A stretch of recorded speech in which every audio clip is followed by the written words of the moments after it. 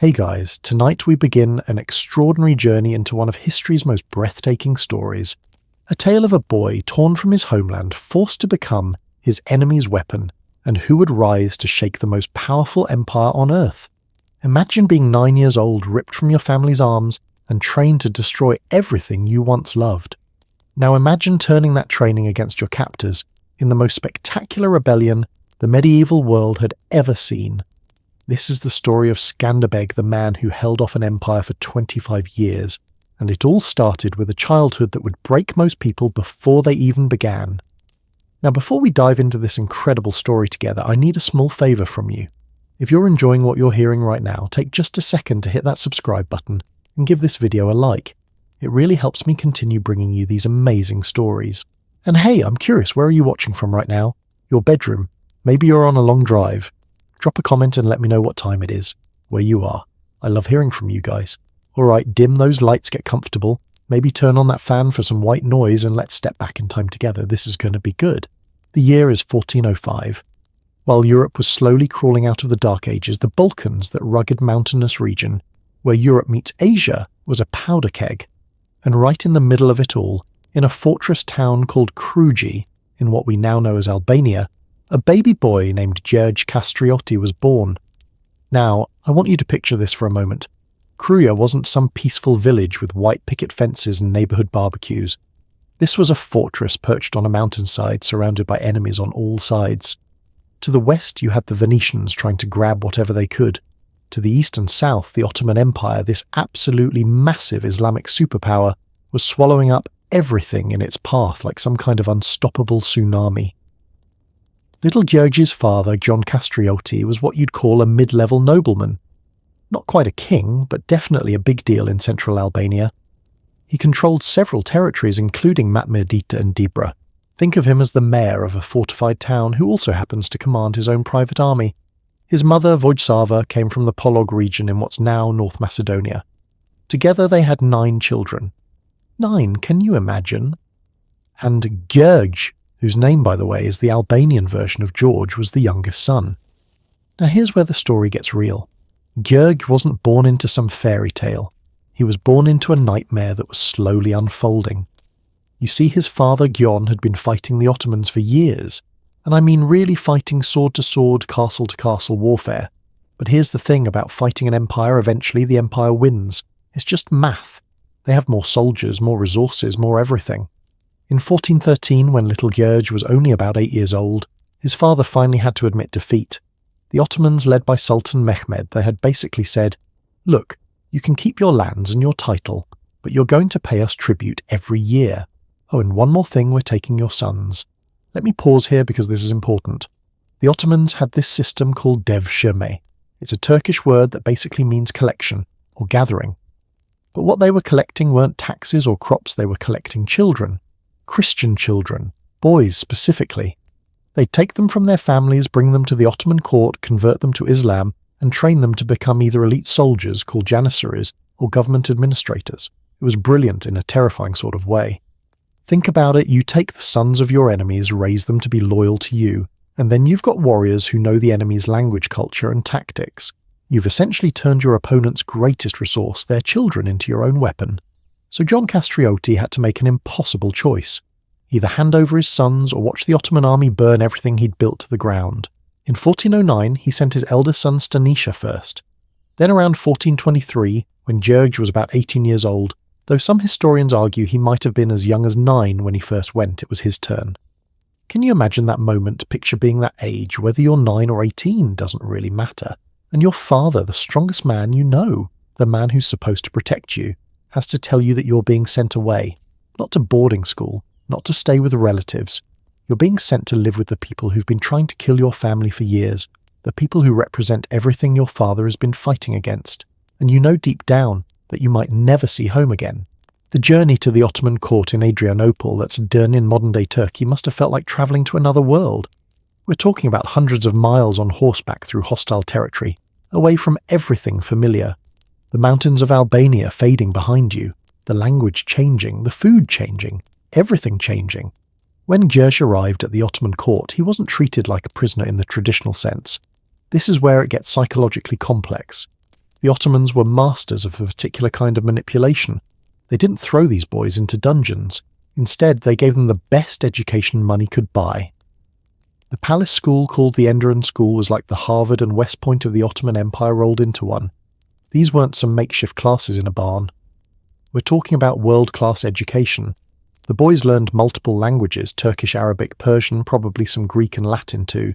They studied history, philosophy, religion, mathematics, astronomy. They learned the art of politics and diplomacy, but most importantly they learned war. And this is where young George, who the Ottomans renamed Iskander, the Turkish version of Alexander as in Alexander the Great, began to show something special. According to the historical accounts we have, particularly from a priest named Marin Barleti, who wrote one of the first biographies of Skanderbeg, this kid was different. He wasn't just good at war, he was exceptional, naturally gifted. Some accounts, and okay, these might be a bit exaggerated because Barleti was a huge fan, say that young Skanderbeg would train himself even when he didn't have to. In the freezing cold of winter, he'd sleep on beds of snow to toughen himself up. In the scorching heat of summer, he'd push himself beyond what the other students would dare to do. There's this one story that I absolutely love. When Skanderbeg was about 21, some Tatar warrior at the court got jealous of all the attention this young Albanian was getting, so he challenges Skanderbeg to a duel, to the death. Now remember, Skanderbeg has been training for years at this point, but this is still incredibly dangerous. One wrong move and he's done. According to Barleti, Skanderbeg stripped to the waist before the fight, probably to show he wasn't hiding any armour or weapons, and he looked at this guy with this incredible calm confidence. The fight itself isn't described in detail, but Skanderbeg won, decisively. And from that moment on, people at the Ottoman court started to whisper about this Albanian with the sword skills and the fearless attitude. But here's what really gets me about this part of the story. While all this is happening, while George is becoming this elite Ottoman warrior, winning battles and earning the nickname Skanderbeg, which means Lord Alexander, his family back in Albania is falling apart. His brothers Raposh and Constantine dead. Some sources say they were poisoned. Whether that's true or just rumour, we don't know for sure, but it's the kind of thing that happened all the time in that era. His father John tried to rebel again in 1430, but this time he got absolutely crushed by an Ottoman governor named Isa Bey. John lost most of his territory. Everything he'd fought for reduced to almost nothing. And then in 1437, John Kastrioti died. Now put yourself in Skanderbeg's shoes for a moment. You're in your early 30s. You've spent more than half your life serving the Ottoman Empire. You've fought in their wars against Christians, against your father's potential allies. You've been praised by sultans. You've risen through the ranks. By 1440, you're a Sanjak Bey, essentially a governor of the Sanjak of Dibra, which included parts of your father's old territory. You've made it. By every measure that the Ottoman system values, you're a success story. You're the proof that the defiance system works. But then you get the news, your father is dead, and the Sultan, the man you've served faithfully for 2 decades, decides not to give you your father's remaining lands. Instead, those lands go to some other Ottoman official who has no connection to Albania, no connection to your family's legacy. Just like that, the contract is broken. The unspoken deal was serve us well and maybe you'll get something back. But now Skanderbeg realizes the truth. He's never getting his home back. He's never going to be anything more than the Sultan's servant. All those years of service, all that loyalty, it means nothing. And something inside him shifts. Now I want to be clear about something. We don't have Skanderbeg's diary. We don't have recordings of what he was thinking during this time. But we do know that for the next 6 years, from 1437 until 1443, Skanderbeg continued to serve the Ottoman Empire outwardly. He fought in their campaigns, he followed orders, but accounts from later suggest that he was also doing something else. He was quietly staying in touch with people back in Albania. When he was stationed as governor in territories close to his homeland, he maintained relationships with the population. He connected with other Albanian noble families who were still alive and still smarting under Ottoman rule. In 1432 there had been a major Albanian rebellion led by Gjorg Jarianiti and other chiefs. They fought for years before being crushed. And you know what's interesting? Skanderbeg was summoned to help during that rebellion, summoned by his relatives to come home and fight for Albania. But he didn't. He stayed loyal to the Sultan, and I think that decision probably haunted him. Because by not joining that rebellion, he proved his loyalty to the Ottomans. But he also abandoned his own people when they needed him most. It's one of those impossible choices that war forces on people. Do you join a rebellion that will probably fail and get yourself killed, or do you play the long game, wait for a better opportunity, and hope that opportunity actually comes?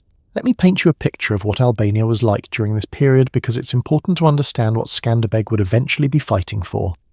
The Albanian people, descendants of the ancient Illyrians, had been living in these mountains for thousands of years. Thousands. They had their own language, their own culture, their own way of life, but they'd also been conquered and reconquered by pretty much everyone. Romans, Byzantines, Bulgarians, Serbs, you name it. By the 15th century, Albania was fractured. The north was mostly Catholic, influenced by Venice and the Vatican. The south was mostly Orthodox, influenced by the Greek Byzantine tradition. And the noble families, the Kastriotis, the Arianitis, the Dukagines, the Thopias, they all had their own little territories, their own armies, and their own rivalries. This is crucial.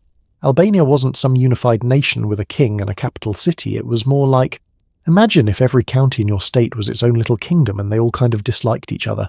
That's Albania in the 1400s. The Ottoman Empire, on the other hand, was the exact opposite. Unified, organised, massive. At its peak, the Ottoman Empire would control territory from Hungary to Egypt, from Algeria to Iraq. But in the 1440s, they were still expanding, still hungry. And Sultan Murad II, who ruled from 1421 to 1451, was determined to finish what his predecessors started, the complete conquest of the Balkans. Under Murad II's rule, the Ottomans weren't just brutal conquerors, they were sophisticated. They'd offer local rulers a deal: keep your lands, keep your titles, just pay tribute and send us your sons. It was subjugation with a velvet glove. But make no mistake, it was still subjugation. For the Albanian people under Ottoman rule, life was hard. Heavy taxes, their sons taken away, their religion suppressed if they were Christian. And always, the fear that if they stepped out of line, an Ottoman army would appear and burn their villages to the ground. This was the world that young Georgi Kastrioti had been born into. This was the world his father had tried and failed to resist. And this was the world that Skanderbeg, despite all his success in the Ottoman military, couldn't forget. There's something deeply tragic about the first 38 years of Skanderbeg's life. He was raised to be a weapon, literally trained from childhood to be one of the finest military commanders in the world.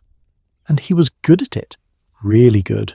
The sources tell us he won battles in Asia Minor, in the Balkans, everywhere the Ottomans sent him. But all that skill, all that training was being used to strengthen the very empire that had destroyed his family and oppressed his people.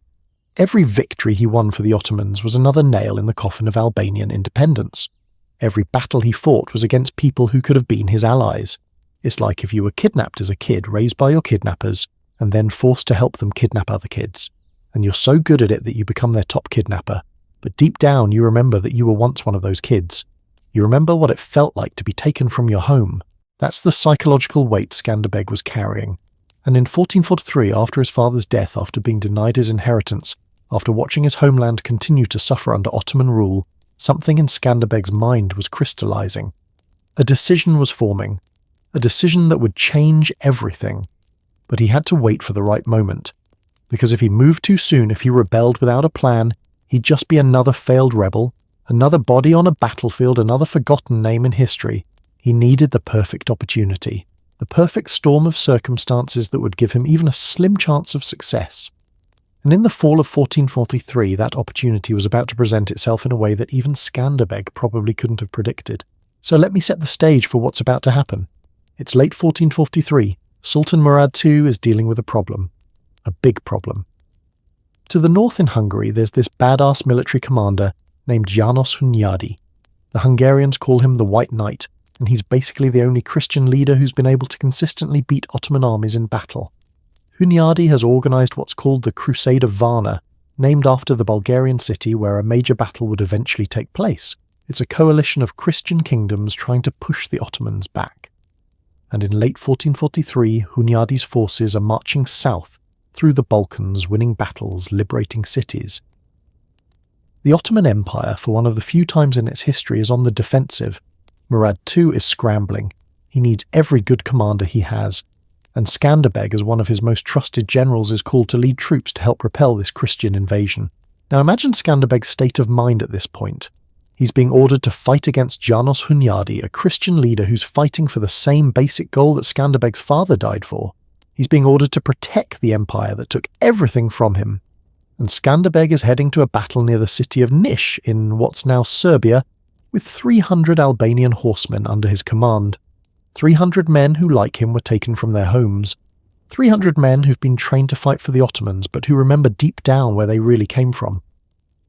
On November 3rd, 1443, the Battle of Niš begins. The details are a bit murky, medieval battles often are, but what we know is that the Hungarians attack, and the Ottoman defence starts to crumble. Chaos erupts, soldiers are running in all directions, command structure is breaking down, and in the midst of all that chaos, Skanderbeg makes a decision. The decision. The one he's perhaps been planning for months, or maybe it's spontaneous, we'll never know for sure. He turns to his 300 Albanian horsemen and essentially says, "We're not fighting for them anymore, we're going home." And they desert. All of them. They just leave. In the middle of a battle, they turn their horses around and ride away from the Ottoman army, away from everything they've known for decades, and they head west toward Albania. Can you imagine the courage, or maybe the insanity that would take Skanderbeg just committed treason against one of the most powerful empires on earth? There's no going back now. The Sultan will hunt him for the rest of his life. There's a price on his head. Everyone he left behind at the Ottoman court, if he had any friends there, they're dead to him now. But Skanderbeg isn't running away to hide. No, no, no. He's riding toward Albania with a plan. A crazy, audacious, absolutely insane plan. The ride to Kruja must have taken days, maybe a week or more. And during that ride, Skanderbeg had to convince his men to stick with him. Because desertion is one thing, actually rebelling, and starting a war is something else entirely. These men had families, some of whom were still in Ottoman territory. They could still turn back, claim they got lost in the chaos, maybe save themselves, but they didn't. They stayed with Skanderbeg. Why, well, maybe it was loyalty. Maybe it was patriotism, a longing for their homeland that they'd suppressed for years. Or maybe it was the sheer force of Skanderbeg's personality and leadership. The sources suggest that Skanderbeg was incredibly charismatic. When he spoke, people listened. When he led, people followed. They arrive at Kruja on November the 28th, 1443. Now Kruja is still held by the Ottomans. There's a governor there, a Turkish pasha, and a garrison of Ottoman soldiers. Skanderbeg can't just ride up and say, "Hey, I'm in charge now." That's not going to work. So he does something brilliant. He forges a letter from Sultan Murad II. We don't know exactly how he managed this. Maybe he still had access to the Sultan's seal from his time as a governor, or maybe he had someone at the court help him. But he creates this official-looking document that says essentially, "By order of the Sultan, Skanderbeg is now the governor of Kruja, and you will hand over control to him immediately." The Ottoman governor at Kruja, seeing what appears to be a direct order from the Sultan himself delivered by a well-known Ottoman general with 300 horsemen, he doesn't question it. He opens the gates. And that night, once they're inside, Skanderbeg reveals the truth. He gathers his men and they attack. The Ottoman garrison is caught completely off guard. According to the sources, Skanderbeg and his forces slaughter the Turkish soldiers who refuse to convert to Christianity. It's brutal. It's violent. It's war at its most visceral. By the morning of November 29th, Kruja, the fortress of Skanderbeg's childhood, his family's ancestral seat is in Albanian hands for the first time in decades. And Skanderbeg stands on the walls of that fortress and does something symbolic and powerful. He raises a flag. Not the Ottoman crescent, not a white flag of surrender. He raises a red banner with a black double-headed eagle, the ancient symbol of the Albanian people, the symbol that had been used by Byzantine emperors and Balkan rulers for centuries. That flag, that image of the double-headed eagle, would become the symbol of Albanian resistance. And centuries later, when Albania finally gained its independence in 1912, that same eagle would become the centerpiece of their national flag. But on that November morning in 1443, it represented something much more immediate. It represented defiance. It represented hope. It represented a message that echoed across the mountains. We're not done yet. Now I need you to understand how absolutely crazy this situation was. Skanderbeg, a single man with 300 soldiers, has just captured one fortress in a region that's been under Ottoman control for decades. The Ottoman Empire has armies numbering in the tens of thousands. They have resources, money, diplomatic alliances, everything. What Skanderbeg has is a fortress, 300 men, and an idea. That's it. By every rational measure, this rebellion should have been crushed within weeks. Skanderbeg should be a footnote in history, another failed rebel who got caught up in the moment and made a suicidal decision. But here's the thing about history. Sometimes, just sometimes, the impossible happens. Sometimes one person in the right place at the right time with the right combination of skill, determination, and sheer audacity can change everything. Skanderbeg knew he couldn't do this alone. One fortress wasn't enough. 300 men wasn't an army. If he was going to survive, if he was going to actually challenge the Ottoman Empire, he needed to do something that had never successfully been done before in Albania. He needed to unite the Albanian noble families, all of them. The Arianitis, the Dukakjinis, the Muzakas, the Thopias families that had been rivals for generations. Families that didn't trust each other. Families that would rather squabble over petty territorial disputes than face their common enemy together. And he had to convince them all to follow him, a former Ottoman general who'd spent most of his life fighting for the enemy, into what looked like a suicide mission. Over the next few months, that's exactly what Skanderbeg set out to do. He sent messengers to every Albanian noble family he could reach. He used his diplomatic skills he'd learned at the Ottoman court, ironically, to negotiate, to persuade, to inspire. He made marriage alliances promise shared power, appealed to their sense of Albanian identity and their hatred of Ottoman rule. It wasn't easy. There were families who refused. There were nobles who thought Skanderbeg was crazy, or that this was some kind of Ottoman trick. But slowly, carefully, Skanderbeg built a coalition. And in March of 1444, something remarkable happened. Something that would set the stage for one of the most extraordinary military campaigns in medieval history. As the winter of 1443 turned to spring in 1444, Skanderbeg had transformed from an Ottoman general into something else entirely. He was now a symbol, a living embodiment of Albanian resistance. Young men from across the region were flocking to Kruja to join his cause. Not thousands yet, but enough to begin forming a real army. He also made a crucial decision during these early months. He publicly reconverted to Christianity. Remember, he'd been baptized as a Christian child, then converted to Islam during his time with the Ottomans. Now, by returning to Christianity, he was making a statement, not just to his fellow Albanians, but to all of Christian Europe. He was saying, I'm one of you, I'm fighting your fight. This wasn't just about personal faith, though, that probably played a role. This was strategy, because if Skanderbeg was going to survive against the Ottoman Empire, he needed allies.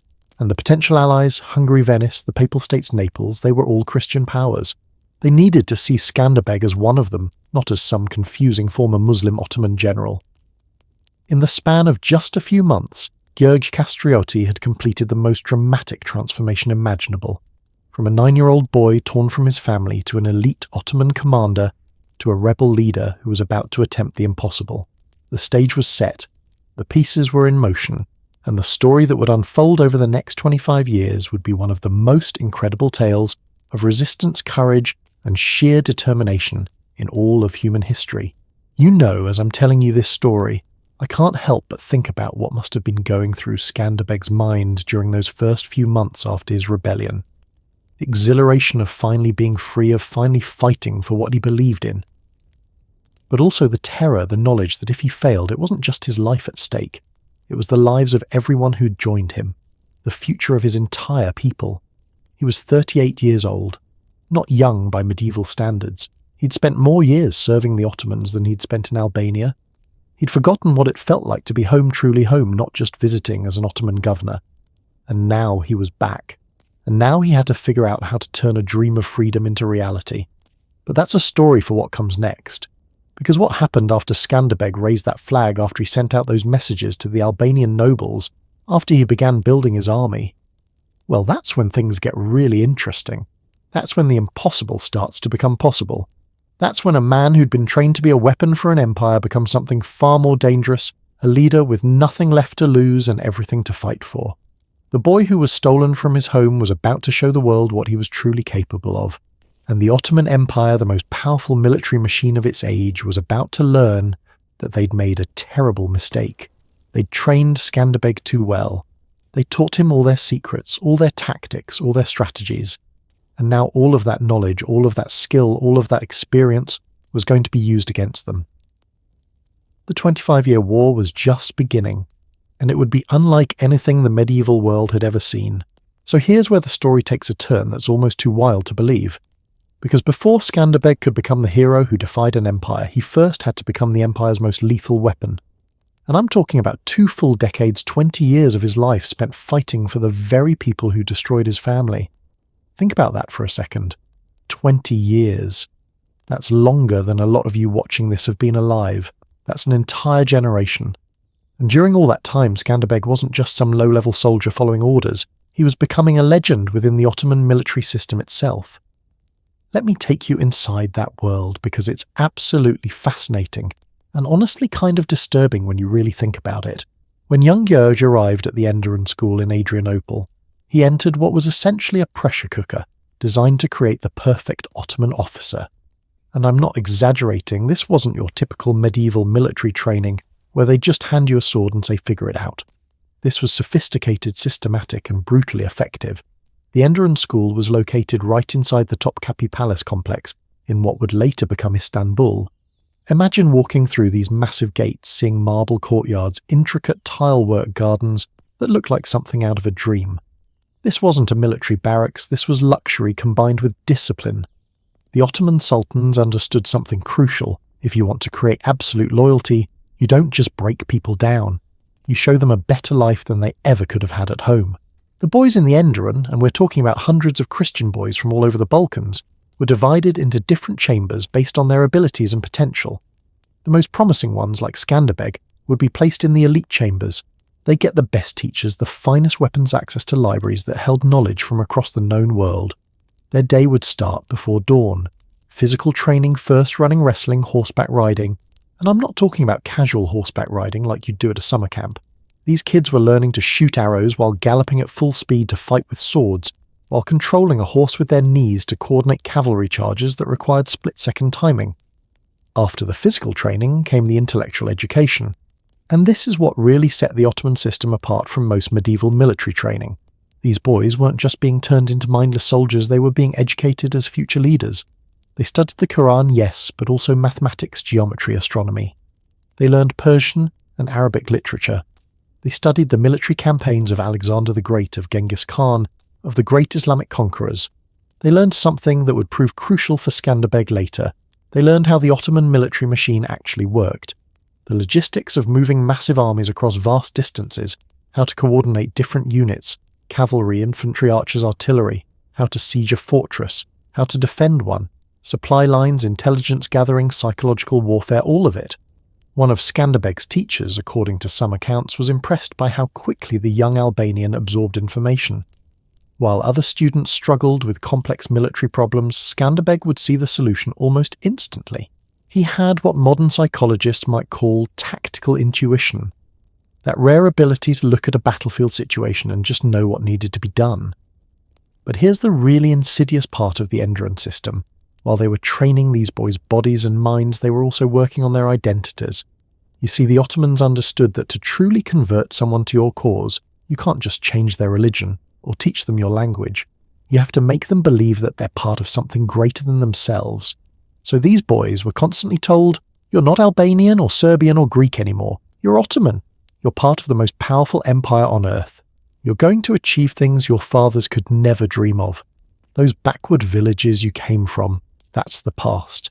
This, gesturing to the grandeur of the palace, the strength of the army, the wealth of the empire, this is your future.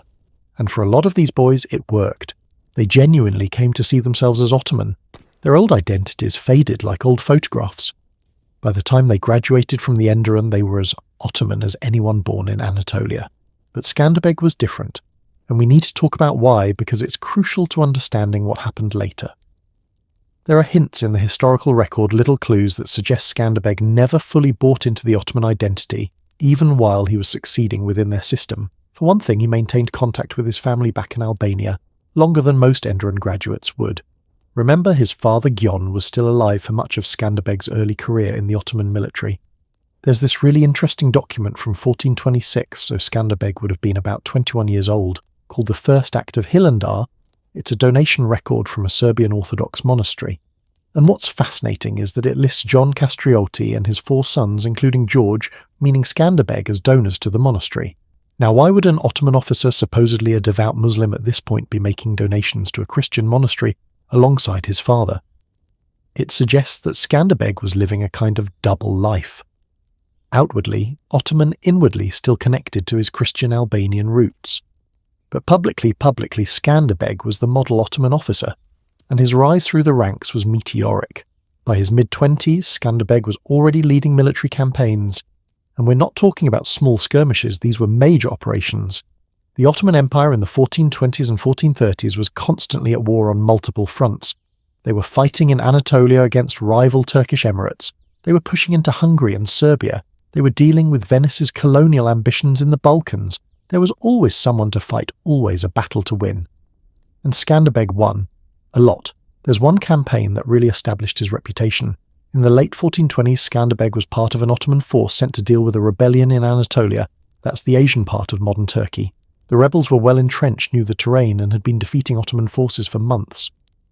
The situation was looking bad enough that Sultan Murad VI was considering pulling back and dealing with them later. Then Skanderbeg proposed a strategy. Instead of attacking the rebels' strongholds head-on, which is what previous commanders had tried and failed at, why not cut off their supply lines, force them to come out and fight in terrain that favoured the Ottoman cavalry? The plan worked. Skanderbeg led a rapid cavalry strike that destroyed the rebels' supply convoys. Within weeks, the rebels were starving and demoralised. When they finally did come out to fight, Skanderbeg's forces crushed them. This was the kind of tactical thinking that got you noticed in the Ottoman system. Skanderbeg wasn't just brave, lots of soldiers were brave, he was smart. He could see the big picture. He could solve problems that stymied other commanders, and the nickname Iskanderbeg, or Skanderbeg, Lord Alexander, that came from these early campaigns. His fellow officers and soldiers started calling him that because his tactical genius reminded them of Alexander the Great. And remember, Alexander the Great came from Macedonia, which was right next to Albania. So there was this sense of, hey, we've got our own Alexander here. The Sultan loved him. Murad II would call Skanderbeg to his court, praise him publicly, shower him with gifts and honours. By 1438, Skanderbeg was made a Subashi, essentially a military governor of the Kruja region. That's right, he was made governor of his own father's former territory. The Ottomans trusted him that much. But here's the psychological torture of this situation. Skanderbeg was now governing the very land his father had fought to defend. He was enforcing Ottoman law on his own people. When Albanian peasants had to pay Ottoman taxes, those taxes were being collected by teams that Skanderbeg as governor was responsible for. Can you imagine you're walking through villages where people might have known you as a child? They're looking at you in your Ottoman uniform speaking Turkish, enforcing the rule of the empire that destroyed their freedom. What do you think they're thinking? What do you think you'd be thinking if you were Skanderbeg? There's this one story, and I'm not sure if it's completely historical or partly legend, but it's told in enough sources that I think there's probably some truth to it, about Skanderbeg encountering an old woman in an Albanian village during his time as an Ottoman governor. The woman is weeping because Ottoman tax collectors have just taken her last cow. Without it, her family will starve during the winter, and she recognises something about this Ottoman officer. Maybe his face, maybe the way he speaks Albanian with a local accent underneath the Turkish. And she says to him in Albanian, "You were one of us once. Can you remember what that felt like?" The story goes that Skanderbeg gave her money from his own purse to buy another cow. But he couldn't say anything. He couldn't acknowledge who he really was or where he came from.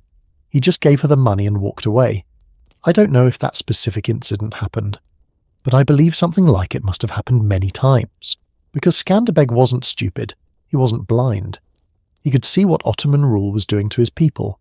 He was smart enough to know that for every battle he won for the Ottomans, the empire got stronger and Albania got weaker. So why did he keep doing it? Why did he keep serving them so faithfully for so long? Well, part of it was survival. If he showed any hint of disloyalty, he'd be executed immediately. The Ottomans didn't mess around with treason. They had special, very creative ways of punishing traitors. Impalement, for example, was a favourite. You definitely didn't want to be suspected of disloyalty. But I think there's another reason too. Skanderbeg was waiting. He was learning. Every campaign he fought taught him something about Ottoman military tactics. Every meeting with the Sultan taught him something about Ottoman politics.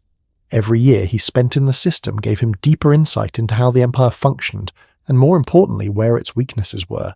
It's like he was attending the most expensive military academy in the world, and the Ottoman Empire was paying for it.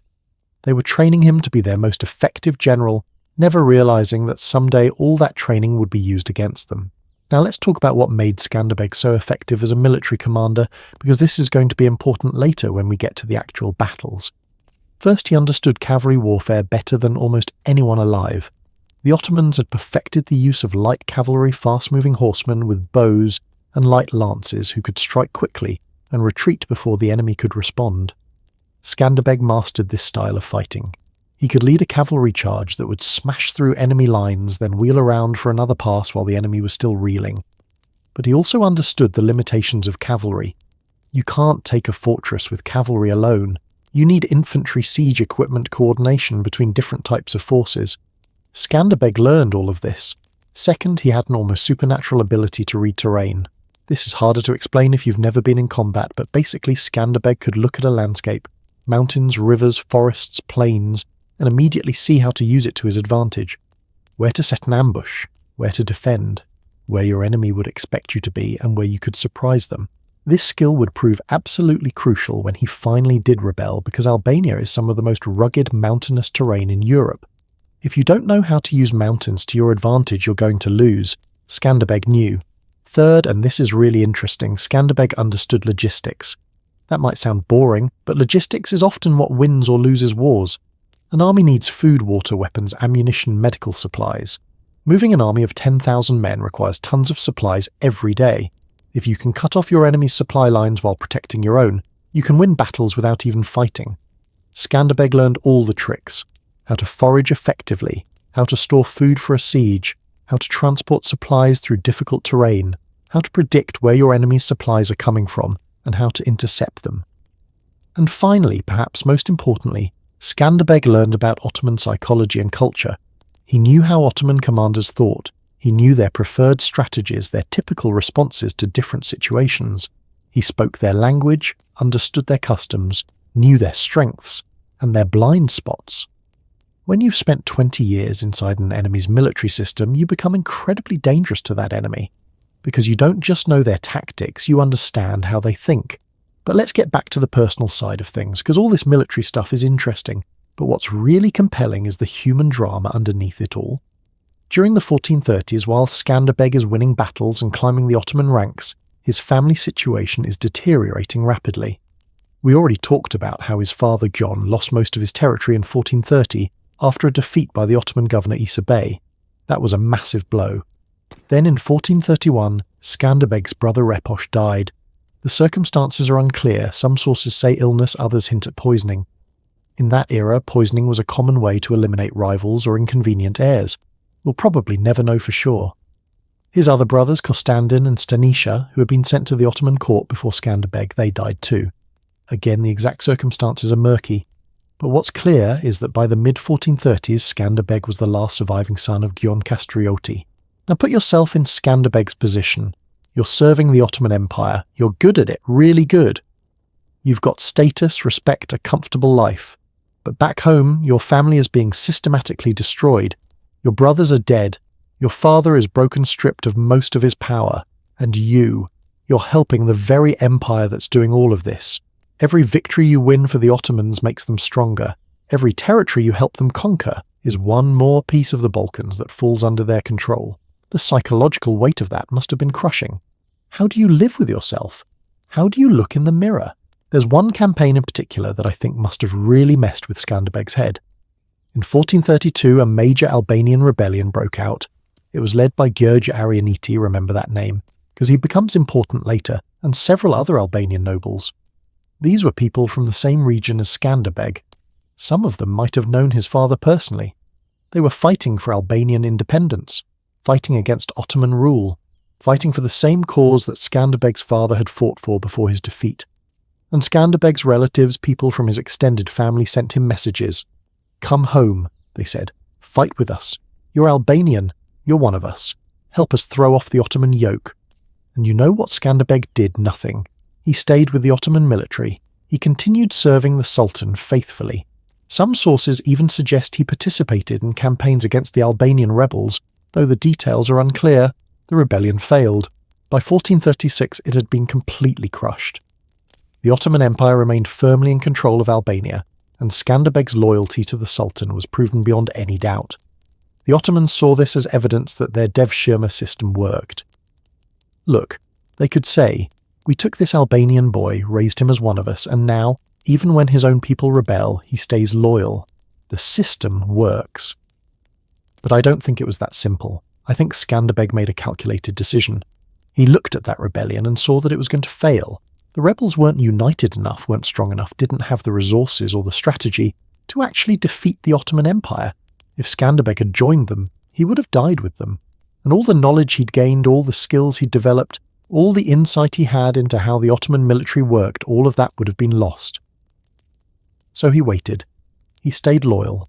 He kept learning, kept rising through the ranks, kept filing away information that might be useful someday. But inside, I think something was eating at him. The guilt of not helping his people, the anger at seeing his family destroyed, the humiliation of serving the empire that had taken everything from him. And all of that was building toward an eventual breaking point. Then came 1437, the year Skanderbeg's father died. Kastrioti had lived long enough to see his territory reduced to almost nothing, his sons dead, his family's legacy crumbling, and then he was gone. The man who had fought the Ottomans, who had tried to maintain Albanian independence, who had been forced to hand over his sons as hostages, he died having achieved none of what he'd fought for. And Skanderbeg was off fighting battles for the Sultan when his father died. He probably didn't even make it back for the funeral. Now in the Ottoman system, when a regional vassal died, his lands and titles were supposed to go to his heir. That was the deal. Serve us loyally, and your family will be taken care of. It was an unspoken contract that held the Ottoman system together. But when Kastrioti died, Sultan Murad II didn't give Skanderbeg his father's remaining lands. Instead, those lands went to some other Ottoman official, probably someone with no Albanian connections, someone who the Sultan could trust completely. This was the moment. This was when the contract between Skanderbeg and the Ottoman Empire was broken. Because what was the point of all that loyal service if it didn't even get you what you were promised Skanderbeg had given the Ottomans 20 years of his life? He'd fought their battles, won their victories, been the model of what the defied system could produce, and in return they took his family's lands and gave them to someone else. I imagine Skanderbeg standing somewhere, maybe looking out over some battlefield he'd just won for the Ottomans, and finally allowing himself to feel the full weight of what he'd lost. His childhood, his family, his identity, his homeland. All of it sacrificed to serve an empire that had now made it clear they would never truly accept him as one of their own. He was Albanian. He would always be Albanian in their eyes. A useful tool, yes. A talented general, absolutely. But not really one of them. Not when it mattered. Here's what makes this story so powerful. Skanderbeg didn't immediately rebel. He didn't storm into the Sultan's court and declare war on the spot. He was smarter than that. For the next 6 years, from 1437 to 1443, Skanderbeg continued to serve the Ottoman Empire outwardly. He kept winning battles, kept following orders, kept playing the role of the loyal Ottoman general. But internally, he was preparing. He was making connections. When he was stationed near Albania as governor, he quietly maintained relationships with local Albanian nobles. He kept in touch with the population. He planted seeds. He was also watching and waiting for the right opportunity. Because Skanderbeg understood something crucial.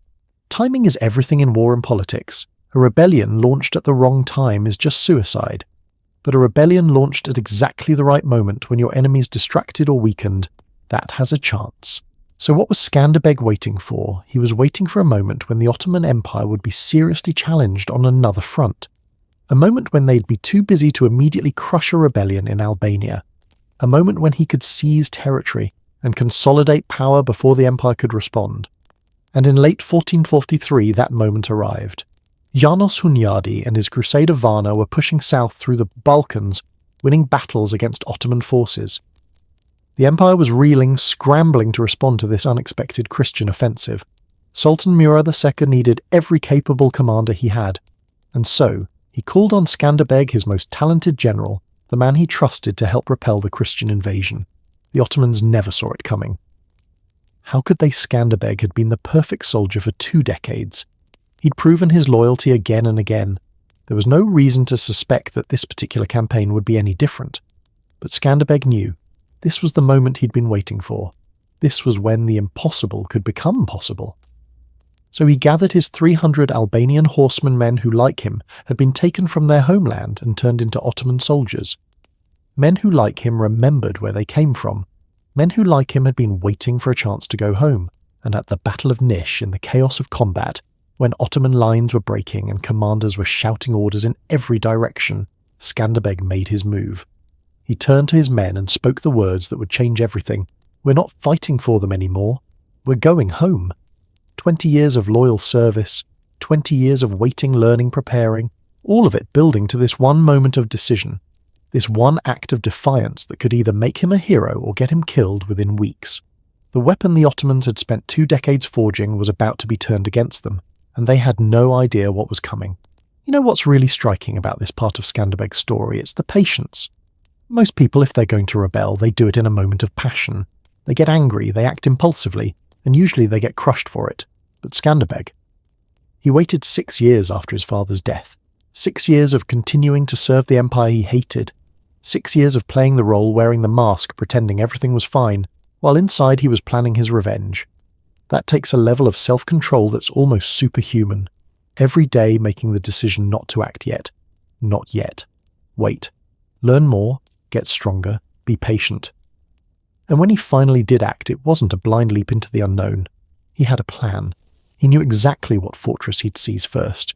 He knew which Albanian nobles he'd approach. He knew how to forge that letter from the Sultan. He'd thought through every detail. This is what made Skanderbeg so dangerous. He combined the passion and determination of a freedom fighter with the cold, strategic thinking of an Ottoman general.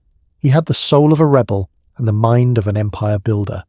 And now, as he rode toward Kruja with his 300 men, all of that preparation, all of that patience, all of those years of careful planning were about to be put to the test.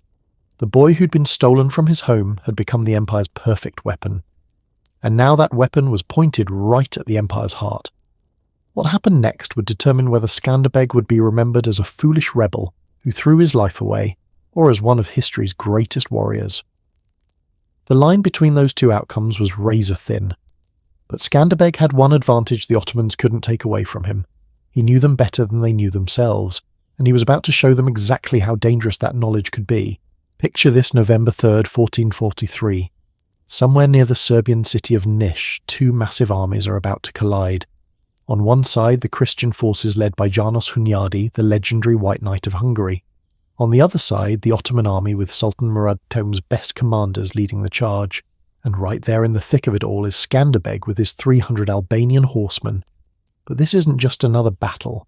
This is the moment where everything Skanderbeg has been planning, everything he's been waiting for, everything he's sacrificed over the past 20 years, it all comes down to what happens in the next few hours. And I've got to tell you, what he pulls off is so audacious, so perfectly executed, that it's almost unbelievable. We're talking about a heist, a military operation, and a declaration of war, all rolled into one spectacular night. This is Ocean's 11 meets Braveheart, except it's all completely real. Let's set the scene properly because context matters here. The Crusade of Varna, named after a city where a major battle would later take place, wasn't just some small skirmish. This was a serious coordinated effort by multiple Christian kingdoms to push the Ottoman Empire back. We're talking about forces from Hungary, Poland, Wallachia, and various Balkan states all coming together. Janos Hunyadi, the guy leading this crusade, was no joke. The man was a military genius in his own right. He'd already beaten Ottoman armies multiple times, which was rare, really rare in this era. The Ottomans were used to winning. They had superior numbers, better organizations, more experienced commanders. But Hunyadi had figured out how to counter their tactics, and he was on a winning streak. By late 1443, Hunyadi's forces had pushed deep into Ottoman territory. They'd liberated several cities, won multiple battles, and the Ottoman Empire was genuinely worried. This wasn't just an irritation, this was a real threat to their control of the Balkans. So Sultan Murad II did what any smart leader would do. He called up every capable commander he had. And that included Skanderbeg, who by this point had a reputation as one of the most effective Ottoman generals. The Sultan needed him at Niš to help stop Hunyadi's advance. Now here's what makes this moment so perfect from Skanderbeg's perspective. The Ottoman army is stretched thin, dealing with multiple threats. The Sultan's attention is divided. The empire is for one of the rare times in its history on the defensive. If there was ever a moment to make a move, this was it. But Skanderbeg couldn't just desert in the middle of the battle and hope for the best. He needed a plan. A really good plan. because if he screwed this up, he wouldn't just die, everyone who followed him would die too. And the chance for Albanian independence would be crushed probably for generations. The Battle of Niš began in the early morning of November 3rd. The historical accounts of medieval battles are often frustratingly vague. We don't have satellite imagery or detailed battle reports like modern historians would want. But from what we can piece together, it was chaos almost from the start. Hunyadi's forces attacked aggressively, and the Ottoman defensive lines began to buckle. This wasn't supposed to happen. Ottoman armies didn't break easily. They were disciplined, well-trained, experienced. But Hunyadi's tactics were throwing them off balance. Skanderbeg and his 300 Albanian horsemen were positioned somewhere in the Ottoman formation, probably on one of the flanks, which is where light cavalry typically operated. And as the battle raged, as Ottoman commanders started shouting contradictory orders, as units began to fall back in disarray, Skanderbeg saw his opportunity. He turned to his men, these 300 Albanians who'd been fighting for the Ottomans, but who, like him, had never forgotten where they came from, and he made them an offer. Not with a big speech, probably. There wasn't time for speeches in the middle of a battle. More likely he just looked at them and said something simple, "Follow me home," and they did. All 300 of them. They just wheeled their horses around and rode away from the battle, in the chaos with Ottoman units retreating and regrouping and nobody quite sure what was happening. 300 horsemen leaving the field probably didn't even register at first. By the time anyone realized what had happened, Skanderbeg and his men were gone, riding hard toward the west, toward Albania, toward home. Now I want you to think about what's going through Skanderbeg's mind during this ride. Because it's one thing to make a dramatic decision in the heat of battle, it's another thing entirely to follow through on it over the next several days. The ride from Niš to Kruja was probably around 200 miles, maybe more depending on the route they took. On horseback, pushing hard, that's several days of riding. And every mile of that journey, Skanderbeg had to know that there was no going back. Every mile was taking him further from the only life he'd known as an adult, and closer to a future that was completely uncertain. What if the men changed their minds? What if word got back to the Sultan before they could reach Kruja? What if the garrison at Kruja didn't fall for the forged letter? What if the Albanian nobles refused to support him? What if? But here's the thing about Skanderbeg, and this is what made him so dangerous: he didn't operate on impulse. Yes, the desertion at Niš might look impulsive, but it wasn't. He'd been planning this for years. He knew exactly what he was going to do once he got to Albania. During that ride, he probably briefed his men on the plan, explained how they were going to take Kruja, made sure everyone understood their role, kept morale up. Because these guys had just committed treason against the most powerful empire on earth. If even a few of them got cold feet and tried to ride back to the Ottoman army, claiming they'd been coerced, the whole plan could unravel. But they stayed with him, all 300. That tells you something about Skanderbeg's leadership. These men trusted him enough to bet their lives on his plan. They arrived at Kruja on November 28th, 25 days after the Battle of Niš. That seems like a long time for what should have been maybe a week's journey, which suggests they probably took a cautious route, avoiding main roads, staying out of sight. They couldn't risk running into Ottoman patrols or officials who might ask uncomfortable questions. Kruja Fortress sat on top of a mountain, which made it incredibly defensible, but also meant you couldn't just storm it. The fortress had high walls, a garrison of Ottoman soldiers, and a governor, a Turkish pasha, who controlled the whole region on behalf of the Sultan. Under normal circumstances, taking a fortress like Kruja would require a siege lasting months, maybe years. You'd need siege equipment, thousands of troop supply lines. Skanderbeg had 300 horsemen and whatever weapons they could carry. Not exactly siege warfare material. So instead of trying to take the fortress by force, Skanderbeg used the one weapon the Ottomans had given him, that they couldn't take back his knowledge of how the Ottoman system worked. He had, or he created, the historical sources aren't entirely clear, a document that appeared to be an official firman from Sultan Murad II.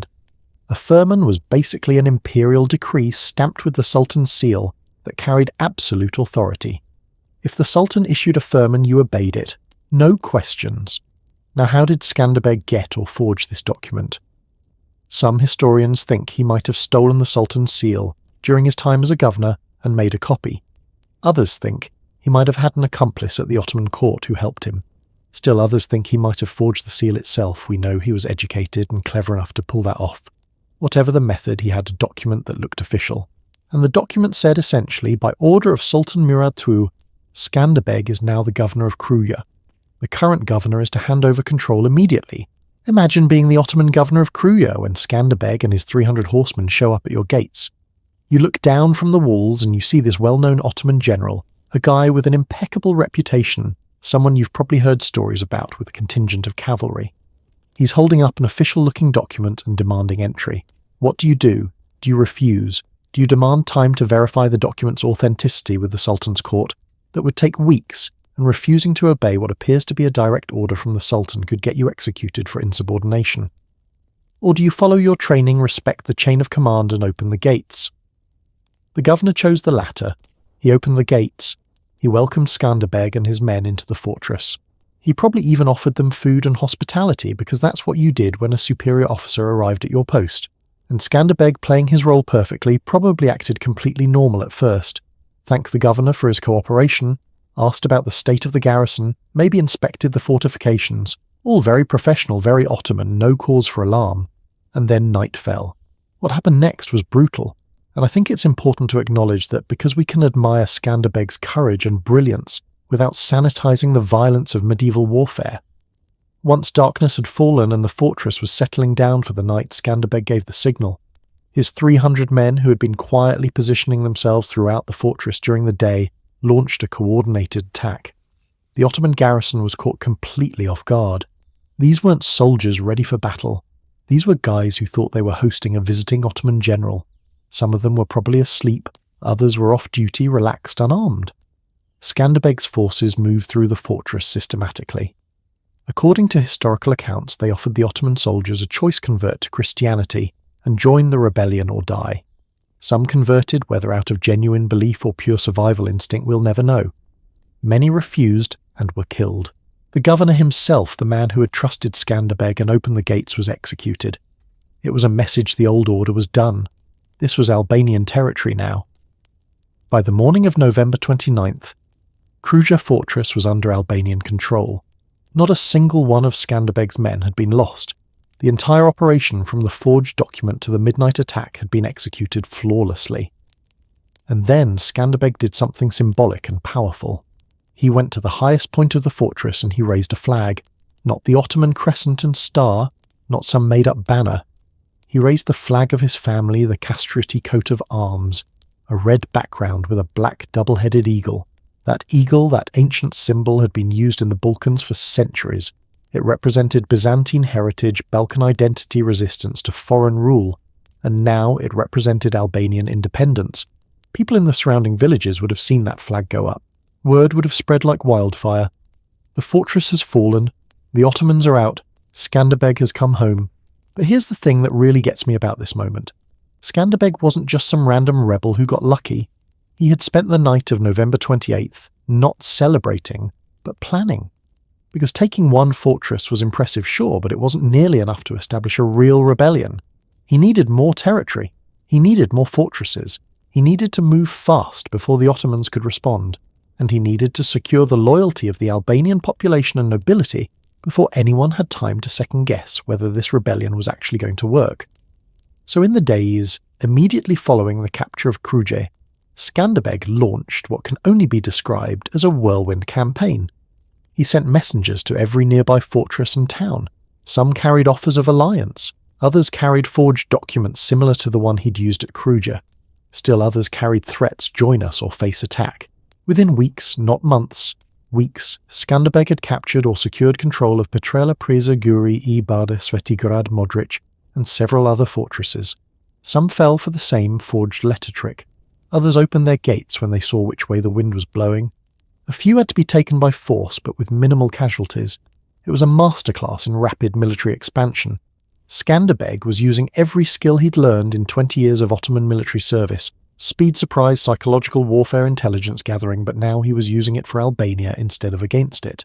Let me tell you about one fortress in particular, Svetigrad, which the Ottomans called Kojajic. This was a major strategic stronghold on the eastern edge of Albanian territory. It controlled access to Macedonia and the routes that Ottoman armies would use to invade Albania.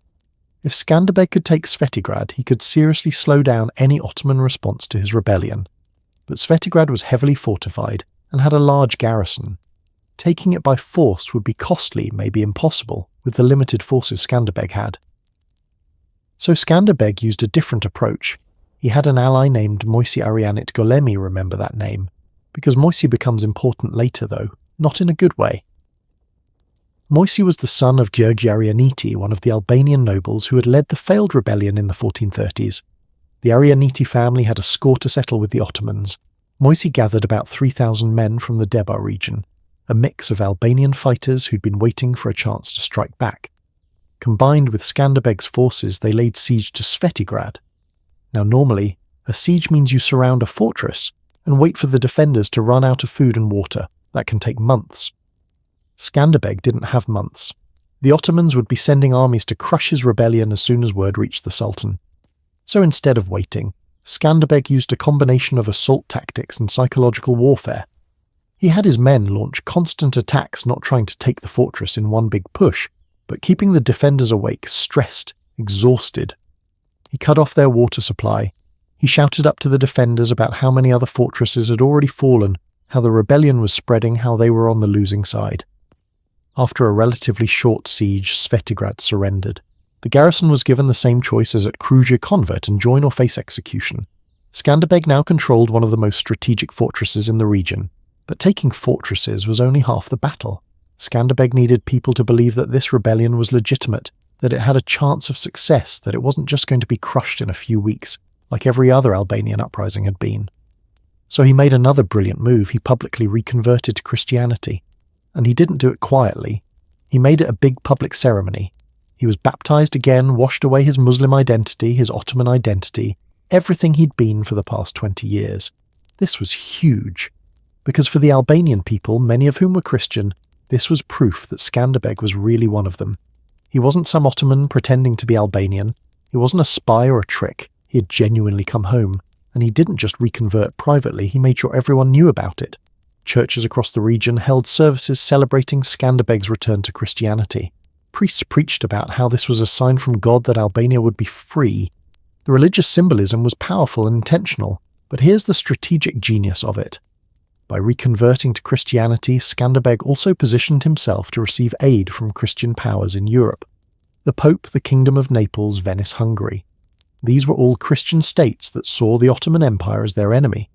But they weren't going to help some random Muslim warlord in the Balkans, a Christian prince fighting for his homeland against Islamic invaders. That was a story they could get behind. That was something they could support politically, militarily, and financially. Skanderbeg was thinking 10 steps ahead. He wasn't just winning today's battle, he was setting up the alliances and support systems that would let him keep fighting for years, maybe decades. Now let's talk about the Ottoman response, because their reaction tells you just how shocking Skanderbeg's betrayal was. When word reached Sultan Murad the Sud that Skanderbeg had deserted at Niš, the initial response was probably confusion. One of their best generals just left in the middle of a battle. That didn't make sense. Maybe he was captured. Maybe he was killed and nobody realized it yet. But then reports started coming in. Kruja has fallen. Svetigrad has fallen. Multiple fortresses have been taken. There's a rebellion in Albania, and it's being led by Skanderbeg. The Sultan must have been absolutely furious. This was personal. Murad II had trusted Skanderbeg. He'd promoted him, honoured him, given him positions of authority. And Skanderbeg had just humiliated him in the most spectacular way possible. The Ottoman court went into crisis mode. How could this happen? How did nobody see this coming? What kind of security failures allowed a general to forge the Sultan's seal and use it to take imperial fortresses? Heads rolled, probably literally. The Ottoman Empire didn't tolerate failures like this. Whatever officials had been responsible for overseeing Skanderbeg's loyalty, whatever intelligence officers had missed the signs of rebellion, they paid for it. But the bigger question was, what do we do about it? The Ottomans couldn't just let this slide. If they didn't respond forcefully, if they didn't crush this rebellion, it would inspire other rebellions. Serbs, Greeks, Wallachians, every Christian population in the Balkans would see that rebellion was possible, and would start thinking, maybe we can do that too. So the Sultan started mobilizing forces to march into Albania. But here's the problem. It was already late November heading into December. Winter was coming. And if you know anything about the Balkans, you know that Balkan winters are harsh. Mountain passes become impassable. Armies can't move effectively through snow and ice. The Ottomans would have to wait until spring to launch a major offensive. That gave Skanderbeg months to consolidate power, build alliances, and prepare defences. Skanderbeg had timed his rebellion perfectly. The desertion at Ni in early November, the rapid seizure of fortresses before winter set in it, was all calculated to give himself maximum time before the Ottoman counterattack came. During that first winter, late 1443 into early 1444, Skanderbeg worked tirelessly. And I mean tirelessly. The man probably barely slept. He had so much to do and so little time. First he had to establish some kind of government. Kruja wasn't just a fortress now, it was the capital of a new Albanian state. That meant setting up administration and collecting taxes. Yes, even rebels need money to function, organising food supplies, establishing communications with other Albanian territories. Second, he had to build an actual army. The 300 horsemen who'd come with him from Nish were elite fighters, but 300 men don't make an army. He needed thousands, so he started recruiting. Albanian men from the surrounding villages and towns joined up, some out of patriotism, some for adventure, some because military service was better than starving as a peasant. But Skanderbeg's army was never going to be like an Ottoman army in terms of size or resources. He had to be smart about how he organised his forces. He created a mobile force that could move quickly through the mountains, strike hard and retreat before the enemy could respond. Guerrilla warfare before it was called guerrilla warfare. Third, and most importantly, he had to unite the Albanian noble families. Because if he couldn't get them on board, the rebellion was doomed. The Ottomans wouldn't even need to crush him. The Albanians would destroy themselves through infighting. This was the hardest task. These families had been rivals for generations. They distrusted each other. Some of them had collaborated with the Ottomans and gotten rich doing it. Why would they throw in with a rebellion that might fail? Skanderbeg used every tool at his disposal. He negotiated. He made promises. He arranged marriages between families to create alliances. He appealed to their Albanian identity, their Christian faith, their hatred of Ottoman rule. He reminded them of what they'd lost under Ottoman occupation, and slowly, grudgingly, they started to come around. Gjörg Arianiti, the same guy who'd led the failed rebellion in the 1430s, and whose son Moisi had helped take Svetigrad, he joined the cause. The Dukagjini family signed on, the Muzakas, the Thopias, the Zaharias. One by one, the major Albanian noble houses committed to the rebellion. By March of 1444, Skanderbeg was ready to make it official. He sent out invitations to all the Albanian nobles to meet at a town called Lezhë, which was under Venetian control at the time. The Venetians, seeing an opportunity to weaken the Ottomans, allowed the meeting to happen. And on March 2nd, 1444, just 4 months after Skanderbeg's desertion at Nish, something extraordinary happened. Something that had never been accomplished before in Albanian history. The Albanian nobles gathered at Lezhë and signed an agreement to form a military alliance. They called it the League of Lezhë. It wasn't quite a unified nation. Each family kept control of their own territories, but it was close. It was the closest thing to Albanian unity that had existed in centuries, maybe ever. The agreement laid out the terms clearly. Skanderbeg would be the commander-in-chief of the combined Albanian forces. Each noble would contribute soldiers based on the size of their territories. They would coordinate their defences and their attacks. They would share intelligence about Ottoman movements. And most importantly, they agreed not to make separate peace deals with the Ottomans. They would stand together or fall together. This was revolutionary.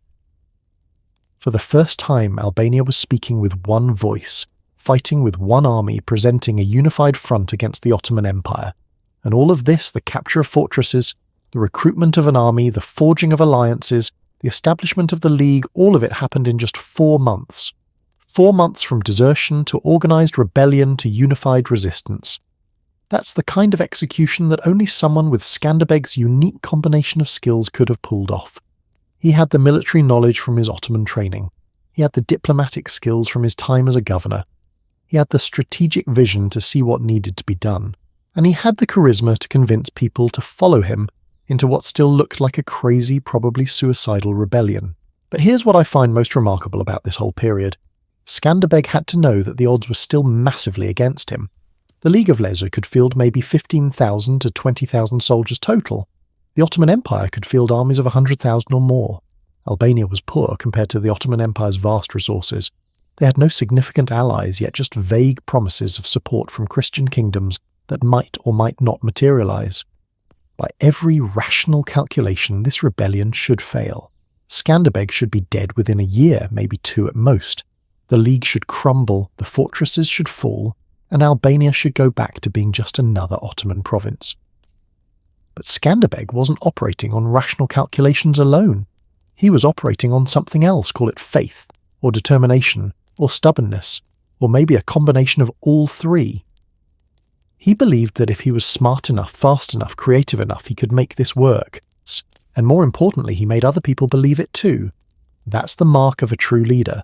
Not just having vision yourself, but making others see that vision and commit to it even when it seems impossible. So as winter turned to spring in 1444, as the snow melted and the mountain passes reopened, everyone knew what was coming. The Ottoman Empire was going to send an army into Albania, a big army. An army designed to crush this rebellion once and for all and make an example of Skanderbeg that would terrify anyone else who might think about rebelling. The League of Leisure was about to face its first real test, and Skanderbeg was about to find out if all his planning, all his preparation, all his bold moves over the past few months were going to be enough. Because you can be brilliant and brave and determined, but in the end, wars are won on battlefields. And Skanderbeg was about to face the Ottoman military machine in open combat for the first time, not as one of their generals, but as their enemy. The night of November 28, 1443 had been about betrayal and daring and spectacular execution. But what came next would be about something even harder, proving that the rebellion could actually survive. That it wasn't just a flash of defiance that would be crushed as soon as the empire turned its full attention to Albania. The real war was about to begin. And nobody, not the Ottomans, not the other European powers, probably not even Skanderbeg himself, knew how it was going to turn out. There's something you need to understand about medieval Albania that makes what Skanderbeg did next seem almost miraculous. We're talking about a place where families had been killing each other for generations over land disputes, where blood feuds could last centuries, where the concept of Albania as a unified entity barely existed in anyone's mind. And Skanderbeg had to take these people, these proud, stubborn, suspicious noble families who trusted no one and convince them to work together, not just work together, but put their lives on the line for each other, to share resources, coordinate strategies, and fight as one army against the most powerful empire in the world. It's like trying to get a room full of people who've spent years suing each other to suddenly start a business together. Actually, it's worse than that. It's like asking them to start a business, where failure means everyone gets executed. And somehow, Skanderbeg pulled it off. Let me paint you a picture of what Albanian politics looked like in early 1444, because this is crucial to understanding just how impressive the League of Leisure really was. First you had the Kastrioti family, that's Skanderbeg's family obviously.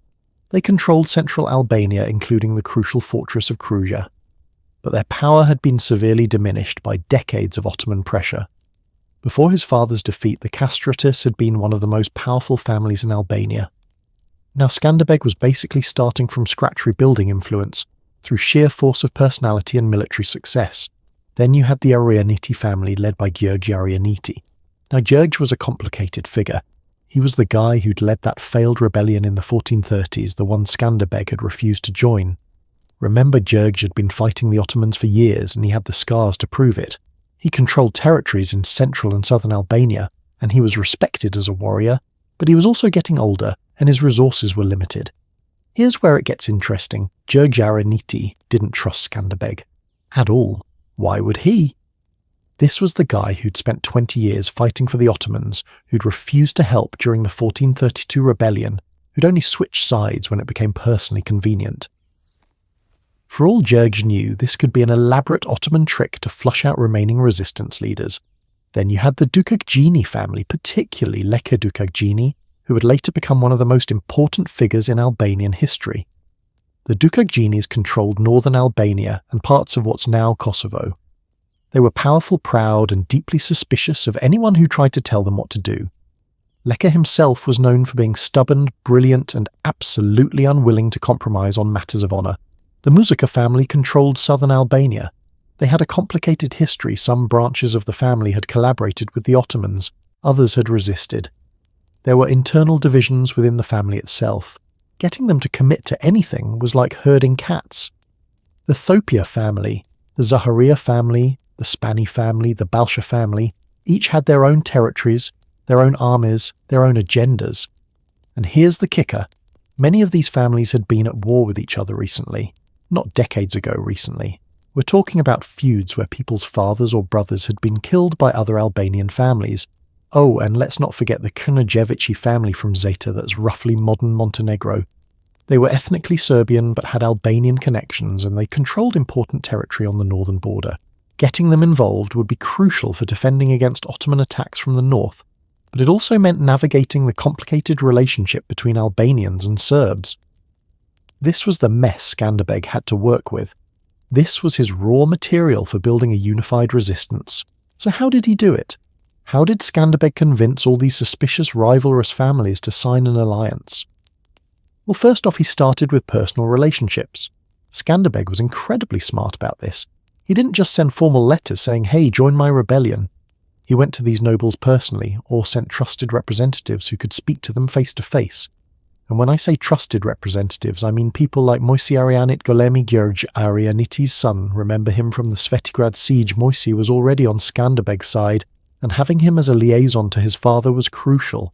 It's one thing for a stranger to ask you to risk everything. It's another thing when your own son is vouching for the plan. Skanderbeg also used marriage diplomacy brilliantly. This was standard practice in medieval politics, but Skanderbeg was particularly good at it. He arranged marriages between families that had been rivals, creating blood ties that made betrayal more difficult. He himself would later marry Donica Arianiti, Gjurj Arianiti's daughter, in 1451, but even before that he was facilitating marriages between other families to bind the alliance together. But here's what really made the difference. Skanderbeg understood that these nobles needed to believe the rebellion could actually win. Nobody wants to join a suicide mission. So Skanderbeg spent those early months of 1444 demonstrating success.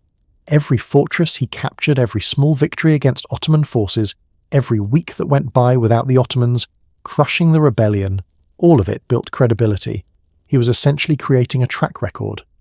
Look, he could say, "I took Kruja with 300 men. I captured Svetigrad. I've been an Ottoman general for 20 years, and I know how they think, how they fight, how they can be beaten. This isn't a fantasy. This is real and we can win." But there was another factor that doesn't get talked about enough in the history books, and that's the sheer force of Skanderbeg's personality. The man was charismatic in a way that's hard to quantify, but impossible to ignore. According to accounts from people who met him, and we have several from various European diplomats and nobles who visited Albania, Skanderbeg had this quality that made people want to follow him. He was tall for the era, probably around 6 feet, which would have been imposing. He was physically strong. The stories about his legendary strength might be exaggerated, but he was clearly a formidable warrior. But more than that, he had this calm confidence. When he spoke, people listened. He didn't need to yell or threaten or bluster. He could walk into a room full of suspicious nobles and within an hour have them seriously considering his proposals. There's this one account, I think it comes from a Venetian diplomat's report, that describes Skanderbeg's presence as magnetic. The diplomat wrote something like, "When he enters a room, he commands attention without effort. When he speaks of the cause of Albanian freedom, even the most cynical listeners find themselves believing. This kind of charisma can't be faked, and it can't be taught. You either have it or you don't. And Skanderbeg had it in spades." Now let's talk about the actual formation of the League of Lesja, because the details matter here. The meeting was held on March 2nd, 1444, in the Venetian-controlled town of Lesja. The choice of location was strategic.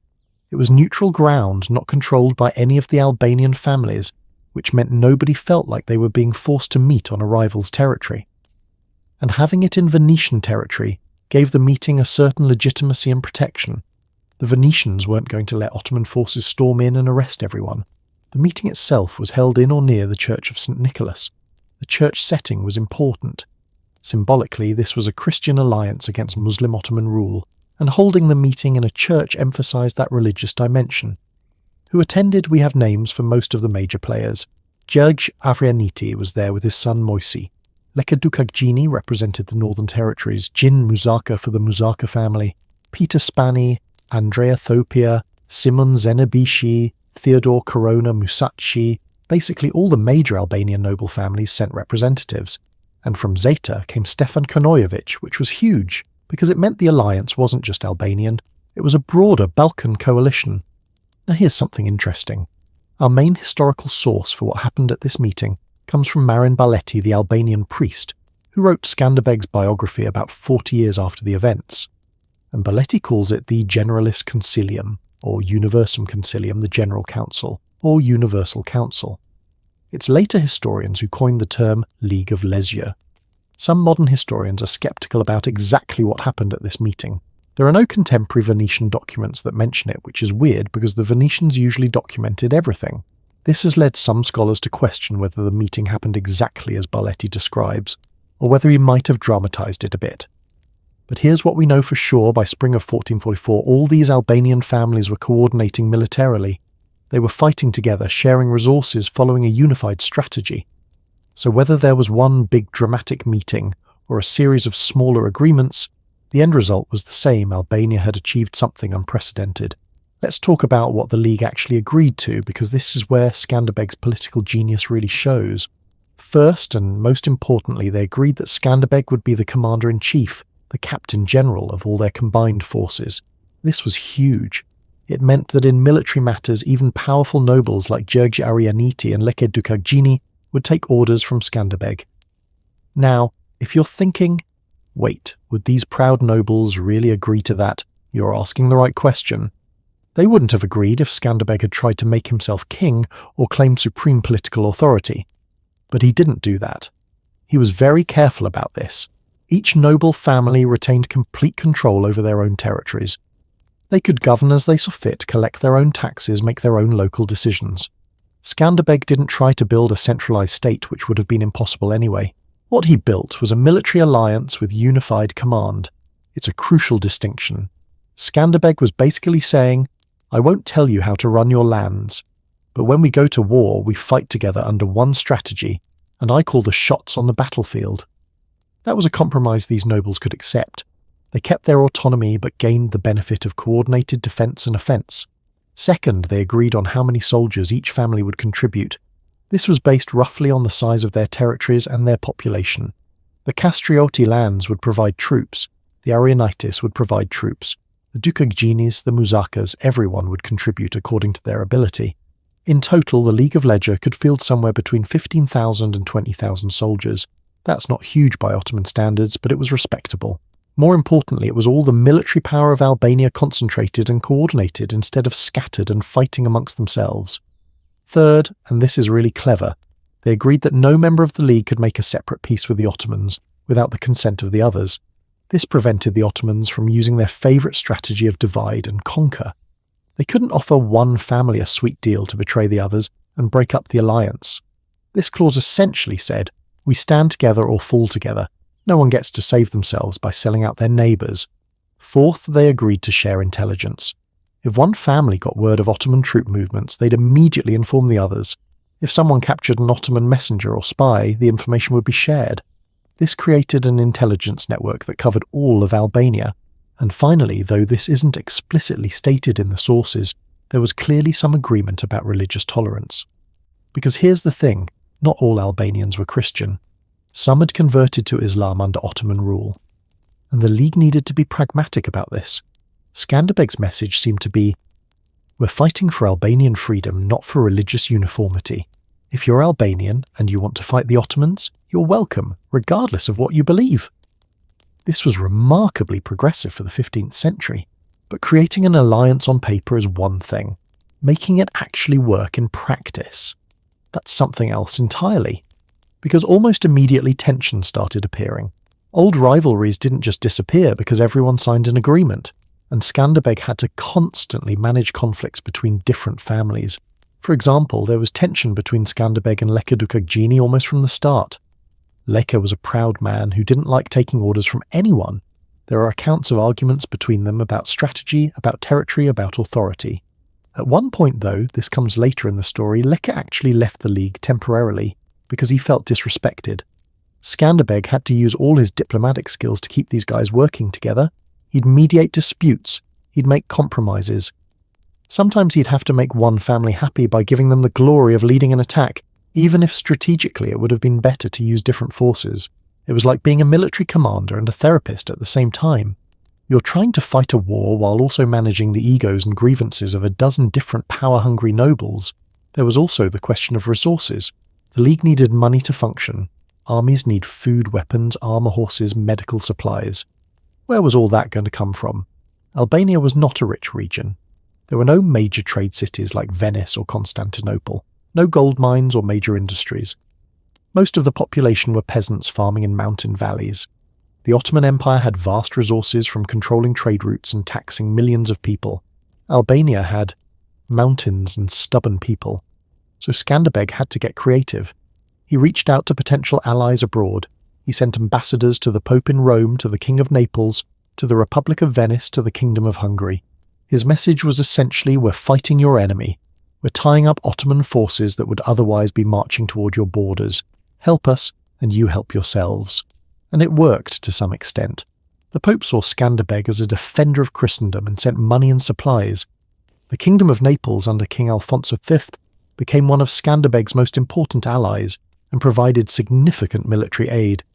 Venice was more complicated. Sometimes they helped, sometimes they fought against Skanderbeg, but generally they saw value in having a buffer state between them and the Ottomans. But foreign aid was never reliable. Sometimes the money arrived, sometimes it didn't. Sometimes allies promised troops and then backed out at the last minute. Skanderbeg couldn't depend on European support, it was too unpredictable. So he also implemented what we'd now call guerrilla logistics. The Albanian forces would capture Ottoman supply trains and use them. They'd raid Ottoman-held territories and take what they needed. It was warfare on a budget making do with whatever you could scavenge or steal.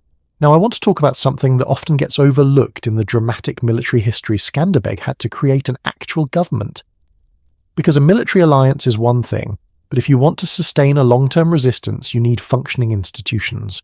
Kruja became the de facto capital, and Skanderbeg had to set up administrative structures there. He needed people to collect taxes. Yes, even rebels need to tax their population, sorry folks. He needed courts to settle legal disputes. He needed someone managing food storage for sieges. He needed scribes to write letters to foreign powers. He needed translators because diplomatic correspondence with Venice would be in Italian or Latin, with Hungary in Latin, with the papacy in Latin, with Naples in Italian. Skanderbeg surrounded himself with capable administrators. His chancellor, essentially his chief administrator, was a Serbian named Ninak Vukosalic. This is interesting because it shows Skanderbeg wasn't just focused on Albanian nationalism in an exclusive sense. He was willing to work with anyone competent regardless of ethnicity. He also maintained relationships with the Catholic Church, even though Albania was mixed between Catholic and Orthodox Christians. Having the Church on your side was crucial for legitimacy. Bishops and priests could preach support for the rebellion, could frame it as a holy cause, could help collect donations from the population. And Skanderbeg was smart about propaganda, though they didn't call it that back then. Every victory was publicised widely.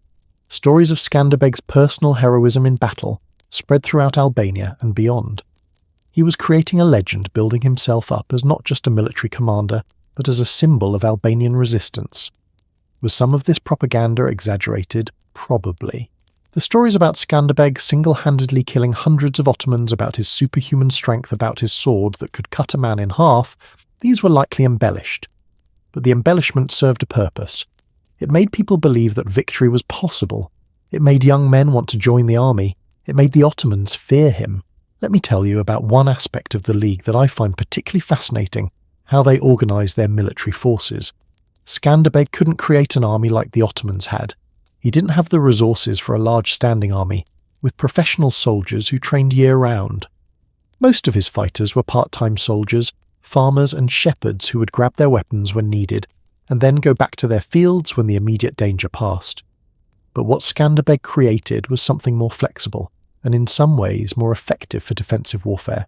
He organised the Albanian forces into mobile units that could respond quickly to threats. He had a core force of about 4,000 to 5,000 fighters who were under his direct command. These were the best soldiers, the most reliable, the most disciplined. They were based at Kruja and could be deployed rapidly to wherever they were needed. Then each noble family had their own forces, maybe 1,000 to 3,000 soldiers each, depending on the family's size and wealth. These forces would defend their home territories, but could be called up for major campaigns. Finally, there was a broader militia, basically every able-bodied man who could fight if their village was attacked. These weren't professional soldiers by any stretch, but in mountainous terrain with knowledge of local geography, they could be surprisingly effective. The genius of this system was its flexibility. Skanderbeg didn't try to maintain a 20,000-man army in the field at all times that would have been economically impossible. Instead, he could scale forces up or down depending on the threat. For small Ottoman raids, local forces could respond. For major invasions, he'd call up everyone, and the mountainous terrain of Albania was perfect for this kind of defensive strategy. You could have small forces controlling mountain passes, making it incredibly costly for invaders to advance. You could use the terrain to negate the Ottoman advantage in numbers. But here's something that doesn't often get mentioned in the heroic narratives: the League of Leisure was fragile. Really fragile. It was held together largely by Skanderbeg's personal authority and the immediate threat of Ottoman invasion. Remove either of those factors, and it could fall apart. And there were moments, we'll get to these in more detail later, where it almost did fall apart. When Skanderbeg seemed to be losing some nobles, considered making peace with the Ottomans. When there were disagreements about strategy, some threatened to withdraw their forces. When personal rivalries flared up, the whole structure was at risk. Skanderbeg spent as much energy holding the alliance together as he did fighting the Ottomans, maybe more, because if the League broke apart, if the Albanian families went back to fighting each other, the Ottomans wouldn't even need to send armies. They could just wait for Albania to destroy itself. This is why what Skanderbeg accomplished is so remarkable. He didn't just defeat Ottoman armies in battle, though he did that too. He kept a fractious, divided, perpetually squabbling group of nobles working together for 25 years. That might actually be his greatest achievement. Think about it. 25 years of sustained cooperation between people who had every historical, political, and personal reason to hate each other. That's like getting Democrats and Republicans to govern together effectively for a quarter century. It seems impossible, and yet Skanderbeg did it. Now, as spring of 1444 progressed and the snow melted from the mountain passes, everyone knew what was coming. The Ottomans had spent the winter mobilizing forces. Sultan Murad II had made it clear that this rebellion would be crushed, that Skanderbeg would be made an example of, that Albania would be brought back under Ottoman control no matter what it cost. The League of Leisure was about to face its first major test, not just militarily, but as an alliance. Because it's one thing to sign agreements and make speeches about unity when the enemy is far away. It's another thing entirely when you're staring down an Ottoman army that outnumbers you 3 or 4 to 1. Would the Albanian nobles hold together when the real fighting started? Would they follow Skanderbeg's commands even if his tactics seemed risky or unconventional? Would they sacrifice their own soldiers to protect another family's territory? These questions were about to be answered on a battlefield, and the answers would determine whether the League of Leisure was a genuine force that could challenge the Ottoman Empire or just another failed alliance that would crumble under pressure like so many before it. Skanderbeg had spent 4 months building this coalition. He'd used every skill he possessed: military, political, diplomatic, personal. He'd convinced proud nobles to set aside their differences. He'd created an army out of scattered forces. He'd established a functioning government and secured foreign allies. But all of that preparation, all of that careful diplomacy, all of that brilliant organization, it meant nothing if they couldn't actually win battles. The Ottoman Empire was sending its armies north, and the first major engagement of the war was fast approaching. This wouldn't be small raids or fortress sieges. This would be thousands of soldiers clashing in open combat. This would be the moment when theory met reality, when plans encountered the chaos of actual warfare. And Skanderbeg was about to show Europe whether the League of Leisure was a real force to be reckoned with, or just another rebellion that would be footnoted in history as a brave but doomed attempt at resistance. The impossible alliance had been built. Now it had to prove it could fight. Summer 1444. The Albanian countryside is about to witness something that hasn't happened in living memory: an Ottoman army being defeated on European soil by a smaller, supposedly inferior force. And the man who's about to pull off this miracle, he's not commanding from some safe hilltop. He's going to be right there in the thick of it, sword in hand, leading a charge that will echo across Europe. But here's the thing that makes this story so gripping: nobody, and I mean nobody, expects Skanderbeg to win. The smart money is on this rebellion being crushed within hours. The Ottoman commander leading the invasion is a seasoned general named Ali Pasha, and he's bringing 25,000 of the empire's finest soldiers. Meanwhile, Skanderbeg has maybe 15,000 troops, many of whom have never fought in a major battle before. On paper, this should be a massacre. But Skanderbeg isn't playing by the usual rules, and what happens on that summer day in the plains of Torviol is about to change everything. Let's rewind a bit and talk about how we even got to this point, because the build-up to this battle is a masterclass in psychological warfare. After the League of Leisure was formed in March, Sultan Murad II spent months deciding how to respond. He couldn't just ignore this rebellion that would make the empire look weak and encourage other uprisings, but he also couldn't spare his entire army because he had other problems. The Crusade of Varna was still a threat to the north, and there were always tensions on the empire's eastern borders, so Murad made a decision that in hindsight was a huge mistake.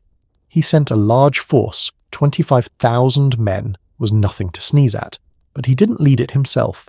He put Ali Pasha in command. Now Ali Pasha was a capable general. He'd won battles before.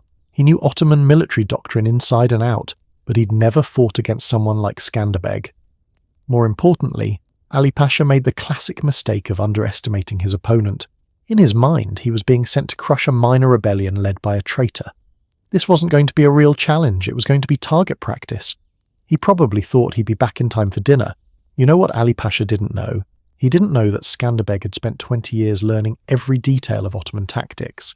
He didn't know that Skanderbeg had been analysing Ottoman military doctrine specifically to find its weaknesses. And he definitely didn't know that Skanderbeg had a plan that was so crazy, so unconventional, that no Ottoman commander would see it coming. The location chosen for the battle was the plain of Torviol, sometimes spelled Torvioli or Torvioli in different sources. It's in central Albania, not far from Kruj. The plain itself is relatively flat, which would typically favour cavalry operations, the kind of warfare the Ottomans excelled at.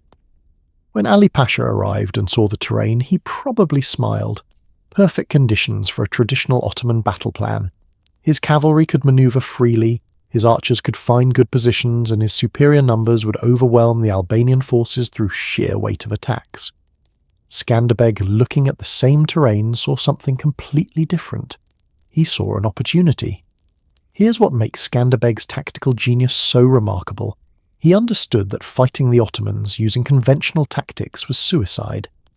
If you lined up your army against theirs in a traditional formation, you'd lose. They had more soldiers, better equipment, more experience. So Skanderbeg decided not to fight conventionally. Instead, he was going to use deception, speed and terrain in ways the Ottomans wouldn't expect. He was going to turn his weaknesses into strengths, and the Ottoman strengths into weaknesses. Let me break down Skanderbeg's force composition because this matters. He had about 15,000 men total, some sources say. As few as 10,000 others say closer to 15,000. Let's split the difference and say around 12,000 to 15,000. Of these, roughly 7,000 were infantrymen on foot with sword spears, axes, whatever weapons they could get their hands on, and about 8,000 were cavalrymen on horseback, the mobile striking force that could move quickly and hit hard. Now here's the brilliant part. Skanderbeg took 3,000 of his best cavalry experienced riders who could follow complex orders under pressure, and he gave them to his nephew Hamza Kastrioti. Yes, the same Hamza, who would later betray him, but we'll get to that painful story another time. For now, Hamza was trusted, and he was competent. Skanderbeg told Hamza to take those 3,000 horsemen and hide them in the forests near the battlefield. Not just anywhere in the forest in a specific location, behind where the Ottoman forces would likely position themselves, and Hamza was to stay hidden completely out of sight until Skanderbeg gave the signal. This was risky for multiple reasons. First, keeping 3,000 cavalry hidden and silent while a battle rages nearby. That requires incredible discipline. One horse neighing at the wrong time, one soldier getting nervous and moving one scout spotting them, and the whole plan falls apart. Second, Skanderbeg was essentially fighting with only 12,000 men visible on the battlefield against 25,000 Ottomans. He was intentionally making himself look weaker than he already was. That takes either brilliant strategic thinking or absolute insanity, maybe both. The battle began in the summer of 1444. The exact date is disputed, but it was probably sometime in June or early July. The sources vary because medieval record-keeping wasn't always precise, especially during wartime. But we know the season because of the agricultural cycle mentioned in some accounts, and we know it was before the fall harvest. Ali Pasha arrayed his forces in the traditional Ottoman formation. Heavy cavalry on the flanks, these were the Sipahis, professional warriors, who had trained their whole lives for combat. Infantry in the centre, with archers behind them, ready to rain arrows on the enemy. It was textbook Ottoman battle doctrine, the same formation that had won 1,000 battles across 3 continents. Skanderbeg's forces looked underwhelming by comparison. Smaller numbers, less fancy armour, no standardised equipment. Many of the Albanian soldiers were wearing whatever they'd brought from home. Some had proper chainmail, others had leather armour or just thick cloth. It must have looked almost pathetic to the Ottoman commanders. But here's what the Ottomans couldn't see. Skanderbeg's troops were positioned with careful attention to small geographical features. A slight rise here, a rocky outcrop there, a tree line over there. Nothing dramatic enough to be called high ground in the military sense, but enough to provide small advantages. And those small advantages would add up. The battle opened with the usual preliminaries, arrows flying back and forth each side testing the other's positions. The Ottomans had more archers, so they had the advantage in this phase.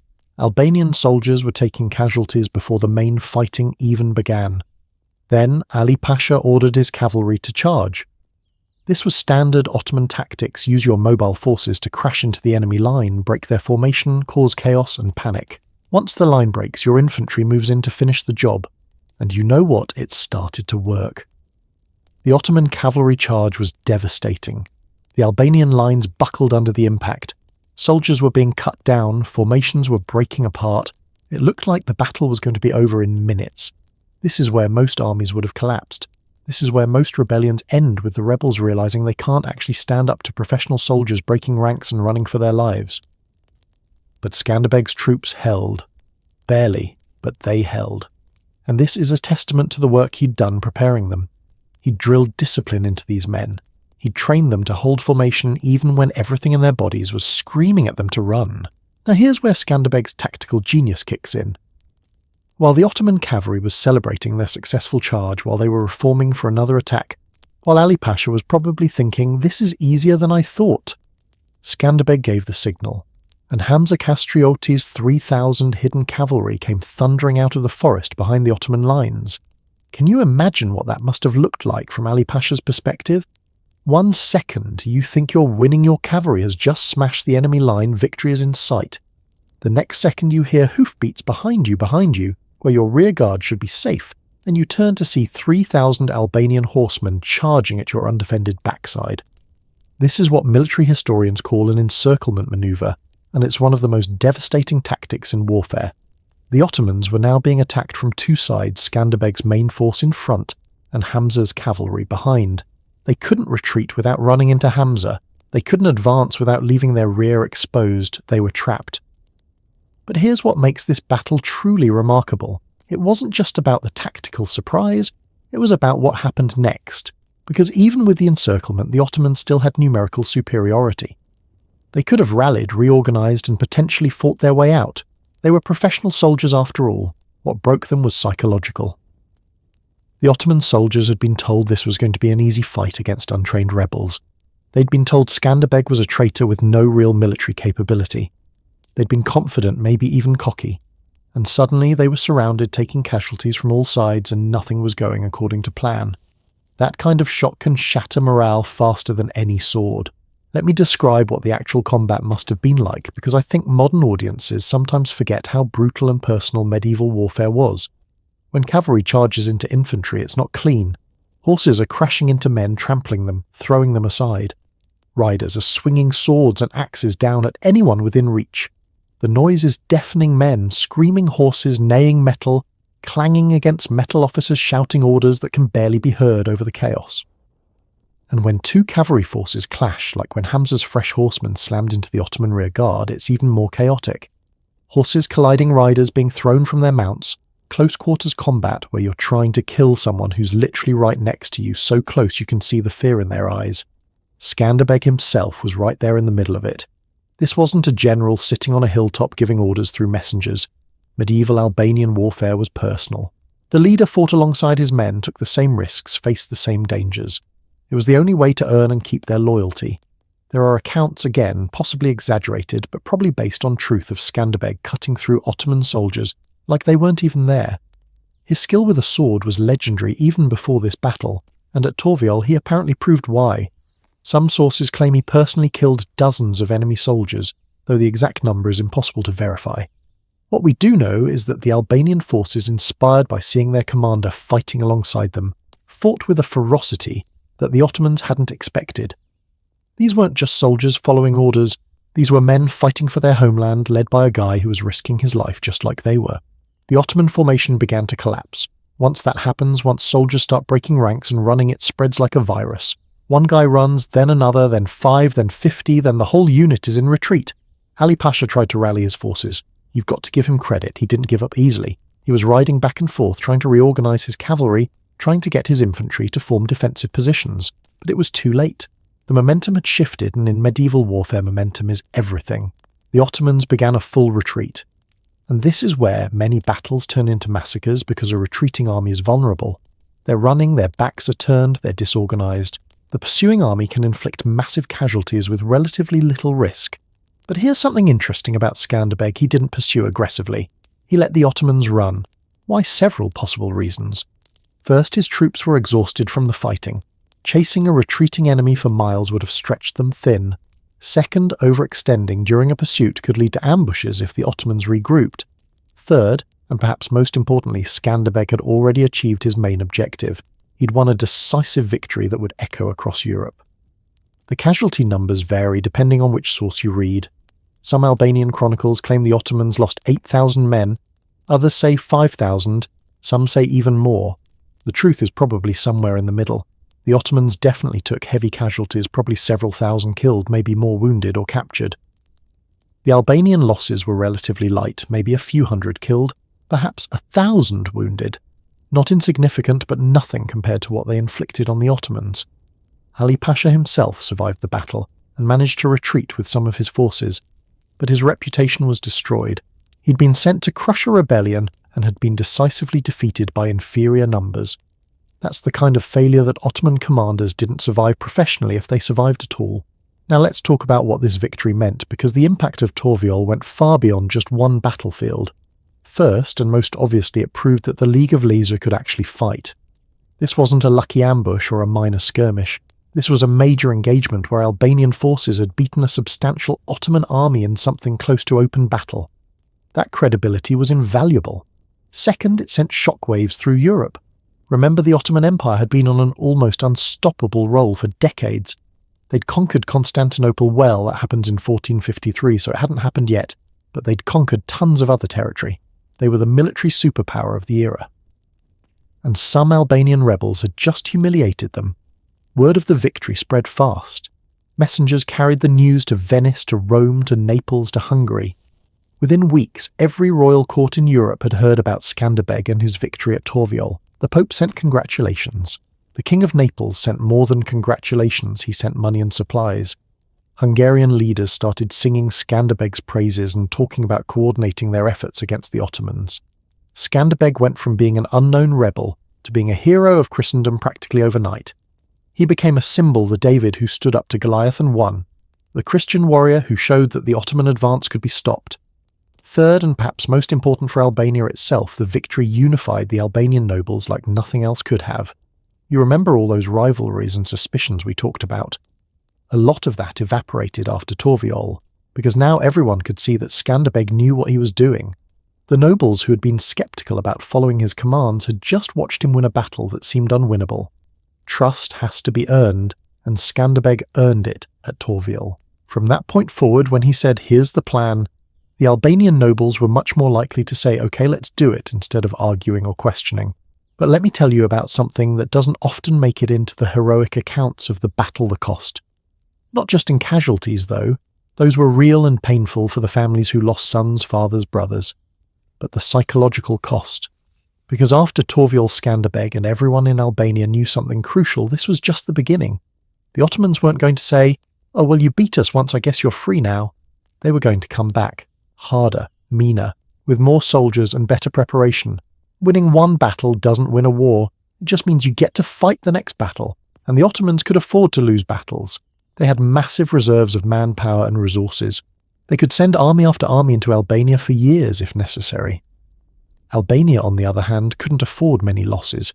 Every soldier who died at Torviol was irreplaceable. Every sword that broke, every horse that fell, every arrow that was shot, these were resources that would be difficult or impossible to replace. So while Europe was celebrating Skanderbeg's triumph, Skanderbeg himself was probably already worrying about the next Ottoman invasion, because he knew it was coming. The only question was when and how big. There's this one account I love from a Venetian merchant who was in Albania shortly after the battle. He describes the atmosphere in Kruja as being simultaneously jubilant and anxious.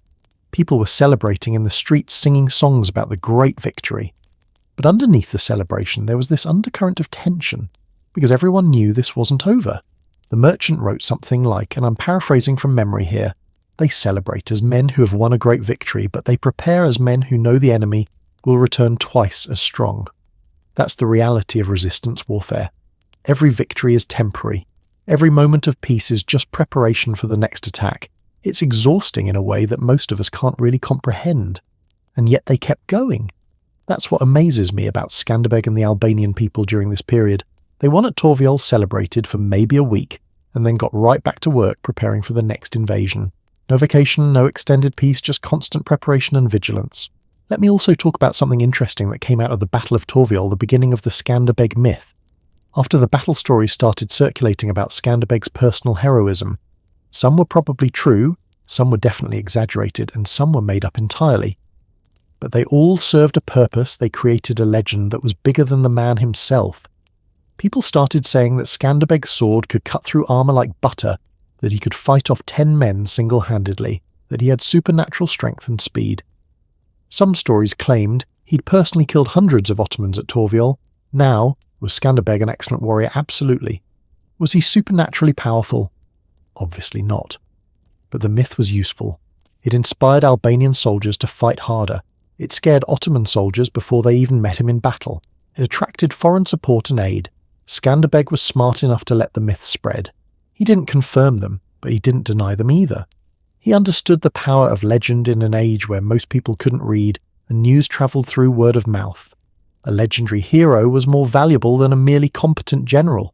This is something modern military historians sometimes overlook: the importance of psychological warfare and propaganda in medieval conflicts. Wars weren't just won with swords and tactics. They were won in people's minds, in their beliefs about what was possible, in their willingness to keep fighting, even when things looked hopeless. As summer turned to fall in 1444, the Ottoman Empire was dealing with the aftermath of their humiliation at Torviol. Sultan Murad Sak was furious. He'd sent a substantial force and they'd been defeated by what was supposed to be a minor rebellion. That was unacceptable. But the Sultan had bigger problems to worry about. The Crusade of Varna was reaching its climax, and Murad had to deal with that threat first. He couldn't afford to focus all his attention on Albania when there were Hungarian and Polish armies threatening more important Ottoman territories. This gave Skanderbeg and the League of Leisure a window. Several months, maybe even a year or more, before the Ottomans could mount another major invasion of Albania. Time to strengthen fortifications, train more soldiers, secure more foreign aid, stockpile supplies. But that window wouldn't last forever. And Skanderbeg knew that when the Ottomans came back, and they would come back, they'd be prepared for his tricks. The element of surprise that had won him Torviol wouldn't work a second time. He'd proven that the League could win a battle. Now he had to prove they could win a war. And that was going to require even more brilliant tactics, even more diplomatic manoeuvring, and even more sheer determination than anything he'd done so far. The victory at Torviol had announced to the world that Skanderbeg was a force to be reckoned with. But announcement is one thing. Following through is something else entirely. And the follow-through would determine whether Skanderbeg went down in history as a lucky rebel who won one battle, or as one of the greatest military commanders of the medieval era. The first test was passed, but many more tests were coming, and they would be harder than anything Skanderbeg had faced so far. You know what's funny about military history? We love talking about the big dramatic battles, the clashing armies, the heroic charges, the decisive moments. But here's the secret that most people miss: the greatest military commanders aren't the ones who win the biggest battles. They're the ones who figure out how to win wars they have no business winning. And that's exactly what makes Skanderbeg so fascinating, because after Torviol he had a choice. He could keep fighting the Ottomans in conventional battles and eventually lose, because math doesn't lie, and the Ottomans could always bring more soldiers. Or he could completely rewrite the rules of warfare and create a strategy so innovative, so perfectly adapted to his situation, that it would be studied by military academies for centuries. Guess which one he chose? Over the next several years, Skanderbeg would develop a style of fighting that was so effective, so frustrating for his enemies, that the Ottomans would throw army after army at Albania and watch them all fail. And the crazy thing, he did it with an army that never numbered more than 15,000 to 20,000 soldiers against an empire that could field 10 times that number. So how did he do it? Let me show you the mind of a genius at work. First, let's talk about the fundamental problem Skanderbeg faced. It's a problem that every resistance movement in history has had to solve: asymmetry. The Ottoman Empire had virtually unlimited resources compared to Albania. They could recruit soldiers from across their massive territory, from Anatolia, from the Balkans, from Arab lands, from everywhere. If they lost 10,000 soldiers in Albania, they could replace them within months. They had professional military training systems, weapons, foundries that could produce thousands of swords and arrows, a sophisticated logistics network that could move supplies across vast distances. Albania had mountains and stubborn people. That's about it. The entire population of the territories controlled by the League of Leisure was maybe a few 100,000 people at most. If Skanderbeg lost 10,000 soldiers, he couldn't replace them. Period. Those men were gone, and there weren't enough young men left to fill the ranks. So Skanderbeg couldn't afford to fight wars of attrition. He couldn't afford to trade casualties blow for blow with the Ottomans. He needed a completely different approach. And here's where his genius shows. He realized that Albania's apparent weaknesses were actually strengths if you knew how to use them. Let me describe Albania's geography, because this is absolutely crucial to understanding Skanderbeg's tactics. Albania is one of the most mountainous regions in Europe. We're talking about serious mountains here, peaks reaching 7,000 to 8,000 feet, steep valleys, narrow passes, dense forests. The coastline is rugged with limited access points. Rivers cut through the landscape, creating natural barriers, and the roads, if you can even call them roads, were primitive tracks that could barely handle a wagon, let alone a massive army with supply trains. For a large conventional army like the Ottomans were used to deploying, Albania was a nightmare.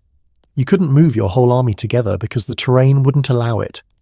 You had to split your forces to navigate different mountain passes. Your cavalry, the pride of the Ottoman military, was nearly useless in steep mountain terrain where horses couldn't maneuver.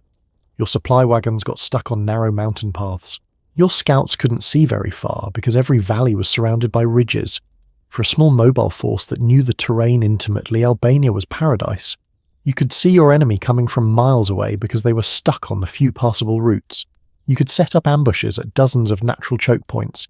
You could attack and then disappear into the mountains before the enemy could respond. You could move quickly along mountain paths that your opponents didn't even know existed. Skanderbeg looked at Albania's mountains and saw the greatest defensive weapon ever created, and he built his entire military strategy around exploiting this advantage. Let me break down what's now called Skanderbeg's system, though he didn't call it that, obviously. He just called it how to not die fighting the Ottomans. The core principle was mobility. Skanderbeg's army wasn't designed to hold ground in traditional sieges or stand-up battles. It was designed to move fast, unpredictably, and constantly. He organised his forces into small mobile units. Instead of one big 15,000-man army marching together, he'd have 10 or 15 separate groups of 500 to 2,000 soldiers each. Each unit had its own commander, usually one of the Albanian nobles or a trusted officer. Each unit knew specific sections of terrain intimately: the mountain passes, the hidden paths, the water sources, the defensive positions. When Ottoman armies invaded, and they would invade repeatedly, Skanderbeg wouldn't meet them in a single massive battle. Instead, his units would harass them constantly. An Ottoman column marching through a mountain pass would suddenly take arrow fire from the ridges above. By the time they organised a response, the attackers would be gone. A few miles later, another attack from a different direction, then another, then another. The Ottomans would march for days, losing men to these constant small attacks, never able to catch their tormentors, never able to force a decisive battle. Their soldiers would be exhausted, demoralised, constantly on edge. And they'd never even see the Albanian army's main force. This is what modern military theorists call guerrilla warfare, though that term wouldn't be invented for centuries. Skanderbeg was essentially inventing the concept in real time, adapting to his circumstances through brilliant tactical innovation. But here's what makes Skanderbeg's approach different from typical guerrilla warfare. He could switch tactics when needed. He wasn't just a guerrilla fighter, he was a fully trained general who understood conventional warfare as well as anyone alive.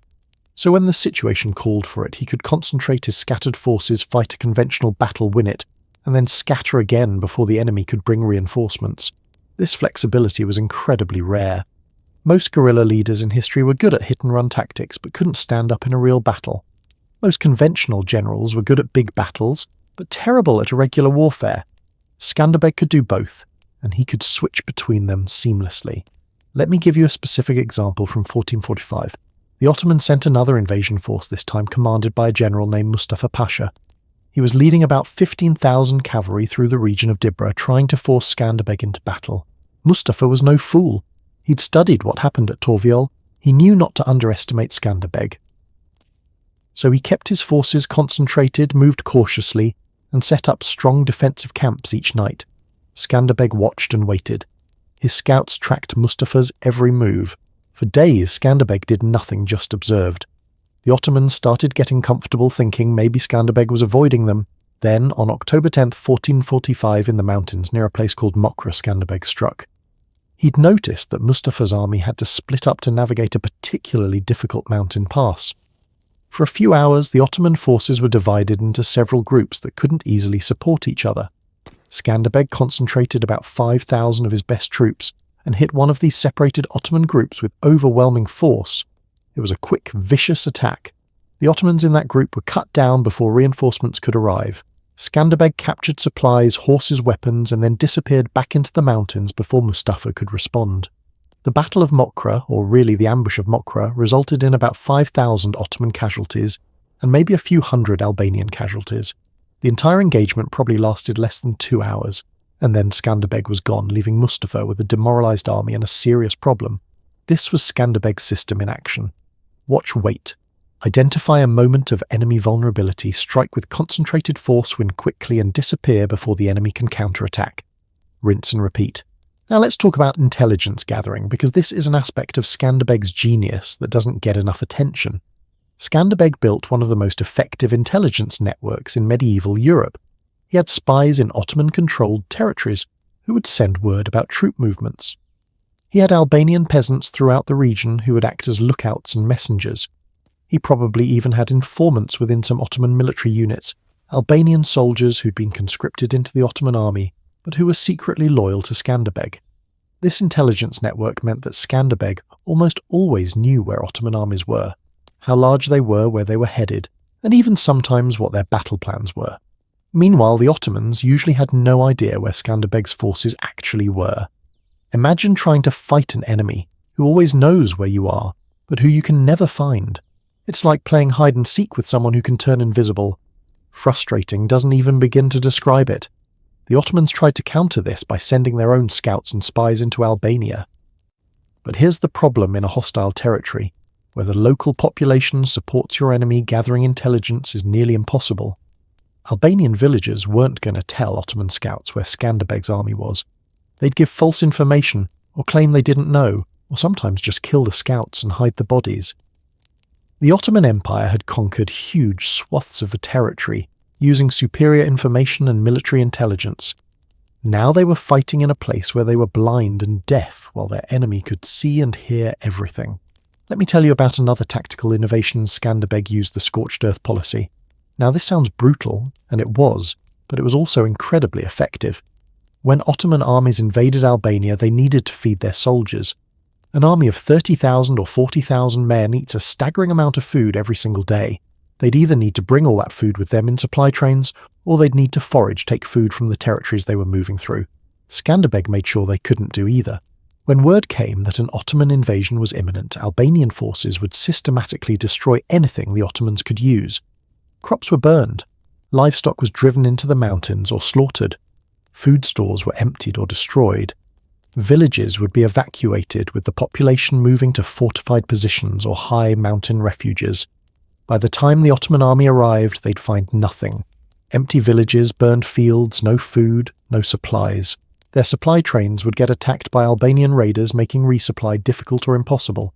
So the Ottoman army would be stuck in hostile territory with no food and no way to feed their soldiers. You know what happens to an army that can't eat? It falls apart.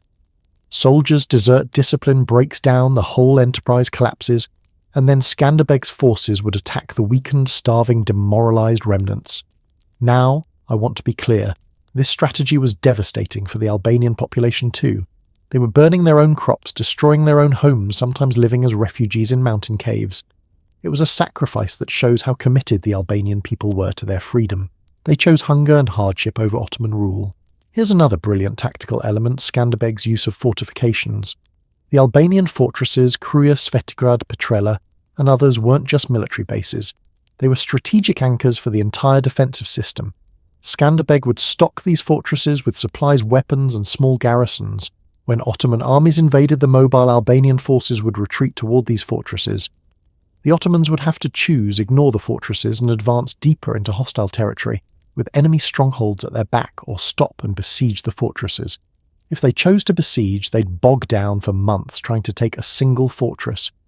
Medieval sieges were slow, expensive, and exhausting. While they were stuck besieging Kruja, or Svetigrad, Skanderbeg's mobile forces would attack their supply lines, raid their camps, pick off foraging parties. If they chose to ignore the fortresses and advance, Skanderbeg could use the fortresses as safe havens and supply bases for raids against the Ottoman rear areas. Either way, the Ottomans lost. It was a strategic checkmate that Ottoman commanders struggled with throughout the entire 25-year war. Now I want to talk about something that's often overlooked: Skanderbeg's psychological warfare. Because medieval warfare wasn't just about killing the enemy, it was about breaking their will to fight. Skanderbeg cultivated a reputation for being unbeatable. Every victory, every successful ambush, every Ottoman retreat added to his legend. Ottoman soldiers started to believe that fighting in Albania was a death sentence, that Skanderbeg had supernatural powers, that Albanian fighters were demons who couldn't be killed. Was this true? Of course not. But if your enemy believes you're unbeatable, they're already halfway to being beaten. Morale matters in warfare maybe more than tactics or numbers. There's this one account from an Ottoman chronicle, I'm paraphrasing here, where an Ottoman soldier describes approaching Albania. The men talked in whispers about Skanderbeg, about how his sword could cut through armour like cloth, about how he appeared and disappeared like a ghost. When we entered Albanian territory, even the bravest soldiers were looking over their shoulders, jumping at every sound. That's psychological warfare.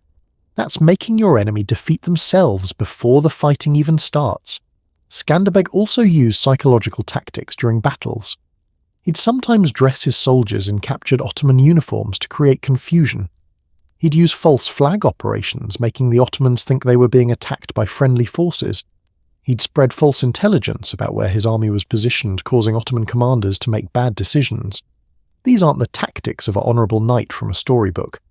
These are the tactics of someone who's trying to win a war he shouldn't be able to win, using every possible advantage. Let me give you one more example that really shows Skanderbeg's tactical brilliance: the Battle of Ottonetta in September 1446. The Ottomans sent a force of about 15,000 cavalry under a commander named Mustafa Pasha.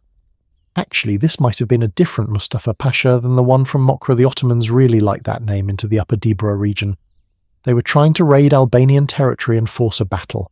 Skanderbeg learned through his intelligence network that the Ottoman army had split into two groups to cover more territory. One group was camped at a place called Ottonetta, feeling pretty secure because they had good defensive positions. What they didn't know was that Skanderbeg had already positioned about 5,000 of his best fighters in the mountains around their camp. He waited until night because attacking at night was another Skanderbeg specialty, and then hit them from multiple directions at once. The Ottoman camp descended into chaos. Soldiers couldn't tell who was attacking from where. Officers were shouting contradictory orders. Fires broke out. In the darkness and confusion, Ottoman soldiers were fighting each other, thinking they were fighting Albanians. Historical sources say about 5,000 Ottoman soldiers were killed and 300 were captured. The Albanian casualties were minimal, maybe a few dozen. The entire attack probably lasted less than an hour. By dawn, Skanderbeg's forces were gone, along with all the supplies, horses and weapons they'd captured from the Ottoman camp. This is what I mean by tactical genius. Skanderbeg didn't just win battles, he won them efficiently with minimal losses, using creativity and innovation rather than brute force. Now here's the question you might be asking: if Skanderbeg was so good at this, why didn't other resistance movements copy his tactics? Well, some did, but successfully executing Skanderbeg's system required a perfect storm of factors that rarely came together. First, you needed terrain that favoured guerrilla operations. Albania's mountains were perfect. Flat terrain, not so much. Second, you needed a leader who understood both conventional and irregular warfare. Most medieval commanders knew one or the other, not both. Third, you needed a loyal population willing to suffer hardships for the cause. If the local people wouldn't support you, the whole system fell apart. Fourth, you needed excellent intelligence networks, which took years to build. Fifth, you needed disciplined forces that could execute complex tactical maneuvers. Guerrilla warfare isn't just random attacks, it requires careful coordination and timing.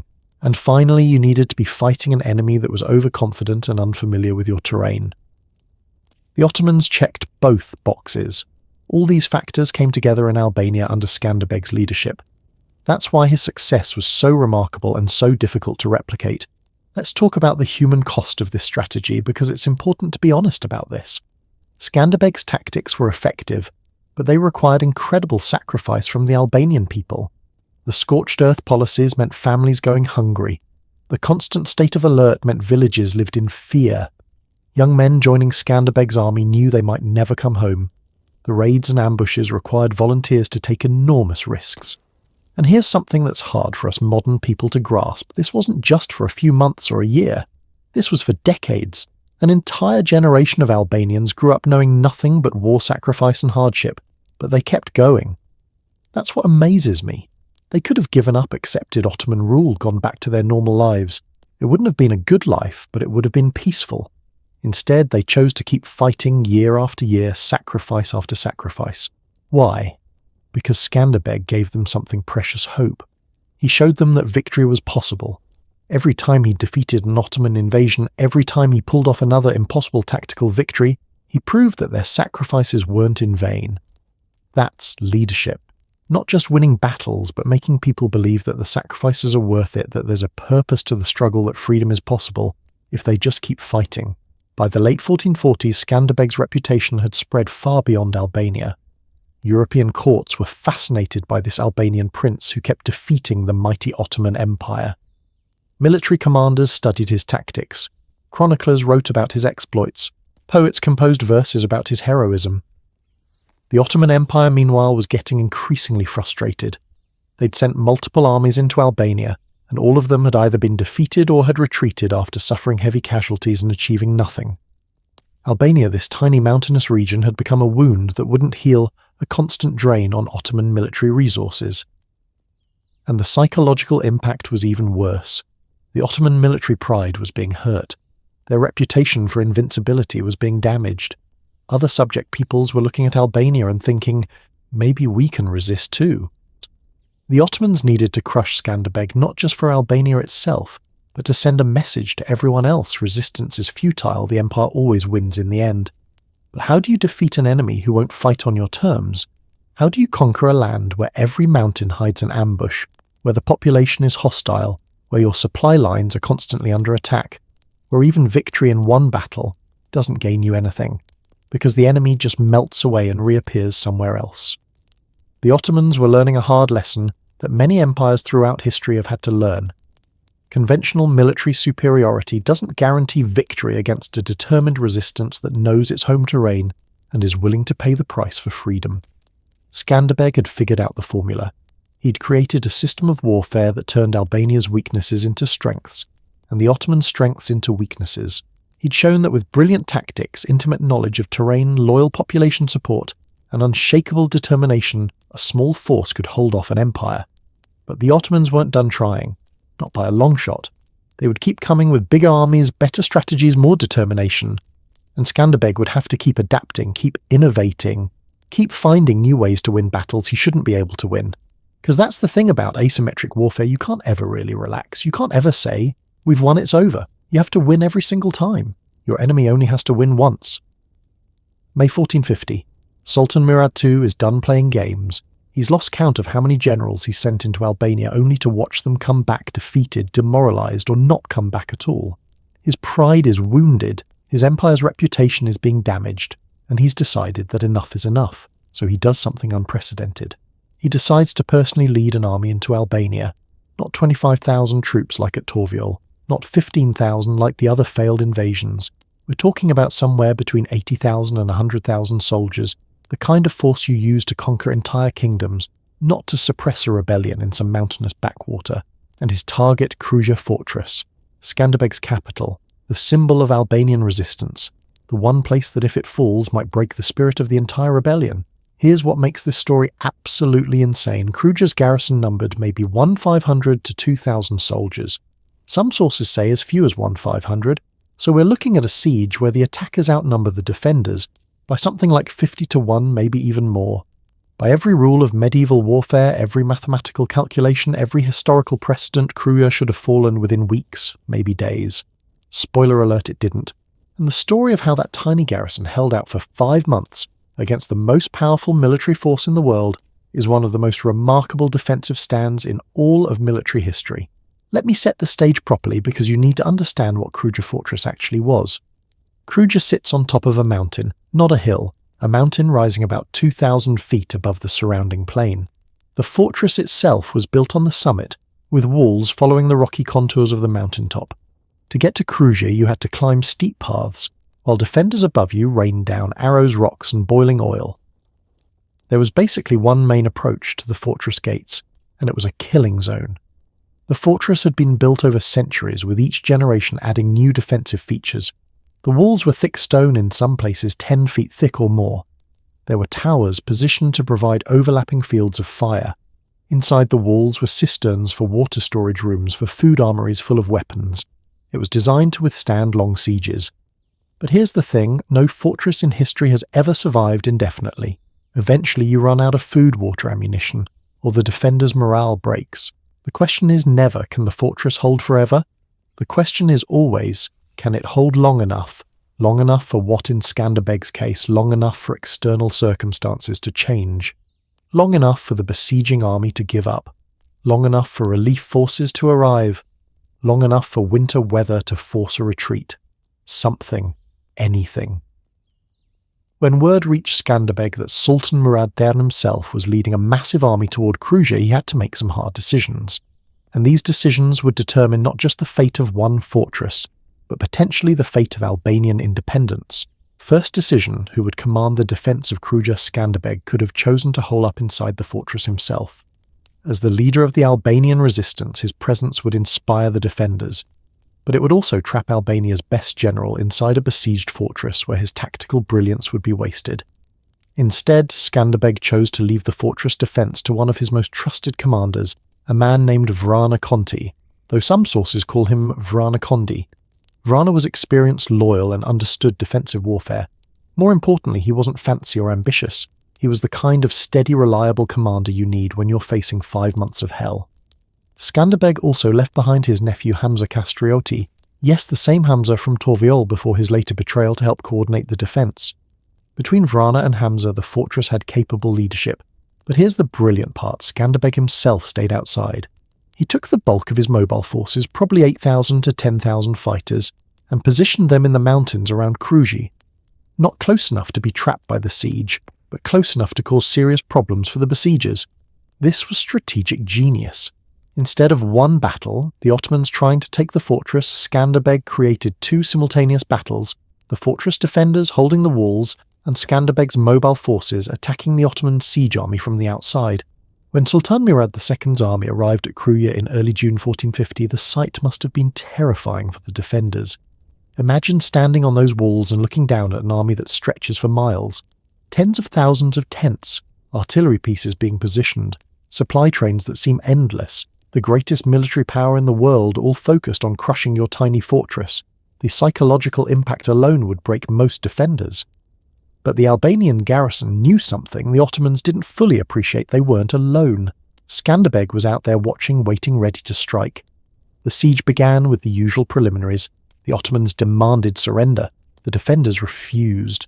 Honestly, I'd love to know what the actual exchange was.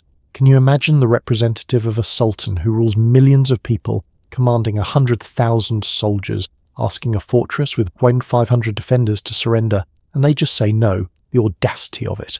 Then came the assault preparations. The Ottomans brought up their siege engines, catapults, trebuchets, maybe even some early cannons, though Ottoman artillery in 1450 wasn't as advanced as it would become later. They started bombarding the walls, trying to create breaches that infantry could exploit. Day after day, stones and projectiles slammed into Kruja's walls. The noise must have been deafening. The psychological strain on the defenders must have been immense. You're constantly under attack, constantly afraid that the next projectile might kill you, constantly wondering when the walls will finally break. But the walls held. Those thick stone fortifications built over centuries absorbed punishment that would have destroyed lesser fortifications. Now here's where Skanderbeg's strategy started to pay off. Remember, he was outside the siege with his mobile forces, and he immediately began making the Ottoman army's life miserable. The Ottomans needed to feed 80,000 to 100,000 soldiers every single day. That's an insane amount of food. They had brought supply trains, but those supplies wouldn't last forever. They needed to forage from the surrounding countryside, hunt local game, find fresh water sources. Every time an Ottoman foraging party left the main camp, Skanderbeg's forces would attack them. Small groups of Albanian cavalry would sweep down from the mountains, kill or capture the foragers, take whatever supplies they'd collected and disappear before Ottoman reinforcements could arrive. Water parties going to nearby streams attacked. Hunting parties trying to find game attacked. Messengers carrying reports to Constantinople attacked. Wood-gathering parties collecting timber for siege engines attacked. It was death by 1,000 cuts. No single attack was decisive, but cumulatively they were devastating. The Ottoman army was losing men daily to these raids. More importantly, they were losing supplies and morale. Imagine you're an Ottoman soldier in that camp. You volunteered for military service thinking you'd be fighting glorious battles. Instead, you're sitting outside a fortress you can't capture, constantly worried that if you leave the camp you'll be ambushed and killed. Your rations are being reduced because supply lines keep getting hit. You're watching your friends die not in heroic combat, but in random attacks by an enemy you rarely even see. That's psychological warfare on a massive scale. Let me tell you about one specific incident that really shows the dynamics of this siege. I'm pulling this from various historical accounts, so some details might be combined or approximate, but the essence is true. About a month into the siege, the Ottomans managed to create a significant breach in one section of Kruja's walls. This should have been the point where Ottoman infantry could pour through the breach and overwhelm the defenders through sheer numbers. The Ottomans launched a massive assault, thousands of soldiers rushing toward the breach, scaling ladders against other parts of the walls to divide the defenders' attention. This was it. This was the moment where numbers should have won. The Albanian defenders fought like absolute demons. They met the Ottoman assault at the breach with desperate ferocity. Hand-to-hand combat in narrow passages where the Ottoman numerical advantage was negated. Every inch of ground was contested. Every step forward for the Ottomans cost lives. And here's the critical thing: the defenders knew that if they broke, if they ran, there was nowhere to go. This wasn't a field battle where you could retreat and regroup. If the fortress fell, everyone inside would be killed or enslaved. It was literally fight or die. That kind of desperation makes soldiers fight with incredible intensity. The Ottomans, for all their professionalism and training, were just doing their jobs. The Albanians were fighting for their lives, their families, their freedom. There's a difference. The assault failed. The Ottomans were pushed back from the breach. The defenders worked frantically to shore up the damaged wall with rubble timber, anything they could find. By nightfall, the breach was partially repaired and still defended. Sultan Muratyan must have been beside himself with frustration.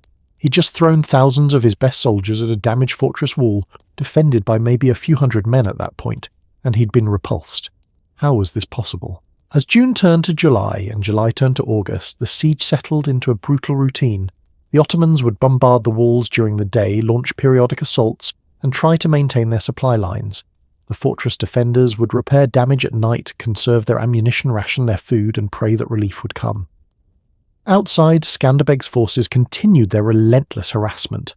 They captured an entire Ottoman supply convoy at one point, hundreds of wagons full of food, ammunition, and equipment. That single raid probably extended the fortress's ability to hold out by weeks. But it wasn't just about supplies. Skanderbeg was conducting what we'd now call a propaganda campaign. He made sure word spread throughout the Ottoman camp about Albanian victories. He wanted Ottoman soldiers to know that while they were stuck at Kruji, achieving nothing, Albanian forces were controlling the countryside, winning skirmishes, making the empire look foolish. There's this great account from a Venetian observer who visited the region during the siege. He wrote something like, and I'm translating and paraphrasing, "The Turkish army is vast beyond counting, yet they seem defeated in spirit. They have not conquered one stone of the fortress, and meanwhile the Albanian lord strikes them at will. It is as if a great lion is being tormented by a swift and cunning wolf." That's exactly what Skanderbeg wanted. He wanted the Ottomans to feel like they were losing even when they had every material advantage. Inside, the fortress conditions were deteriorating. Even with captured supplies, food was running low. The defenders were on reduced rations. Water was becoming a concern. Cisterns were being drained faster than summer rains could refill them. Ammunition for bows and crossbows was running out. Vrana Conti, the fortress commander, had to make hard choices. Which sections of wall should be prioritised for repair? How much of their dwindling ammunition should be used for suppressing fire versus saved for repelling assaults? Should they attempt sorties to capture Ottoman supplies, or was that too risky? And always the question, how much longer can we hold? The psychological pressure on the defenders must have been crushing. Imagine being trapped in a fortress for months, constantly under attack, watching your food supplies dwindle, seeing friends killed or wounded in daily fighting, knowing that an army 50 times your size is surrounding you and will never stop trying to kill you. Some defenders probably cracked. Maybe there were cases of desertion men trying to slip out at night and escape. Maybe there were arguments, fights, moments of despair. We don't have detailed accounts of the internal dynamics, but human nature being what it is, there must have been dark moments. But somehow, collectively, they held. The leadership held them together. The knowledge that Skanderbeg was out there fighting for them held them together. The sheer stubbornness of the Albanian character held them together. By September, Sultan Murad II had a serious problem. He'd been camped outside Kruja for 4 months. His army had suffered thousands of casualties, not from major battles, but from constant attrition. His supply situation was becoming critical.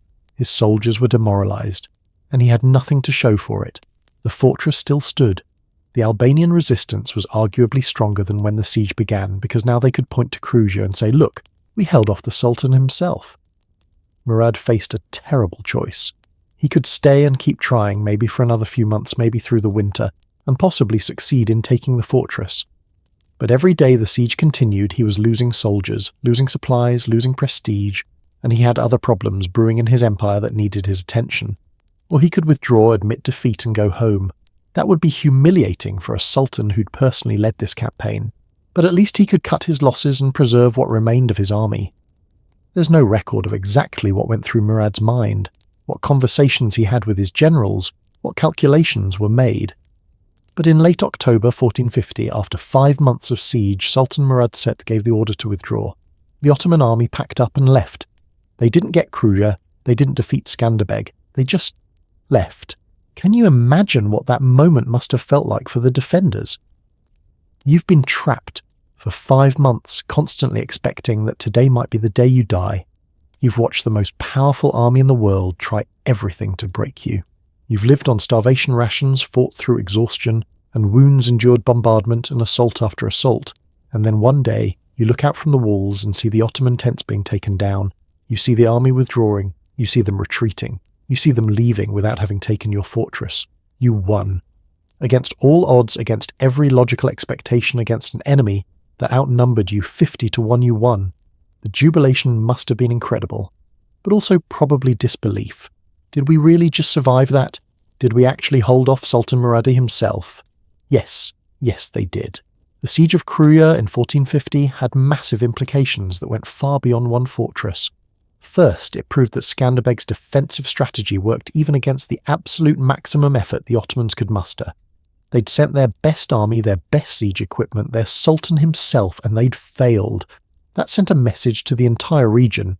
Albanian resistance was real, it was sustainable, and it could survive anything the Ottomans threw at it. Second, it was a massive blow to Ottoman prestige. Sultans weren't supposed to fail. When a sultan personally led an army, victory was supposed to be guaranteed. The fact that Murad Kaz had to withdraw without taking Kruja was humiliating for the empire. It made the Ottomans look vulnerable, which encouraged other resistance movements throughout their territories. Third, it established Skanderbeg as a legend not just in Albania, but throughout Christian Europe. The Pope sent letters of congratulation. The King of Naples sent gifts and renewed promises of support. Hungarian nobles wrote poems about Skanderbeg's heroism. He became a celebrity, a symbol of Christian resistance against Islamic expansion. And fourth, it demonstrated the power of what we'd now call combined arms defense. The fortress holding out while mobile forces attacked the besiegers from outside. This wasn't just about thick walls or brave defenders. It was about a comprehensive defensive strategy that used every possible advantage. But let me tell you something that often gets left out of the heroic narratives: the cost. The garrison that survived the siege was physically and psychologically destroyed. Many of the defenders had wounds that would never fully heal. Many had lost friends or brothers during the fighting. The trauma of living under siege for 5 months, constant fear, constant violence, constant deprivation that stays with you forever. And the Albanian population around Kruja, they'd been living in a war zone for 5 months. Their crops had been destroyed by both sides. Their livestock had been taken or killed. Some of their villages had been burned. They were facing a winter with severely depleted food supplies. Victory came at a price. It always does. And the Albanian people paid that price willingly because the alternative submission to Ottoman rule was unacceptable to them. That's the part of the story that really moves me. Not just the tactical brilliance or the military achievement, but the sheer human determination to remain free no matter what it cost. In November 1450, Skanderbeg entered Kruja fortress in triumph. The defenders who'd held out for 5 months were celebrated as heroes. Vrana Conti received honours and rewards. The wounded were cared for. The dead were mourned and buried with full honours, but Skanderbeg knew everyone knew that this wasn't over. The Ottomans would come back. Maybe not this year, maybe not next year, but they would come back. They had to. Their empire's credibility was at stake. The siege of Kruja had bought Albania time. It had proven that resistance was possible. It had inspired the Albanian people and impressed European powers. It had humiliated the Ottomans and damaged their reputation. But it hadn't ended the war. That war would continue for nearly 2 more decades. There would be more sieges, more battles, more suffering, more sacrifice. The victory at Kruja was huge, but it was just one chapter in a much longer story. Still, when you look back at medieval military history, the siege of Kruja stands out as one of those moments where something impossible happened, where 1,500 defenders held off 100,000 attackers for 5 months, where a small mountain fortress defeated an empire.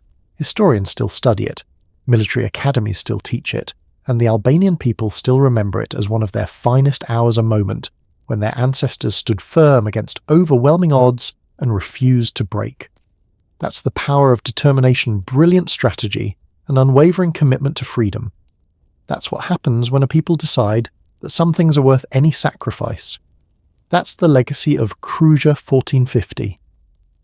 Every great hero story has a moment when everything falls apart, when the victories stop coming, when allies become enemies, when the person you trusted most stabs you in the back, sometimes literally. And Skanderbeg's story is no exception. We've been talking about triumphs, brilliant tactics, impossible victories, the stuff of legends. But now we need to talk about the darker chapters. The years from 1455 to 1457, when Skanderbeg experienced some of his worst defeats, faced betrayal from people he considered family, and learned the hardest lesson of leadership, that sometimes your greatest enemies aren't the ones you're fighting against, but the ones fighting beside you.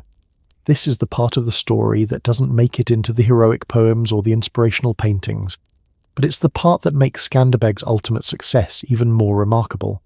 Because he didn't just overcome external enemies, he had to overcome internal betrayal, devastating defeats, and moments when everything he'd built seemed on the verge of collapse. Let's talk about what happens when the impossible dream crashes into brutal reality. The year is 1455. Skanderbeg has been fighting the Ottomans for over a decade now. He's won incredible victories. He's held off multiple invasions. He's become famous across Europe.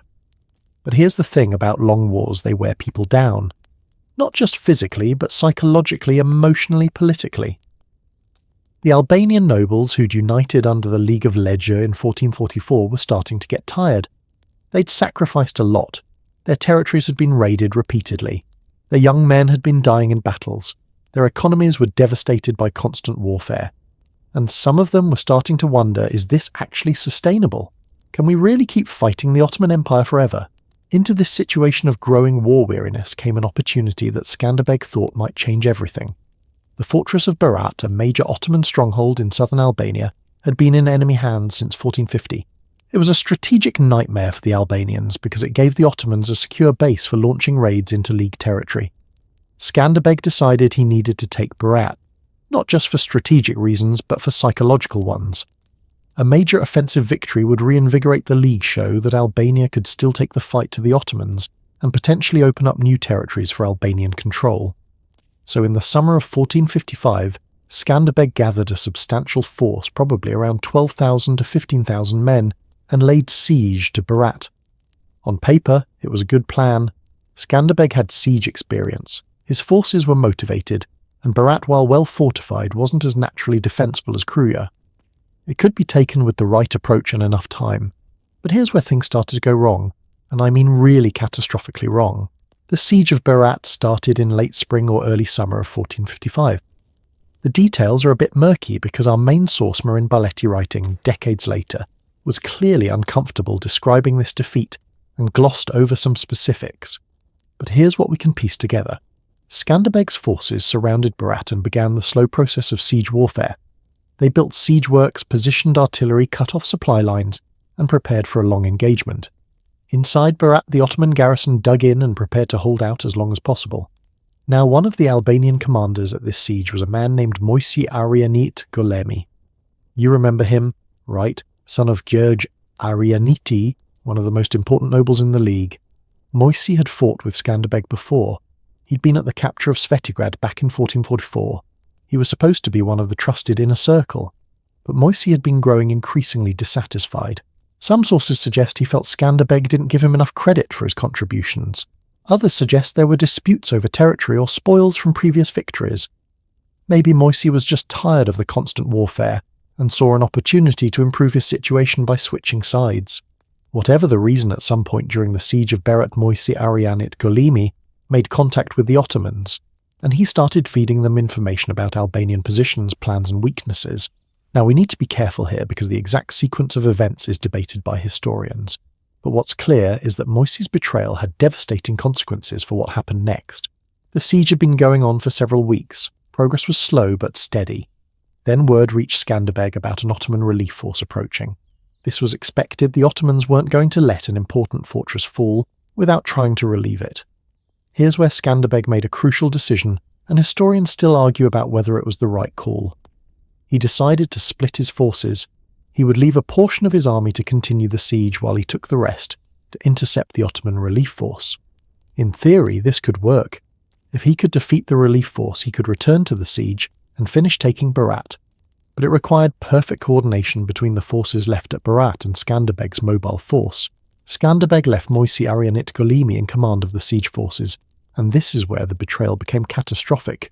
While Skanderbeg was away dealing with the Ottoman relief force, the garrison inside Berat launched a sortie, a sudden attack from inside the fortress against the besiegers.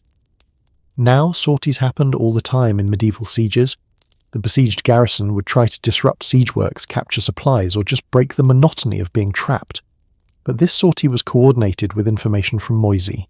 The garrison knew exactly where the Albanian weak points were, exactly when the Albanian forces would be most vulnerable, exactly how to maximize the damage. The sortie was devastating. The Albanian siege lines collapsed. Soldiers panicked and fled. Siege equipment was destroyed or captured. What should have been a manageable situation turned into a rout, and Moisi, according to most accounts, he either actively helped the Ottomans during this chaos, or at minimum did nothing to stop the collapse. Some sources suggest he deliberately withdrew his forces at the critical moment, leaving other Albanian units exposed. When Skanderbeg returned from dealing with the relief force and saw what had happened to his siege lines, he must have been absolutely stunned. The siege of Berat was a disaster. He had lost soldiers, equipment, time and momentum, and one of his most trusted commanders had betrayed him. The failure at Berat was Skanderbeg's first major defeat. After more than a decade of victories, the aura of invincibility was broken, and the psychological impact rippled through the Albanian forces and the League of Legiu. Moisi Arianit Golemi fled and openly joined the Ottomans. He was given command of Ottoman forces, essentially becoming a turncoat, who would now fight against his former allies. This was a propaganda coup for the Ottomans. They could point to Moisi and say, "See, even Skanderbeg's own commanders are abandoning him. The rebellion is falling apart." For Skanderbeg personally, this had to hurt on a deep level. Moisi wasn't just any commander. He was the son of Gjorge Arianiti, one of the founding members of the League. The Arianiti family had been fighting alongside Skanderbeg for over a decade, and now Moisi had betrayed that legacy. It raised terrible questions. Who else might betray him? Were there other commanders who were secretly dissatisfied and might switch sides? Could he trust anyone completely? But here's what makes Skanderbeg remarkable. He didn't let this defeat destroy him. A lesser leader might have fallen apart after such a catastrophic failure, combined with betrayal by a trusted commander. Skanderbeg absorbed the blow, learned from it, and adapted. Within a year, in 1456, Moisi actually came back. He asked to rejoin the Albanian forces, and you know what Skanderbeg did? He accepted him back. Whether this was forgiveness, pragmatism needing Moises' soldiers, or some calculated political move, we don't know for certain. But Moisi fought at the Battle of Oronik in 1456, where Albanian forces defeated an Ottoman army that Moisi himself had been helping to command just months earlier. Talk about complicated relationships. This was medieval politics at its messiest, enemies becoming allies, becoming enemies, becoming allies again. But if you think the Moisi betrayal was bad, hold on. Because we're about to talk about an even more devastating betrayal, one that hit Skanderbeg where it hurt most his own family. Hamza Kastrioti, Skanderbeg's nephew, son of one of Skanderbeg's brothers. Hamza had been with Skanderbeg since the early days of the rebellion. He'd commanded the hidden cavalry at Torviol that won that crucial battle. He'd helped defend Kruja during the 1450 siege. He was family. But by 1457 Hamza was deeply unhappy. The sources aren't entirely clear about his specific grievances, but here's what we can piece together. First, Skanderbeg had married Donika Arianiti in 1451, and they had a son, John Kastrioti II, born probably around 1455 or 1456. This son was Skanderbeg's heir. Before Gion's birth, Hamza might have hoped to eventually inherit Skanderbeg's position and territories. Now he knew he never would. Second, there may have been disputes over how spoils from victories were distributed. Hamza might have felt he deserved more territory, more wealth, more recognition for his contributions. Third, and this is speculation by historians, Hamza might have simply calculated that the Albanian rebellion was ultimately doomed, and he'd be better off making peace with the Ottomans while he still had value to offer them. Whatever the combination of factors, in 1457 Hamza Kastrioti defected to the Ottomans, and unlike Moisi who came back, Hamza never returned. He became a permanent enemy of his uncle and a commander in Ottoman service. Can you imagine how that must have felt for Skanderbeg, your own nephew, blood of your blood, someone you'd trained, trusted, fought alongside for years? Now he's taking up arms against you. The Ottomans absolutely loved this. They gave Hamza a high position and made him governor of Kruji, symbolically putting him in charge of his uncle's capital, even though the Ottomans didn't actually control Kruji. It was a propaganda move designed to demoralize Skanderbeg and the Albanian forces, and the Ottomans weren't done. In May 1457 they sent another invasion force into Albania, this time commanded by Ishak Bey Evranoz, an experienced general who'd fought in the Balkans for decades, and guess who was joint commander? That's right, Hamza Kastrioti. The Ottoman strategy was clever and cruel.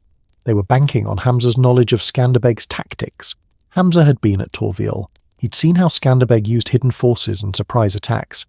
He knew the Albanian defensive strategies, the key fortresses, the mountain passes. He could tell the Ottomans exactly how to counter everything Skanderbeg might try. The Ottoman force numbered somewhere between 50,000 and 80,000 men. Sources vary wildly, but it was definitely huge. They marched through the Mat River Valley, heading toward the heart of Albanian territory. Skanderbeg tried his usual tactics. He attempted to delay their advance by attacking their vanguard, the advanced cavalry units that scouted ahead of the main force. But Ishak Bey and Hamza had anticipated this and set up defences that frustrated Skanderbeg's attacks. For the first time, the Ottomans were successfully countering Skanderbeg's guerrilla tactics, and it was because they had someone who knew those tactics intimately leading their forces. Skanderbeg found himself in an impossible situation. He couldn't fight a conventional battle, the numbers were too heavily against him. But his usual hit-and-run tactics weren't working because Hamza knew what to expect and was advising the Ottoman commanders on how to counter them. So Skanderbeg did something unprecedented, something that showed just how adaptive and creative his military mind was.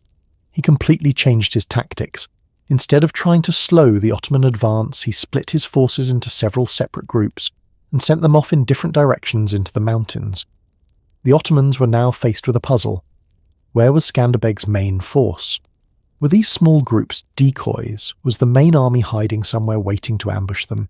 They couldn't advance confidently because they didn't know where their enemy actually was. For 3 months, June, July and August 1457, Skanderbeg kept his forces scattered and hidden while the Ottoman army marched around Albanian territory, essentially shadowboxing. The Ottomans would arrive at a location expecting to find Albanian forces and find nothing. They'd set up camp in what seemed like a strategic position, only to realise Skanderbeg wasn't taking the bait. Meanwhile, the Ottoman army was suffering from the usual problems of operating in hostile Albanian territory. Supply lines getting attacked, soldiers dying from disease, the scorching summer heat in heavy armour, no decisive engagement to justify all this effort and expense. Ishak Bey and Hamza must have been frustrated beyond belief. They had superior numbers inside knowledge of Albanian tactics and perfect campaign weather, yet they couldn't force Skanderbeg into a battle they could win. Then, in early September 1457, Skanderbeg made his move. He gave the signal for all his scattered forces to reassemble at a predetermined location. His units came together from different mountain ranges, different valleys converging on a plain called Albulina, sometimes called Ujabada in Albanian sources. The Ottomans had finally tracked down what they thought was one of the scattered Albanian units and had set up camp near Albulina. What they didn't know was that they were about to face Skanderbeg's entire army in a coordinated surprise attack. On September 2nd, 1457, Skanderbeg launched what would become his greatest military victory. We'll talk about the battle itself in detail next, but let me set up what makes this so remarkable. Skanderbeg had just spent 3 months being outmaneuvered by an enemy that included his own nephew. He'd suffered a humiliating defeat at Berat. He'd faced betrayal from trusted commanders. He'd watched the Ottomans use his own tactics against him successfully. Any other commander might have been broken by this point, might have been demoralised, second-guessing every decision, paranoid about who to trust. But Skanderbeg had used those 3 months to turn the tables completely. He'd adapted to the fact that his nephew knew his tactics by developing entirely new tactics. He'd turned apparent retreat and weakness into a setup for a devastating counterattack. This is leadership at its finest, taking your worst defeats and your deepest betrayals and using them as fuel to come back stronger, smarter, more determined. Before we get to the Battle of Albulina, I want to talk about what this period of betrayals reveals about the nature of the Albanian resistance. This wasn't some unified, harmonious movement where everyone was singing Kumbaya and fighting together joyfully. This was a coalition held together by Skanderbeg's personal authority, by success on the battlefield, and by the shared threat of Ottoman conquest. Remove any of those factors, and it started to crack. Moisey's betrayal showed that some nobles were more interested in their personal advancement than in Albanian independence. When fighting for Skanderbeg stopped being profitable or prestigious enough, they were willing to switch sides. Hamza's betrayal showed that even family ties could be broken by ambition, resentment, or calculation, and the fact that the League of Lesya held together despite these betrayals that shows how essential Skanderbeg was. Without him, the whole thing would have collapsed into feuding factions within months. His leadership, his tactical genius, his ability to keep winning battles, despite setbacks, that's what kept everyone else committed to the cause. But it also shows the fragility of what he'd built. This wasn't an institutionalized resistance with deep organizational structures. This was essentially one man holding together a coalition through force of personality and military success. What would happen if Skanderbeg died or was defeated decisively? Would the resistance survive? These were questions that must have haunted Skanderbeg during this period. The betrayals weren't just personal wounds, they were structural warnings about the long-term sustainability of Albanian independence. There's one more dimension of this that I think is important to explore: the human cost of these betrayals on Skanderbeg personally. We tend to think of medieval leaders as these hard, cold, strategic thinkers who don't let emotions interfere with warfare. But Skanderbeg was human. He had feelings. And the betrayal by Hamza, his nephew, his family, must have hurt in ways that had nothing to do with military tactics. Imagine training someone from childhood, teaching them everything you know, fighting beside them for years, trusting them with your life, and then having them turn against you, having them literally join the enemy trying to kill you. There's a grief in that kind of betrayal that goes beyond anger or tactical considerations. It's the grief of losing someone you loved, even though they're still alive. Maybe especially because they're still alive and actively working against you. How did Skanderbeg cope with this? We don't have his personal diary or therapy notes, but I imagine there were dark nights where he questioned everything, where he wondered if all the sacrifice was worth it, where he felt the weight of all the deaths, all the suffering, all the betrayals, and yet he got up the next morning and kept fighting. That's the kind of strength that's hard for us to comprehend from our comfortable modern perspective. The period from 1455 to 1457 tested Skanderbeg in ways that pure military conflict never could. It's easy to be a hero when you're winning battles and everyone loves you. It's much harder to stay the course when you're losing, when people are betraying you, when everything you've built seems fragile and temporary. But Skanderbeg passed the test. He absorbed the defeats learned from them, adapted his tactics, and prepared for the next challenge. The betrayals hurt him, but didn't break him. The setbacks slowed him, but didn't stop him. And he was about to prove at the Battle of Albania that all those setbacks had only made him more dangerous. That the adversity had sharpened his skills rather than dulled them. That betrayal and defeat had taught him lessons that would lead to his greatest victory. Because here's the thing about true resilience, it's not about never falling down. It's about getting back up every single time. It's about learning from your failures. It's about becoming stronger at the broken places. Skanderbeg had been broken at Berat. He'd been betrayed by Moisi and Hamza. He'd spent 3 months being outmaneuvered by an enemy that knew his tricks. He'd experienced the darkest period of the entire 25-year rebellion. And now, with an 80,000-man Ottoman army thinking they finally had him beaten, Skanderbeg was about to show them that they'd made a terrible mistake. That cornering a genius doesn't make them weak, it makes them desperate. And a desperate genius is the most dangerous opponent of all. The Ottoman army was camped at Albania, confident they were finally about to crush the Albanian rebellion. Ishak Bey was probably already writing his victory report in his mind. Hamza was probably imagining himself being installed as the Ottoman governor of all Albania. They had no idea what was coming. They didn't realise that Skanderbeg had spent 3 months not running scared, but setting up the most elaborate tactical trap of his entire career.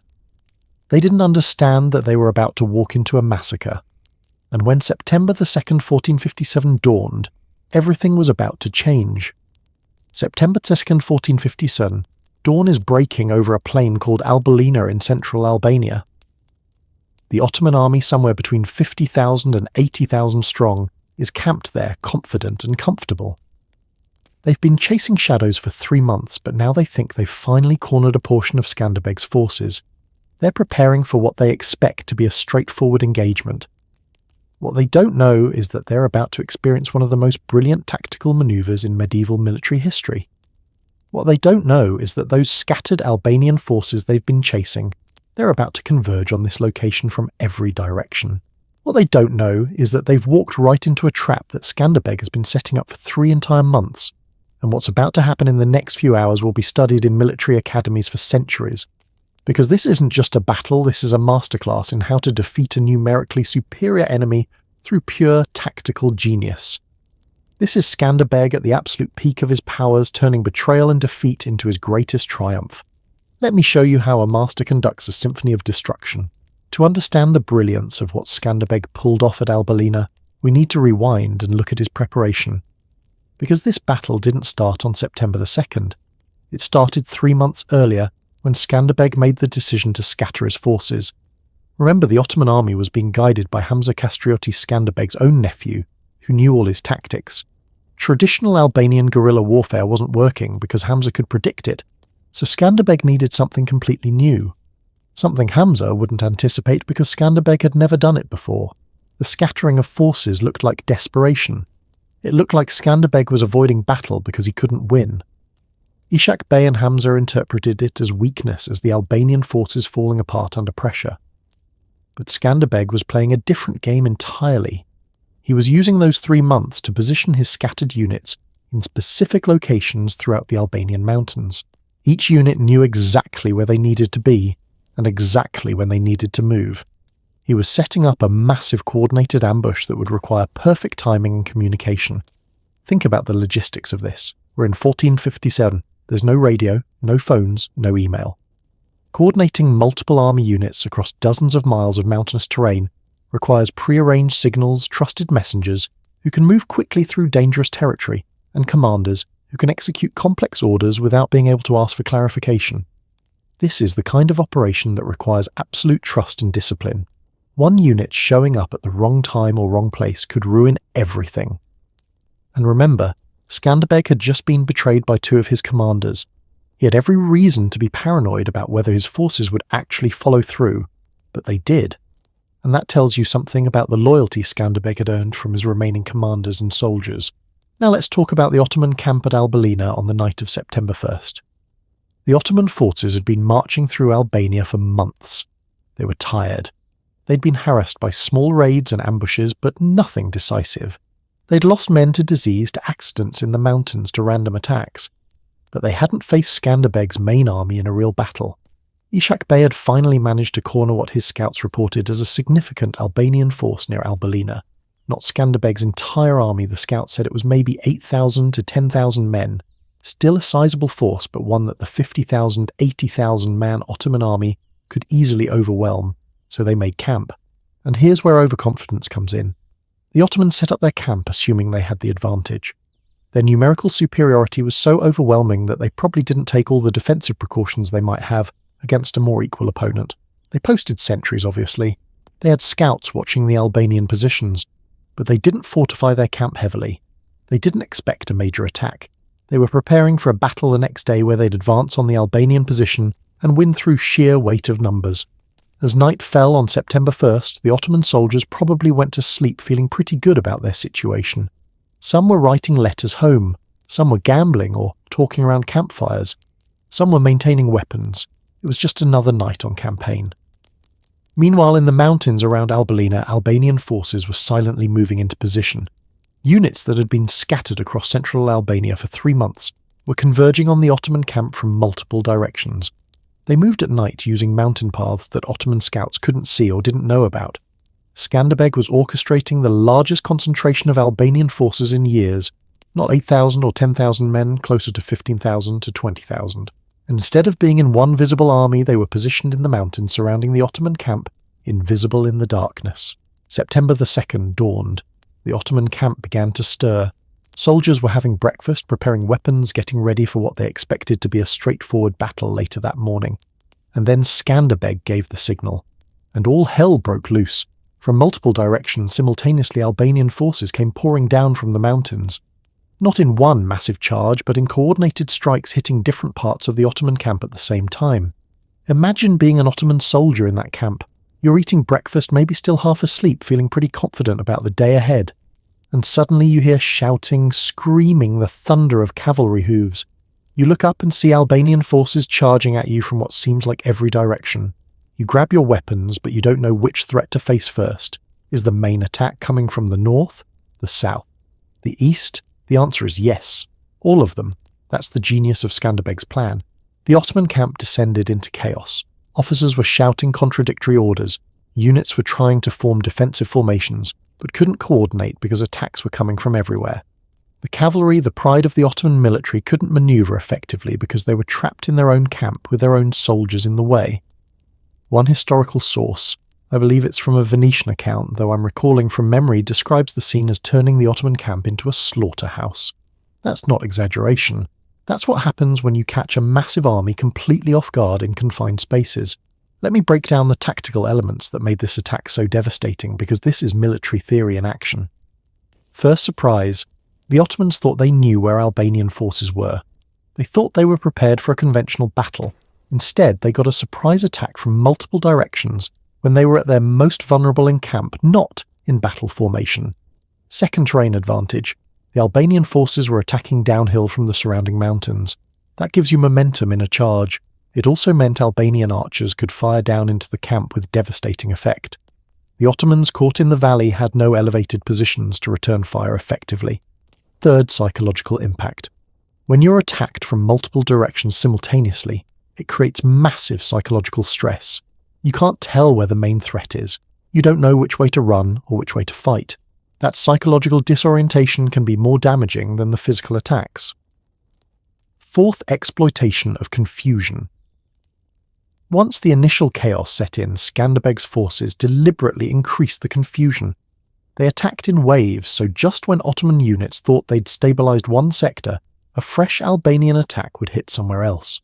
This prevented the Ottomans from regrouping and organizing an effective defense. Fifth, targeted leadership strikes. Albanian forces specifically targeted Ottoman officers and commanders. Kill or scatter the officers and the soldiers don't know what to do. The chain of command breaks down. Individual units might fight well, but there's no coordinated defense. This wasn't just throwing soldiers at the enemy and hoping for the best.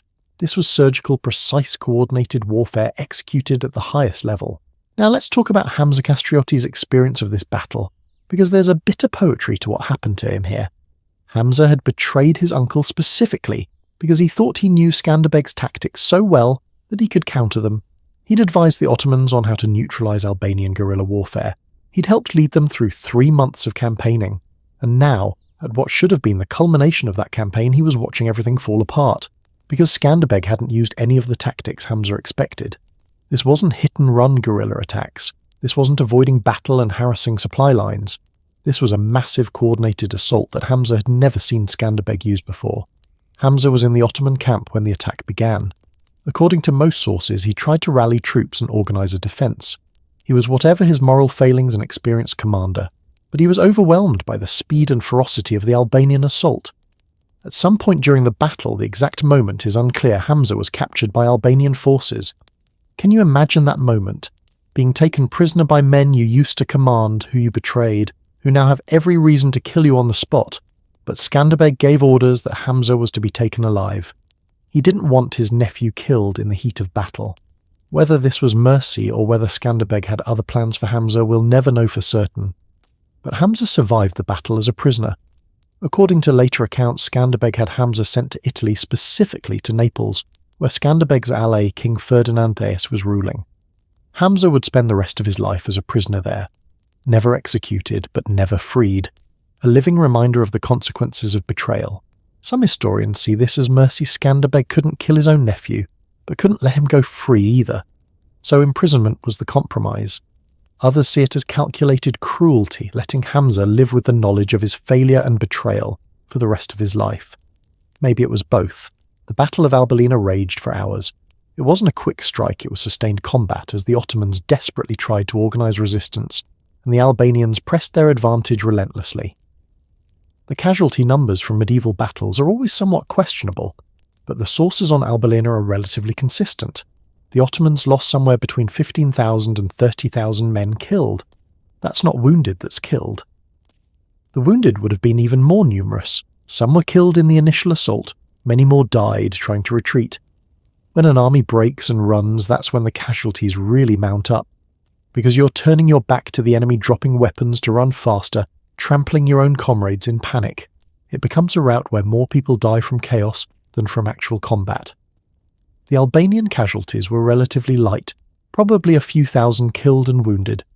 Not negligible, but nothing compared to what they inflicted on the Ottomans. The Albanians captured massive amounts of equipment. Weapons, armour, horses, supplies, artillery pieces. The Ottoman army essentially abandoned everything when they fled.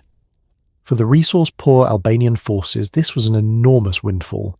They could equip new soldiers, replace damaged equipment, and stockpile supplies for future campaigns.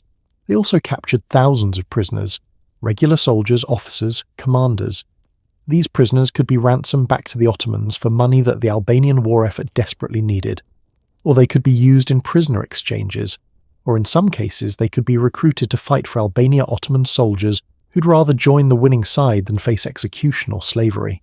When the fighting finally ended and the surviving Ottoman forces had fled, Skanderbeg stood on the field of Albania and surveyed what he'd accomplished. It must have been a surreal moment. 3 months earlier, he'd suffered his first major defeat at Berat.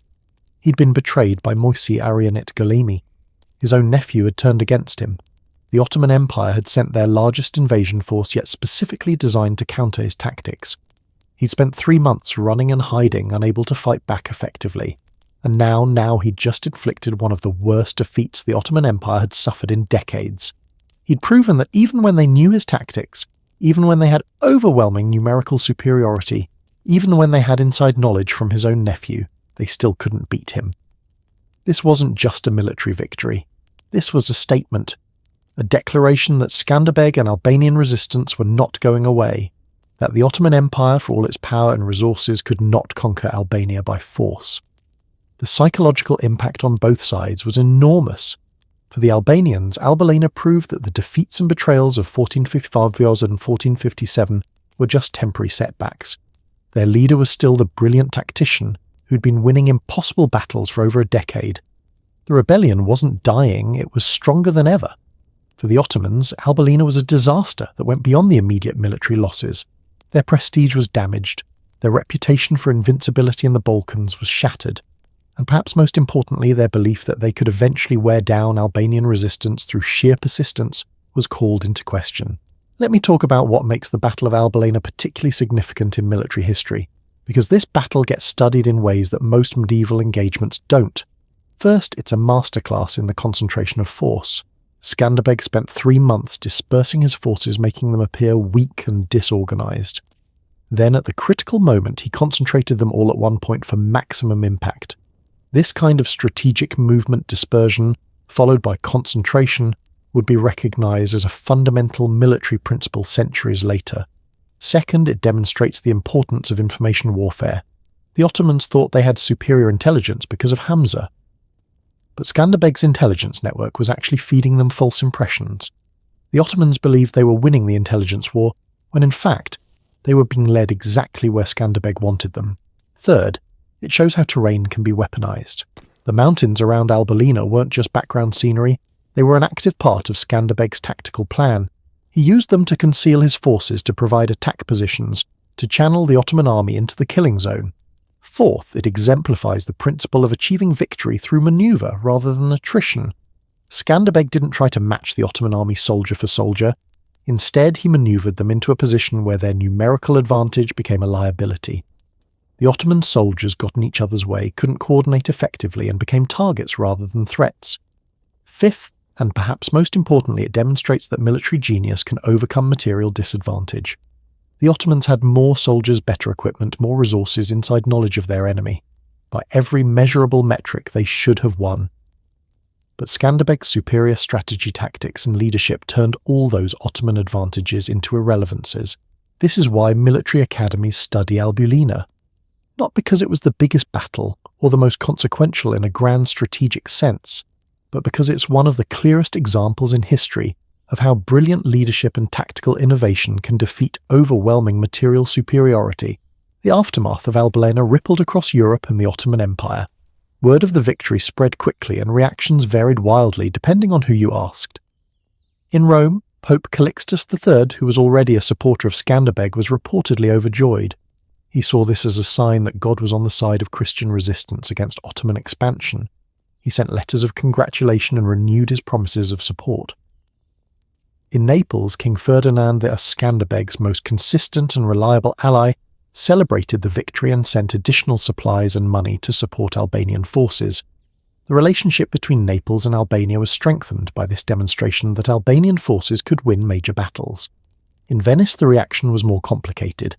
The Venetians had an awkward relationship with both Skanderbeg and the Ottomans. They wanted to see Ottoman expansion checked, but they also didn't want either side to become too powerful. A decisive Skanderbeg victory wasn't entirely welcome because it might upset the balance of power in the region. In Hungary, military commanders studied the battle with great interest. The Hungarians were also fighting the Ottomans and were always looking for tactics and strategies that might work against Ottoman armies. Skanderbeg's success at Albania provided a potential model, and in Constantinople, Sultan Mehmed II, who had succeeded his father Murad II in 1451, was absolutely furious. This was the same Sultan who'd conquered Constantinople in 1453, arguably the greatest Ottoman military achievement of the century. And now some Albanian prince in a backwater mountainous region was making his armies look incompetent. Mehmed had his father's stubbornness, but also his father's pride. The defeat at Albania ensured that Mehmed would eventually return to deal with Skanderbeg personally. But that's a story for later. For Skanderbeg personally, Albania represented vindication. All the doubts that must have crept in during the defeats and betrayals of 1455, 1457, all the moments when he wondered if he was still capable, if his tactics still worked, if the rebellion could survive, all of that was answered decisively at Albania. He'd proven to himself and everyone else that he was still the master. That betrayal hadn't broken him. That defeat had only taught him new lessons, that he could adapt, innovate, and overcome any challenge the Ottomans could throw at him. But I think Skanderbeg was also wise enough to know that this wasn't the end. Wars aren't won with single battles, no matter how spectacular. The Ottomans would come back, they always came back, and next time they'd be even more determined, even more prepared. The victory at Albania bought time. It strengthened Albanian morale and weakened Ottoman prestige. It secured resources and prisoners. It validated Skanderbeg's leadership and the sacrifices of the Albanian people. All of these things were valuable and important, but the war was far from over. In fact, after Albania, Skanderbeg had to know that he'd just made himself an even bigger target. He'd humiliated the Ottoman Empire so thoroughly that they couldn't afford to let it stand.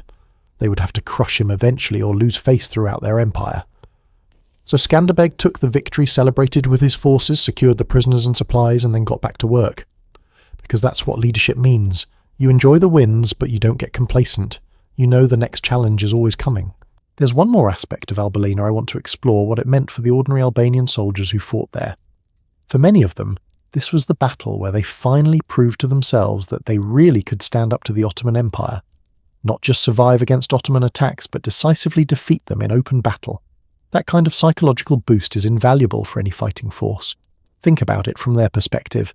You're a farmer or shepherd who took up arms to fight for Albanian independence. You've heard stories about the mighty Ottoman Empire that conquered Constantinople, that defeated Hungary, that seems unstoppable. You've seen Ottoman armies that seem to stretch to the horizon, and then you participate in a battle where your army, your small, supposedly outmatched army, completely destroys an Ottoman force, where you watch Ottoman soldiers run in panic, where you capture their weapons and their supplies and their commanders. That changes you. It changes how you think about yourself and your cause. You go from being someone who hopes to survive to being someone who believes you can win, and that belief is a weapon more powerful than any sword. The Albanian soldiers who fought at Albania would tell stories about that battle for the rest of their lives. They'd tell their children and grandchildren, and those stories would become part of Albanian national identity, proof that their ancestors had stood against impossible odds and won. As September 1457 turned into October, and the immediate aftermath of Albania was being processed, both sides had to consider what came next. For the Ottomans, they needed to regroup, rebuild their forces, and figure out a new strategy. The old approaches clearly weren't working. Sending large armies into Albania and hoping to overwhelm Skanderbeg through numbers had failed repeatedly. They needed something different. For Skanderbeg and the League of Leisure, they needed to leverage this victory diplomatically and militarily. The victory at Albania gave them negotiating power they hadn't had before. Maybe they could secure better terms from foreign allies. Maybe they could even negotiate some kind of peace treaty with the Ottomans, though Skanderbeg probably knew that any peace would be temporary. What actually happened was that the Ottomans sued for a truce. In 1460, Sultan Mehmed II agreed to a 3-year peace treaty with Skanderbeg. This wasn't because the Ottomans had given up on conquering Albania. It was because they needed time to deal with other problems and to prepare for another more serious attempt at crushing the Albanian rebellion. The truce gave both sides a breathing space, but everyone knew it was just an intermission. The main show wasn't over. In fact, the finale was still to come. Because Sultan Mehmed II, the conqueror of Constantinople, one of the most ambitious and ruthless rulers in Ottoman history, had been personally humiliated by the defeats at Kruja and Albulena, and he was already planning his revenge, planning for an invasion of Albania that would be bigger, more thorough, and more devastating than anything that had come before. Skanderbeg had won the greatest tactical victory of his career at Albulena. He'd proven his genius, vindicated his leadership, and strengthened Albanian resistance. But in doing so, he'd also guaranteed that when the Ottomans came back, they'd come back with everything they had. The masterpiece at Albulena had bought time and proven capability. Now the question was, could Skanderbeg maintain that level of brilliance as he aged, as his resources dwindled, as the Ottoman Empire threw increasingly massive forces at Albania? The years ahead would test Skanderbeg in ways that even the betrayals and defeats of 1455 or 1457 hadn't.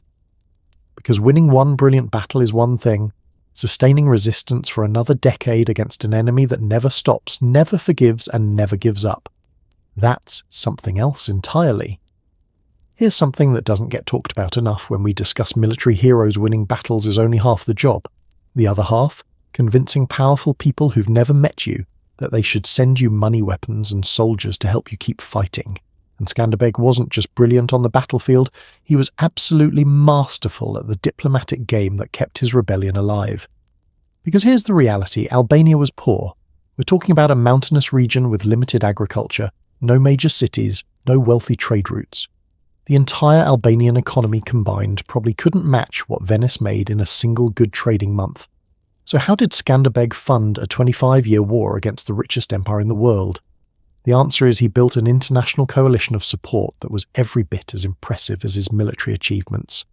He turned himself from an obscure Balkan rebel into the most famous defender of Christian Europe. He convinced popes, kings and republics to invest in his cause.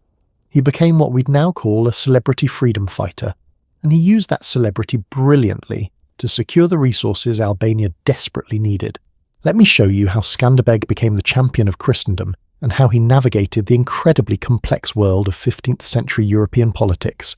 Let's start with the Pope, because the relationship between Skanderbeg and the papacy is fascinating and tells us a lot about how medieval politics worked.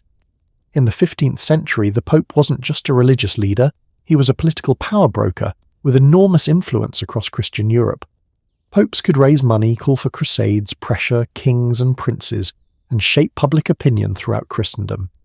Getting papal support wasn't just helpful, it was essential for anyone wanting to position themselves as a defender of Christianity. Skanderbeg's relationship with the papacy really took off after his victory at Torviol in 1444. Word reached Rome that this Albanian prince had defeated a major Ottoman army. The Pope at the time was Eugene IV, and he immediately saw the potential. Here was a Christian leader actually winning battles against the Ottomans at a time when most Christian kingdoms were either losing or not even trying. But it was the next Pope Nicholas V who really embraced Skanderbeg's cause. Nicholas V ruled from 1447 to 1455, and during his papacy, he positioned Skanderbeg as a symbol of Christian resistance. He sent money, not huge amounts, because the papacy was always dealing with budget constraints, but enough to help. More importantly, he sent letters to other Christian rulers, encouraging them to support Skanderbeg. Then came Pope Calixtus III, who ruled from 1455 to 1458. And Calixtus absolutely loved Skanderbeg. This was the Pope who gave Skanderbeg the title Athleta Christi, which translates to Champion of Christ or Athlete of Christ. It was one of the highest honours the papacy could bestow. Think about what that title meant. The Pope was essentially saying this man is fighting God's battle. Supporting him is a religious duty, not just a political choice. That's powerful messaging that resonated throughout Catholic Europe. Calixtus went further. He tried to organise a new crusade against the Ottomans, with Skanderbeg as one of the key leaders. He wanted to coordinate a massive Christian offensive that would push the Ottomans out of Europe entirely. The crusade never fully materialised. Coordinating medieval kingdoms was like herding cats. Except the cats all hated each other and had armies, but the fact that the Pope was willing to make Skanderbeg a central figure shows how important he'd become. Now let's talk about the Kingdom of Naples, because this was Skanderbeg's most important and reliable ally throughout the entire 25-year rebellion. Naples in southern Italy was ruled by King Alfonso V of Aragon for most of Skanderbeg's active years. Alfonso was an ambitious king with dreams of building a Mediterranean empire. He saw the Ottoman Empire as his main competitor for dominance in the region, so supporting Skanderbeg wasn't just charity, it was strategic. The relationship really solidified with the Treaty of Gaeta in March 1451. This was a formal alliance that changed Skanderbeg's international status dramatically. Under the treaty, Skanderbeg became a vassal of the Kingdom of Naples. Now in modern terms, vassal sounds like Skanderbeg was subordinating himself, losing independence. But in medieval terms, it was actually a mutually beneficial relationship. Here's what Skanderbeg got: official recognition as a legitimate ruler, rather than just a rebel military protection from the Kingdom of Naples, annual payments of 500 ducats, which doesn't sound like much, but it was significant money that could equip hundreds of soldiers and, most importantly, a secure ally who would provide weapon supplies and occasionally troops. What did Naples get? They got a powerful ally who was tying up Ottoman forces that might otherwise threaten Italian territories. They got intelligence about Ottoman military capabilities and plans.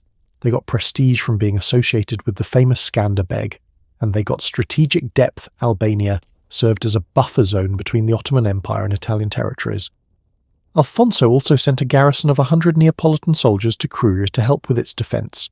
It wasn't a huge force, but it was symbolic. It meant that an attack on Kruja was technically an attack on Naples. That gave the Ottomans pause, because they didn't necessarily want to start a war with Naples, while also fighting in Albania. When Alfonso died in 1458, his son Ferdinand, also known as Ferrante, continued the alliance. In fact, Skanderbeg actually helped Ferdinand militarily. In 1460-1461, Ferdinand faced a rebellion in his own kingdom, and Skanderbeg sent Albanian troops to help suppress it.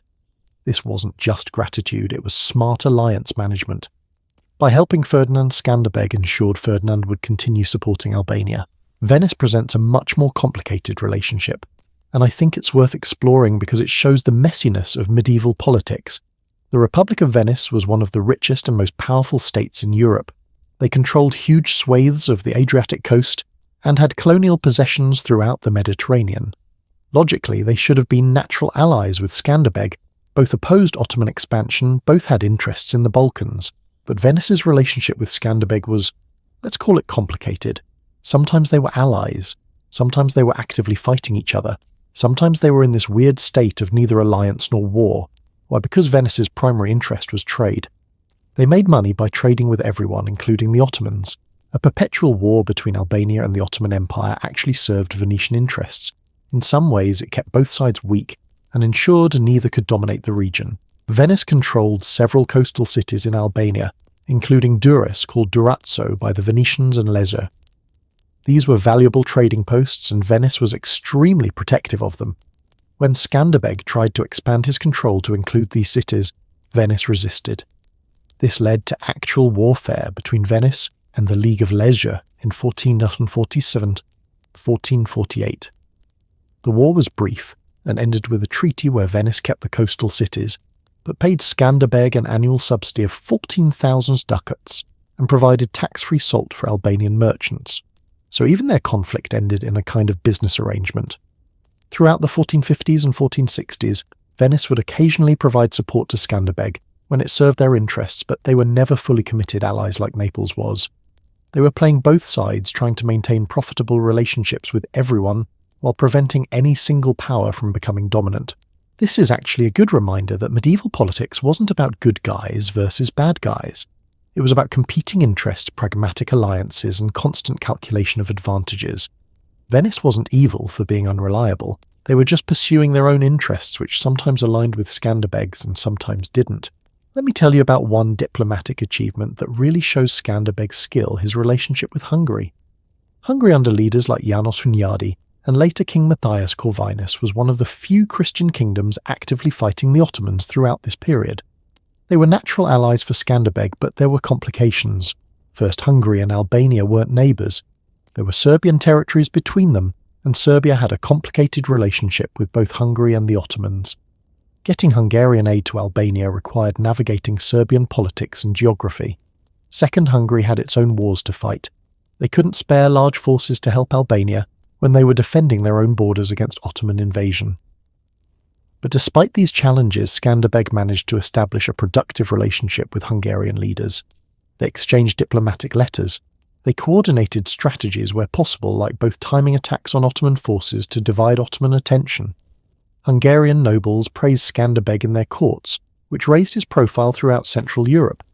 The most important aspect of the Hungarian relationship was probably psychological and diplomatic, rather than directly military.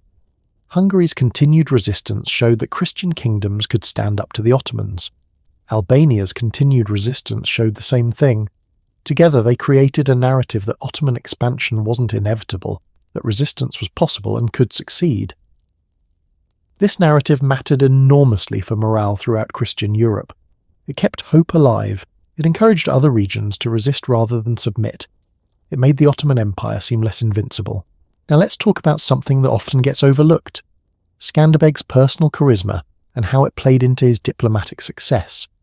Remember, this was an age before photographs, before videos, before any way to see what someone looked like or how they carried themselves except by meeting them in person or seeing artistic depictions. A person's reputation was built through letters, through reports from diplomats and travellers, through stories that spread by word of mouth. And the stories about Skanderbeg were incredible. Literally incredible. Some of them were so exaggerated that they strained belief. But they served a purpose. They made Skanderbeg larger than life. We have accounts from various European nobles and diplomats who met Skanderbeg personally.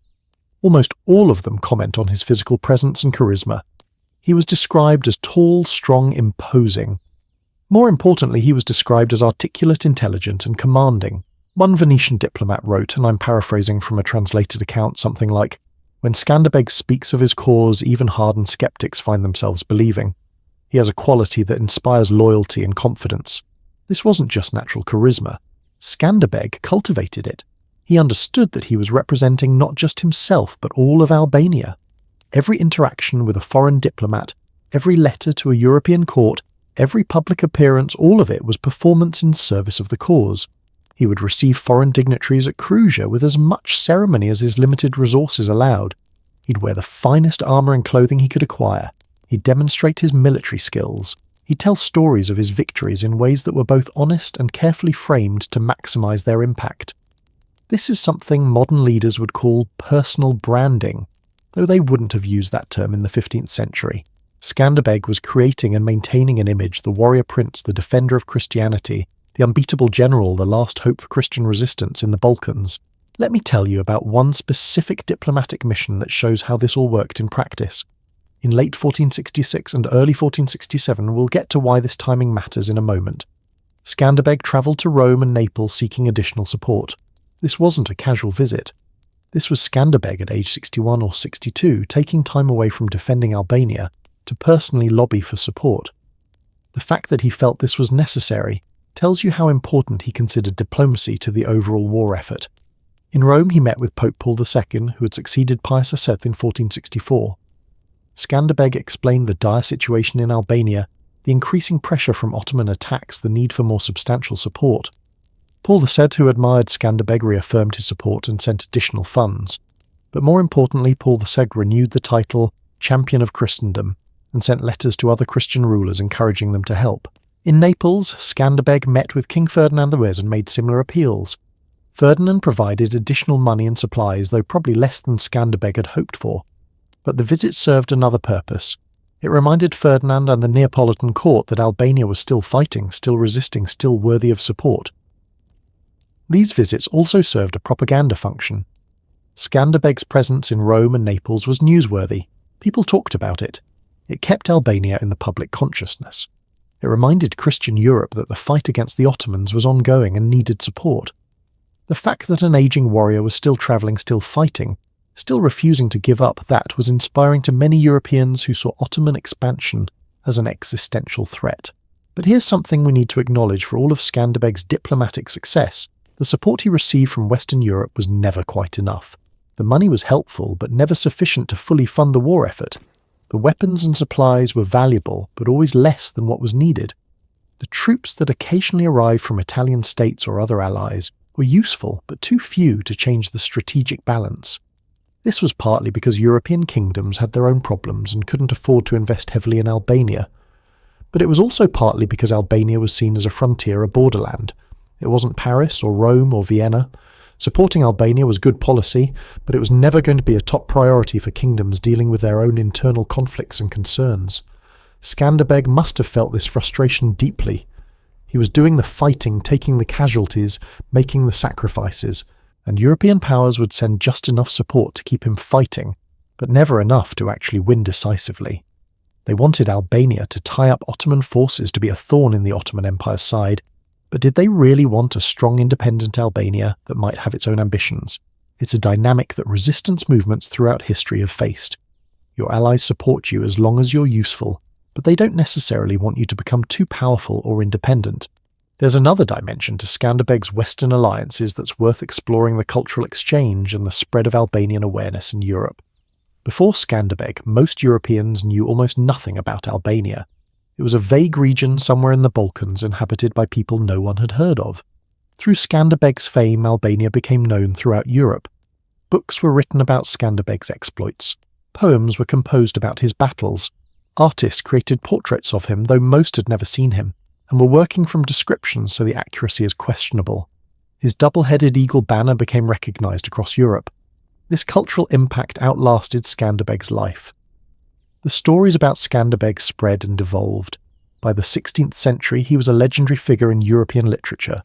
Writers as diverse as Pierre de Ronsard in France and Henry Wadsworth Longfellow in America would write poems about him. Antonio Vivaldi, the famous Italian composer, wrote an opera called Skanderbeg in 1718, 250 years after Skanderbeg's death. That's the kind of lasting cultural impact we're talking about. This cultural legacy served a purpose even while Skanderbeg was alive. It meant that new generations of Europeans grew up hearing stories about the Albanian hero who defied the Ottoman Empire. It kept support flowing, kept attention, focused on the region, kept the cause alive in European consciousness.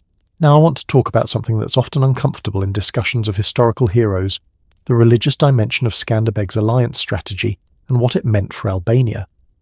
Skanderbeg positioned himself as a defender of Christianity, and this was essential to his Western alliances. But Albania wasn't uniformly Christian. There were Muslims in Albania, some converts, some who had been Muslim for generations, and Skanderbeg's framing of the conflict as Christian versus Muslim could have created internal tensions.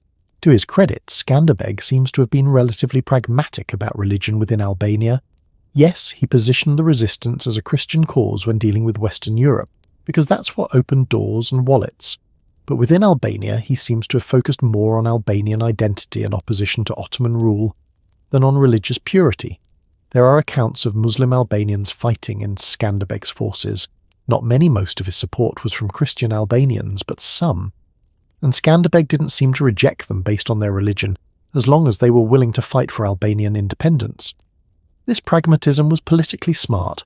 If he'd made religion the absolute dividing line, he would have alienated a portion of Albania's population and weakened his forces. By focusing on Albanian identity and resistance to foreign domination, he could build a broader coalition. But it also created a tension. How do you present yourself as the champion of Christianity to Western Europe, while also maintaining pragmatic tolerance at home?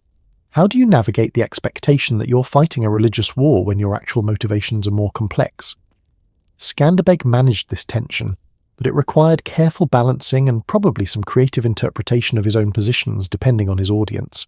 Let's talk about one final aspect of Skanderbeg's diplomatic achievement, the establishment of Albania as a recognized entity in European politics. Before Skanderbeg, Albania was more of a geographic expression than a political reality. There were Albanian-speaking regions, Albanian noble families, Albanian cultural practices, but there was no Albanian state, no unified Albanian political identity that Europeans recognized. Through his military successes and diplomatic efforts, Skanderbeg created that recognition. European courts started referring to Albania as a political entity, not just a region. They sent ambassadors to Skanderbeg as the leader of Albania. They negotiated treaties with Albania as a sovereign entity. This was a huge achievement that often gets overlooked. Skanderbeg didn't just defend Albanian territory, he brought Albania into existence as a recognized player in European politics. He created an Albanian national identity that hadn't existed in that form before. When Skanderbeg signed himself in official documents as Dominus Albaniae, Lord of Albania, he was making a claim that went beyond just military control of territory. He was claiming to represent a nation, a people, a distinct political entity. And European powers, by treating him as such, validated that claim. They might not have recognized Albania as an equal to kingdoms like France or England, but they recognized it as a legitimate entity worthy of diplomatic engagement and alliance. This political recognition would have lasting consequences. Even after Albania fell to the Ottomans and spent centuries under Ottoman rule, the memory of this brief period of independence under Skanderbeg kept Albanian national consciousness alive. It became the foundation myth for modern Albanian nationalism. As we move toward the final years of Skanderbeg's life, the Western alliances he'd built were both his greatest diplomatic achievement and a source of frustration. He'd accomplished something remarkable, turned a small, poor mountainous region into a cause célèbre throughout Christian Europe. He'd secured support from popes, kings and republics. He'd made Albania matter on the international stage. But as the Ottoman Empire prepared for one final massive assault on Albania, Skanderbeg had to wonder, would his European allies actually come through when it mattered most? Would they send significant forces to help defend Albania, or would they continue sending just enough support to keep the fight going without ever committing to a decisive intervention? The answers to these questions would be tested in the coming years, as Sultan Mehmed II, the conqueror of Constantinople, one of the most powerful and determined rulers in Ottoman history, turned his full attention to crushing Albanian resistance once and for all. Skanderbeg had built an impressive diplomatic network. He'd secured resources and recognition beyond what anyone could have expected for a small Balkan territory. He'd turned himself into a symbol of Christian resistance that resonated across Europe. But symbols and diplomatic achievements don't win wars on their own. Eventually you need soldiers on the ground supplies in your fortresses and allies willing to fight and die alongside you. And as Skanderbeg entered his 60s and the Ottoman pressure intensified, the question became, Would the champion of Christendom get the support he actually needed, or would his Western allies let him fight and die alone? Imagine being at the absolute peak of your power. You've conquered the greatest city in the world. Emperors and kings fear you. Your name alone makes armies tremble. You're 34 years old and you've already achieved what most rulers only dream about. You're Sultan Mehmed II, known to history as Mehmed the Conqueror. And you've done the impossible. You've taken Constantinople, the city that had stood for over 1,000 years. And yet there's this one guy, this aging Albanian prince in some mountainous backwater, who keeps embarrassing you, who keeps defeating your armies, who your generals can't seem to crush no matter how many soldiers you send. And every time he wins, every time your forces retreat from Albania in defeat, your reputation takes another hit. How long can you tolerate that before you decide enough is enough? I'm going to deal with this personally. The answer for Mehmed II was about 13 years, from 1453 when he conquered Constantinople until 1466. Mehmed had other priorities consolidating his empire, dealing with threats on other frontiers, expanding Ottoman power in new directions. But by 1466 he decided that the Albanian problem needed to be solved once and for all. And when Mehmed the Conqueror decides to solve a problem, he doesn't send an army. He brings the full might of the empire. What happened next would be Skanderbeg's greatest challenge, and in many ways his final test. Let's set the stage for what makes this confrontation so dramatic. By 1466, Skanderbeg was about 61 years old. In medieval times, that was ancient. The average life expectancy if you survived childhood was maybe 50 to 60 years. Most military commanders would have retired or died by that age. But Skanderbeg was still leading armies, still riding into combat, still the backbone of Albanian resistance.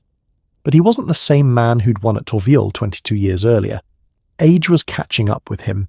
He was probably dealing with the aches and pains that come with decades of warfare, old wounds that never quite healed, joints worn down from years of wearing armour, the accumulated physical toll of a warrior's life. More significantly, his resources were depleted. Albania had been at war continuously for over 2 decades. The population was exhausted. The economy was devastated. The constant warfare had prevented normal agricultural and economic activity. Young men who might have been farmers or craftsmen had spent their lives as soldiers. The infrastructure was damaged. Food was scarce. The League of Ledger, while still functioning, was showing cracks. Some nobles were war-weary. Some territories had been ravaged so thoroughly by Ottoman raids that they could barely contribute forces anymore.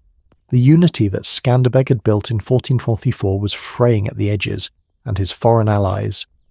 They'd been helpful but never quite generous enough. The money supplies and occasional troops from Naples, the papacy and other Western powers had kept the resistance alive.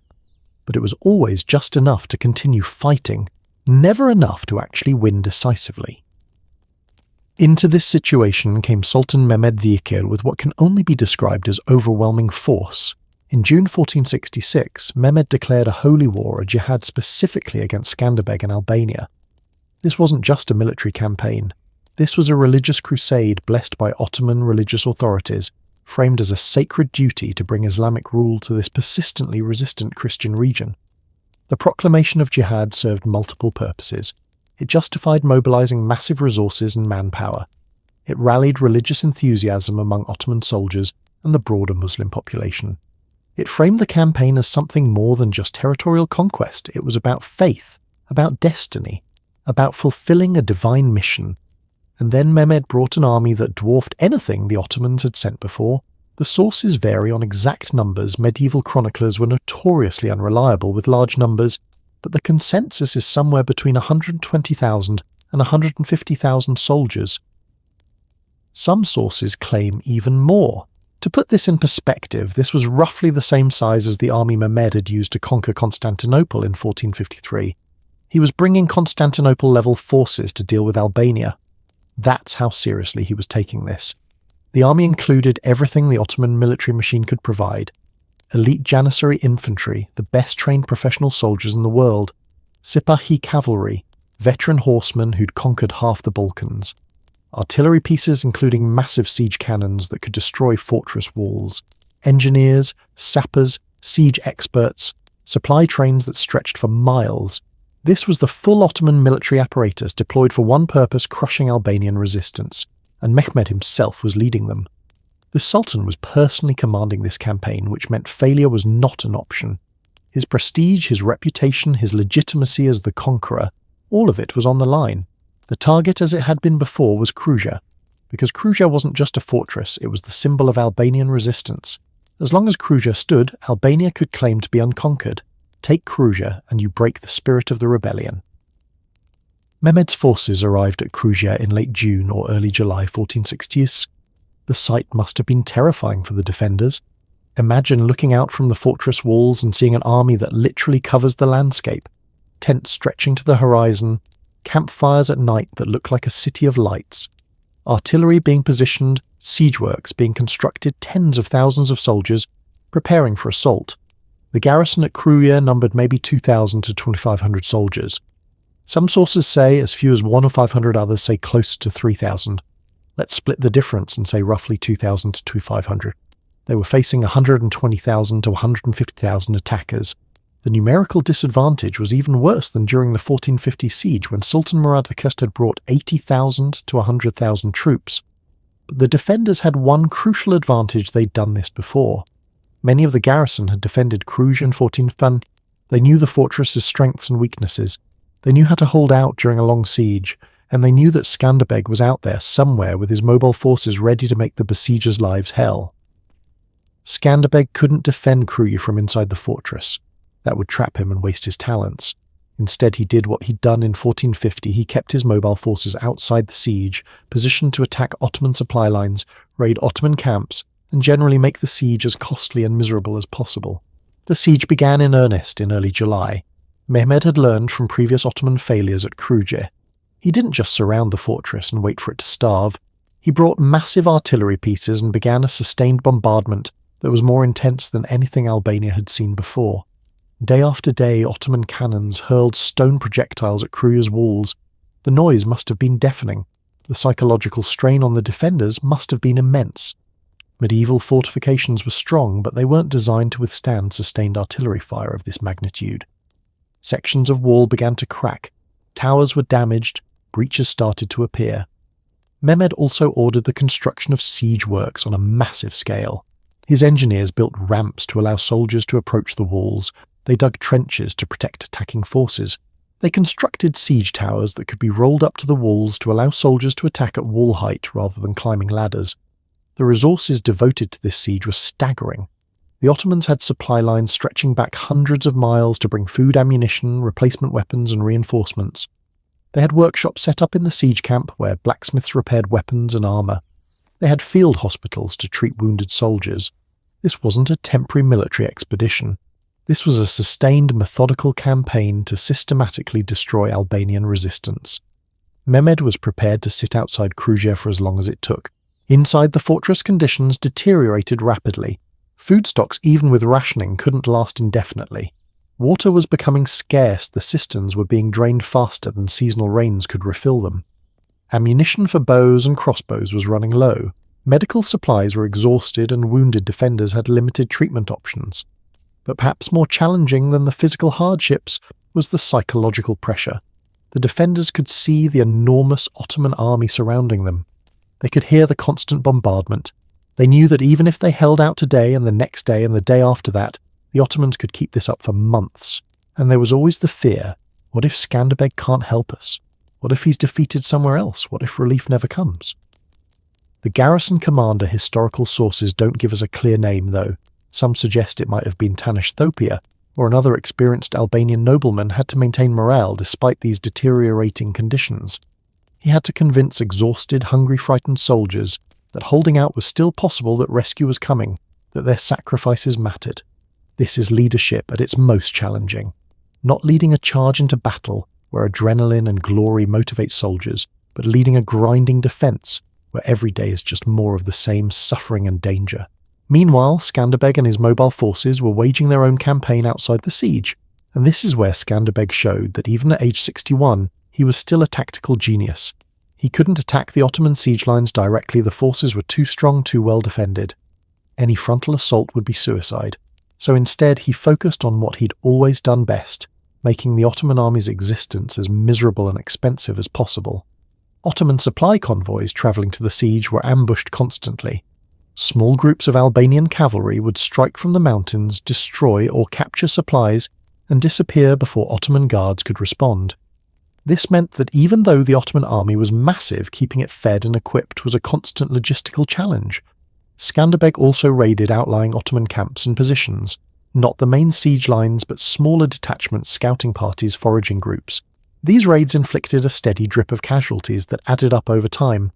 More importantly, they kept Ottoman soldiers on edge, constantly worried about attacks, unable to relax, even when they were supposedly in safer areas.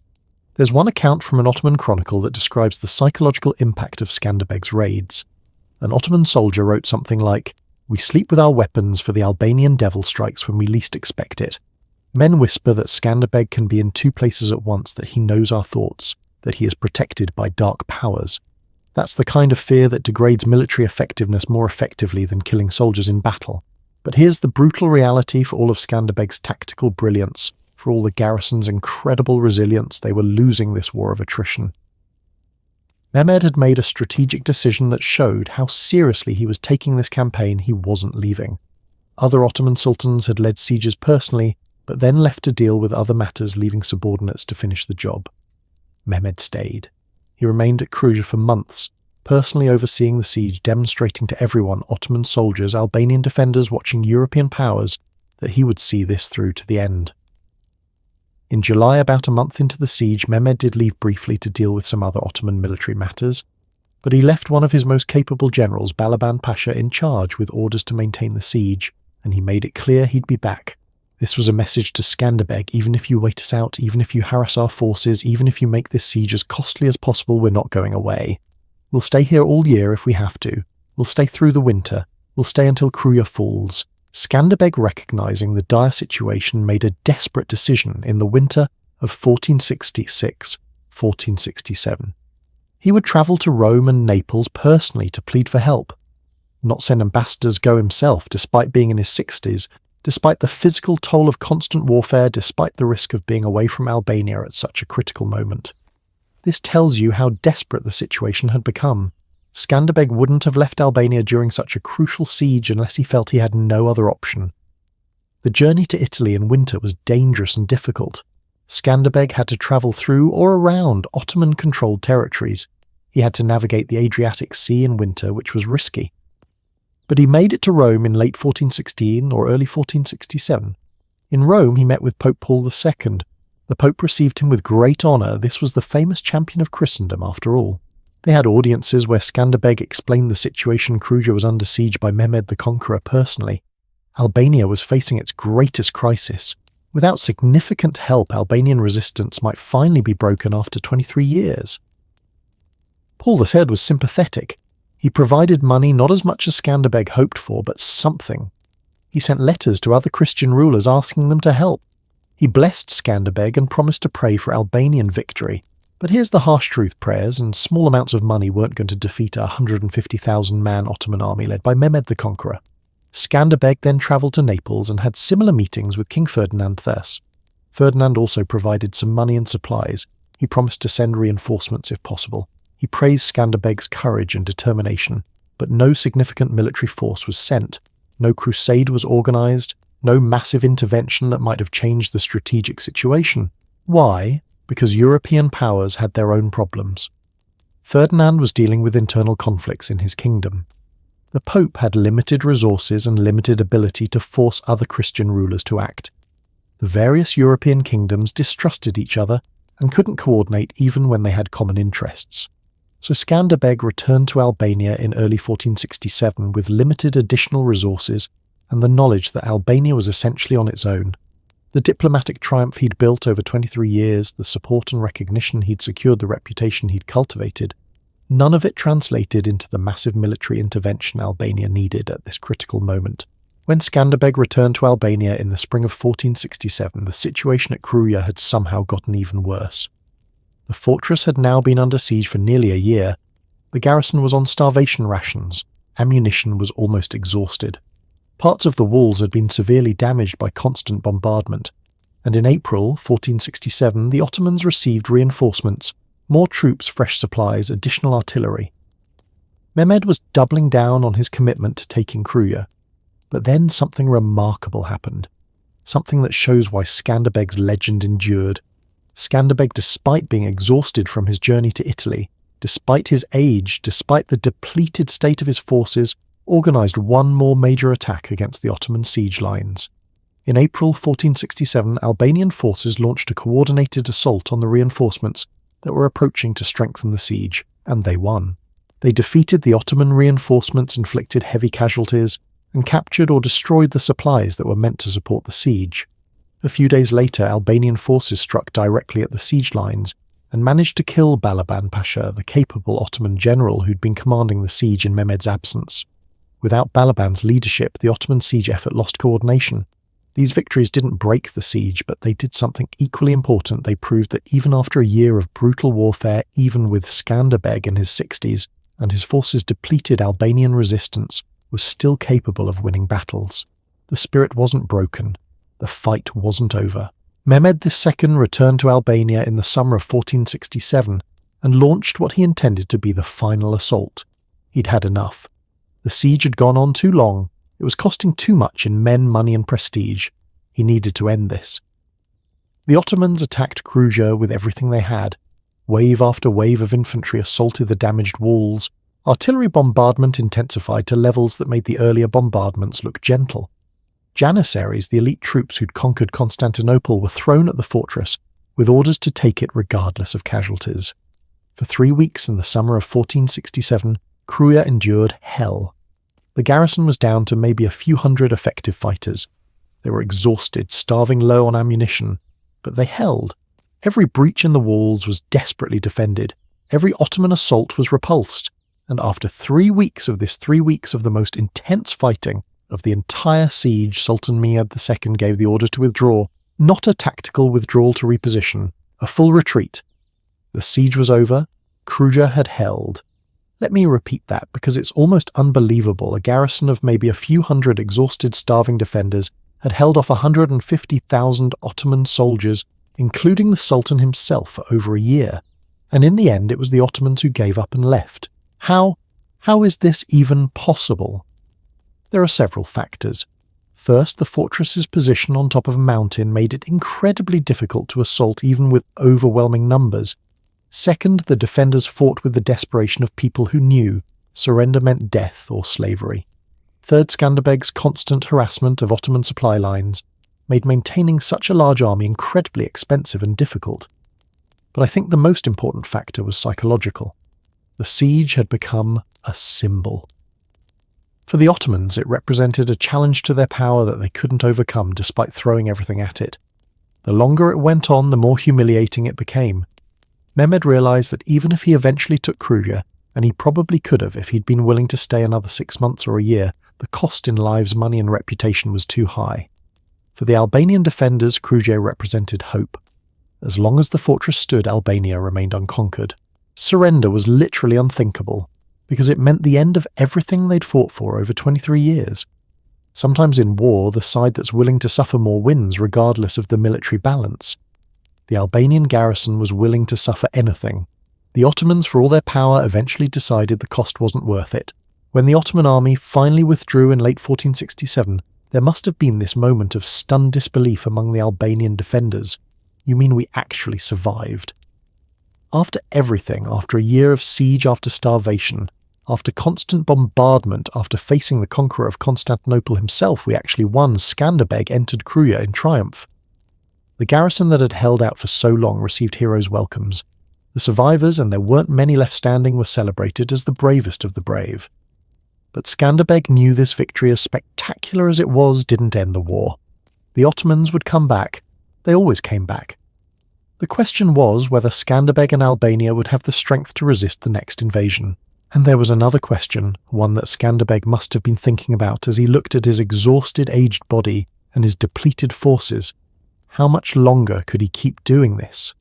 At 62 years old, after 24 years of constant warfare, after surviving battles and sieges that should have killed him a dozen times over, how much longer could he continue leading this resistance?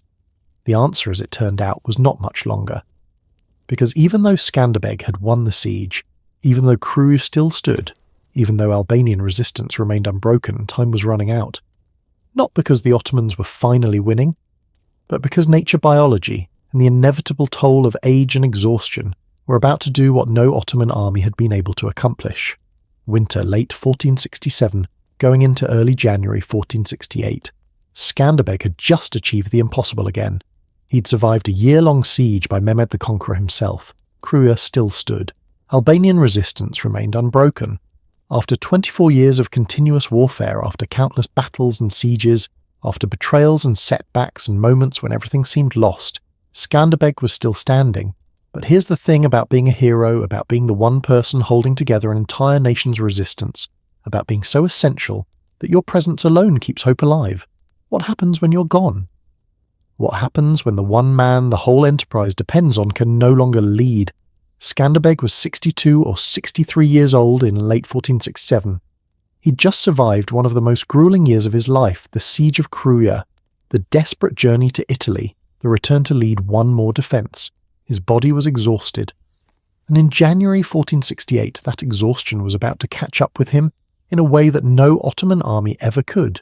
This is the story of how a legend dies and how that legend refuses to stay dead. The sources tell us that Skanderbeg contracted a fever in midwinter of 1467-1468. We don't know the exact nature of the illness. Medieval medical records weren't precise about diseases the way modern medicine is. Some historians think it might have been malaria, which was common in the Balkans. Others suggest it could have been typhus pneumonia, or just the accumulated toll of decades of physical stress on an aging body. What we do know is that the illness struck quickly and was serious from the start. Skanderbeg, who'd survived sword wounds and arrows and decades of combat, was brought down by a fever. He was at Leisure, the town where the League had been founded 24 years earlier. There's something poetic about that, don't you think he'd come full circle back to where the impossible dream began? As his condition worsened, word spread throughout Albania. The man who'd seemed invincible, who'd won victory after impossible victory, who'd held the Ottoman Empire at bay for a quarter century, he was dying, and there was nothing anyone could do about it. Can you imagine what that must have felt like for the Albanian people? Your entire world, your entire hope for independence, your entire resistance movement, all of it centered on one man. And that man is dying. What happens to everything you fought for? What happens to all the sacrifices, all the people who died believing in this cause? Does it all just end? Skanderbeg knew he was dying. Medieval people were generally more comfortable with death than we are. They saw it more often, accepted it as a natural part of life. But even so, Skanderbeg must have had complicated feelings about leaving unfinished business. He'd accomplished extraordinary things. He'd united Albania in a way it had never been united before. He'd held off the Ottoman Empire for 24 years, an achievement that seemed impossible when he started. He'd made Albania matter on the European stage. He'd created a legacy, a myth, a story that would inspire people for centuries, but Albania still wasn't truly free. The Ottomans still controlled most of the Balkans. The League of Leisure was still struggling, still fighting, still dependent on foreign aid that never quite came through. His son John Kastrioti II was only about 12 or 13 years old, too young to take over leadership of the resistance. What would happen to Albania without him? Skanderbeg had to know that his death would create a crisis. He was the glue holding everything together. His tactical genius, his diplomatic skill, his sheer force of personality, these were irreplaceable. He supposedly called for an assembly of Albanian nobles to be held at Leisure, wanting to organise the succession and ensure the resistance could continue after his death. But he never made it to that assembly. The fever progressed too quickly. On January 17th, 1468, Gjörgji Kastrioti Skanderbeg, the dragon of Albania, the champion of Christendom, the man who defied an empire, died. Not in battle, not with a sword in his hand, in a bed from a fever like any ordinary person. There's something deeply human about that, isn't there? All the legendary heroism, all the impossible victories, all the larger-than-life achievements, and in the end he died like everyone else does. Mortality catches up with all of us eventually, no matter how extraordinary our lives might be. The immediate reaction to Skanderbeg's death was devastating for Albania. The sources tell us that there was genuine grief throughout Albanian territories. People mourned not just a leader, but a symbol, a hope, a living embodiment of the possibility of freedom. And the fear must have been overwhelming. What now? Can we survive without him? The Ottomans are still out there. They're still the most powerful empire in the world, and the one man who knew how to beat them is gone. Skanderbeg was buried in the Cathedral of St. Nicholas in Lesja with full honours. The funeral would have been a major event with Albanian nobles, church officials, probably representatives from allied states in attendance. It was the end of an era and everyone knew it. But here's where the story takes a turn that shows how powerful Skanderbeg's legend had become. According to later accounts, and these might be somewhat embellished, but they're widely reported, Ottoman soldiers eventually broke into Skanderbeg's tomb and took pieces of his bones as talismans. They believed that carrying a piece of Skanderbeg would give them his courage and strength in battle. Think about that for a moment. The enemy that Skanderbeg had fought for 24 years, the empire that had tried everything to defeat him, believed so strongly in his power that even his bones were valuable. His legend had grown so large that even in death the Ottomans feared and revered him. That's the kind of reputation that transcends normal military achievement.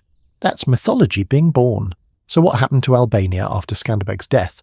Well, the resistance did continue, which is a testament to what he'd built, but it continued in a weakened, more fragmented way. Leadership of the League of Lesja initially fell to Leke Dukagjini, remember him, the stubborn northern Albanian noble who'd had conflicts with Skanderbeg but who'd remained in the alliance. Leke was capable and determined, but he didn't have Skanderbeg's tactical genius or diplomatic connections or ability to unite the feuding Albanian families. The Venetians, seeing the opportunity, increased their involvement in Albania. They wanted to fill the power vacuum and extend their influence. This created tensions within the League about whether to ally more closely with Venice or try to maintain independence. Skanderbeg's widow Donica and his son Gjon fled to Italy for safety. King Ferdinand Fern of Naples provided protection and support to Skanderbeg's family, honouring the alliance even after Skanderbeg's death. Gjon would live his entire life in Italy, never returning to Albania, never able to reclaim his father's position. The Albanian resistance continued fighting for another 10 years. 10 years. That's actually remarkable. It shows that what Skanderbeg built wasn't just dependent on his personal presence. He'd created structures, trained leaders, established a tradition of resistance that outlived him. But gradually, inevitably, the Ottomans conquered more and more Albanian territory. In 1478, 10 years after Skanderbeg's death, Kruja finally fell. The fortress that had held out against Sultan Murad This in 1450 and Sultan Mehmed This in 1467 was finally captured. The symbol of Albanian resistance was gone. By 1479, the League of Lesja was dissolved. Most of Albania was under firm Ottoman control. Many Albanians fled to Italy, forming communities that still exist today, the Arboresh people, descendants of these refugees who maintain Albanian language and traditions even now, over 500 years later. Albania would remain part of the Ottoman Empire for over 4 centuries until 1920, when Albania finally achieved independence again. 400 years of Ottoman rule. That's 10 times longer than the period of Skanderbeg's resistance. So does that mean Skanderbeg failed? That all the fighting, all the sacrifice, all the impossible victories were ultimately meaningless because Albania was conquered anyway? I don't think so. And here's why. First, Skanderbeg delayed Ottoman expansion into Europe by decades. Those 25 years when Albanian resistance tied up Ottoman military resources that gave other European states time to prepare their defences, to organise resistance, to develop strategies for dealing with Ottoman power. Hungary, Italy, the Papal States, they all benefited from the time that Skanderbeg bought them. Second, Skanderbeg proved that the Ottoman Empire wasn't invincible. Before Skanderbeg, the Ottomans seemed unstoppable. After Skanderbeg, everyone knew that with the right leadership tactics and determination, Ottoman armies could be defeated. That psychological shift mattered enormously for European morale and strategy. Third, and perhaps most importantly, Skanderbeg created an Albanian national identity that didn't exist before him. Remember, before 1443, Albania was more of a geographic expression than a political entity. Through his 25-year resistance, through his unification of Albanian territories, through his establishment of Albania as a recognised entity in European politics, Skanderbeg created the concept of an Albanian nation, and that concept survived 4 centuries of Ottoman rule. During all those centuries when Albania was part of the Ottoman Empire, when Albanian language and culture were suppressed, when every practical consideration suggested that Albanians should just assimilate and accept Ottoman rule, the memory of Skanderbeg kept Albanian identity alive. Albanian parents told their children stories about Skanderbeg. Albanian poets wrote verses about his exploits. Albanian rebels in later centuries invoked his name and legacy. When Albania finally did achieve independence in 1912, what symbol did they choose for their flag, the double-headed eagle of Skanderbeg's banner? That's not failure, that's immortality.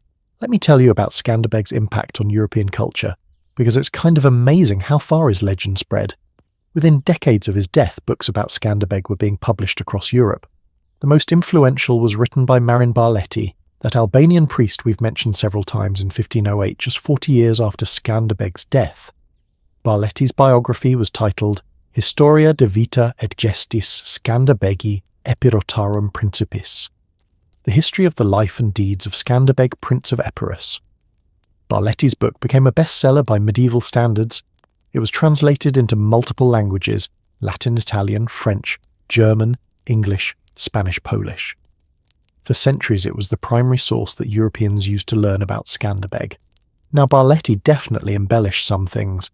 He made Skanderbeg even more heroic and legendary than he already was. Some of the stories are probably exaggerated or invented. But that's how legends work, they grow in the telling. And the core truth that Skanderbeg was an extraordinary military leader who defied an empire that part was real. European writers, poets and artists became fascinated with Skanderbeg's story. Pierre de Ronsard, one of the greatest French poets of the 16th century, wrote poems about him. Edmund Spenser, the famous English poet, mentioned Skanderbeg in his works. There was supposedly a play about Skanderbeg attributed to Christopher Marlowe, though this is disputed. In 1718, 250 years after Skanderbeg's death, Antonio Vivaldi, the Italian composer who wrote The Four Seasons, composed an entire opera about Skanderbeg. An opera, one of history's greatest composers thought Skanderbeg's story was worthy of a full operatic treatment. Henry Wadsworth Longfellow, the American poet, wrote a poem about Skanderbeg in 1873.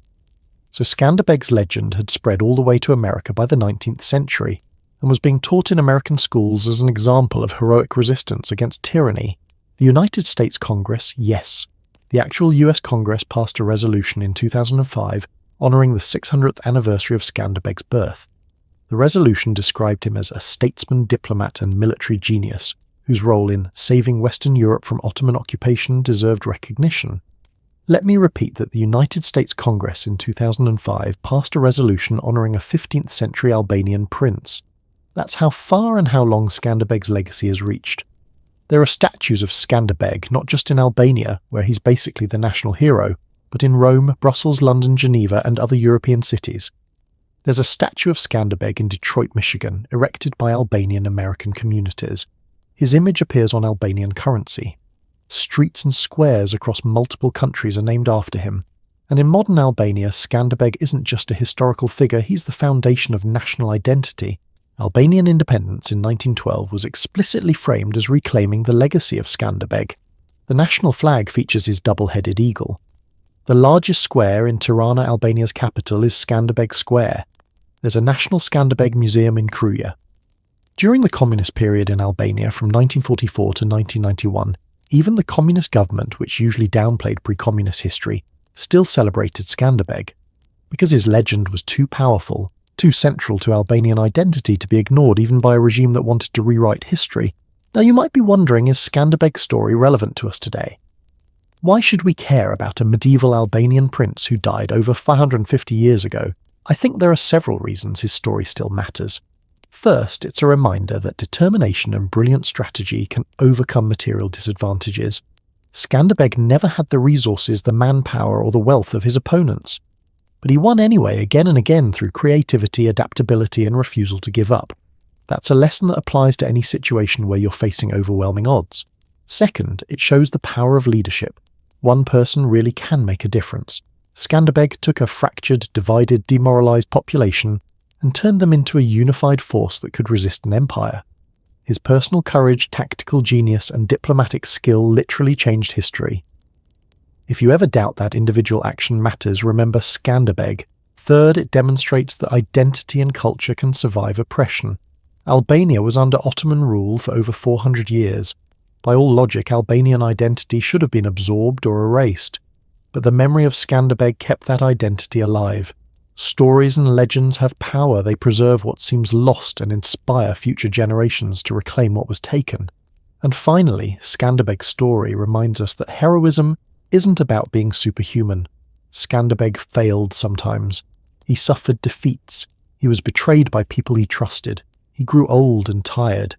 He died of a fever, not in some glorious last stand, but he kept going. He kept fighting. He kept believing that what he was doing mattered, and because he did, his legacy outlived him by centuries. That's available to all of us. We might not be fighting empires or leading armies, but we all face moments when we have to decide, do I give up because the odds are against me, or do I keep going because the cause is worth it? Skanderbeg chose to keep going for 25 years against impossible odds, and because he did, he's still remembered and honoured over 5 centuries later. Let me paint you one final picture. It's 1912. Albania is declaring independence after over 400 years of Ottoman rule. The leaders of this new nation need to choose symbols, create flags, establish national identity. They have many options. They could create something new, something modern, something that looks forward rather than backward. But they don't. They choose the double-headed eagle of Skanderbeg. They choose to connect their new nation explicitly to the memory of a man who died 444 years earlier. They choose to say, we are the heirs of Skanderbeg, and his spirit never died even through 4 centuries of occupation. That's the power of legend. That's what Skanderbeg achieved that goes beyond military victories or political alliances. He created something that couldn't be killed by armies or erased by time, an idea, a symbol, a story that people could hold on to even in the darkest times. When Ottoman soldiers broke into his tomb looking for pieces of his bones to carry as talismans, they were acknowledging something profound. Skanderbeg's power didn't come from his physical body. It came from what he represented. And you can't kill an idea by conquering territory. You can't destroy a legend by winning battles. Skanderbeg lost ultimately. Albania fell. He died before securing lasting independence. If you measure success purely by immediate outcomes, you'd have to call his life a noble failure.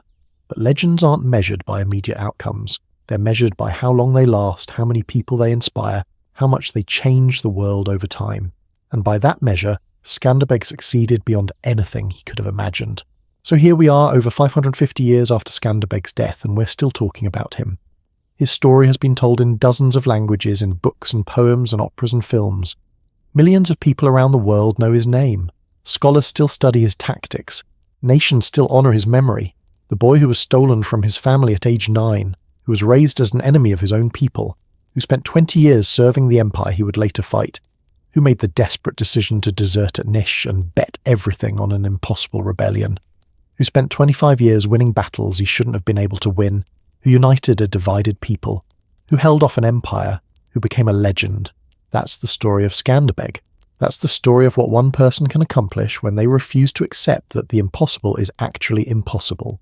That's the story of how determination, brilliance, and courage can change the world, even when every practical consideration says you're going to lose. And that's a story worth remembering. Not just for Albanians, though, it's especially meaningful for them. But for anyone who's ever faced overwhelming odds and wondered if fighting back is even worth it. For anyone who's ever been told that resistance is futile and that you should just accept the way things are. Skanderbeg's answer echoes across 5 centuries: fight anyway. Resist anyway. The odds don't matter as much as you think they do. What matters is whether you're willing to stand up for what you believe in, even when standing up seems hopeless. That's his legacy.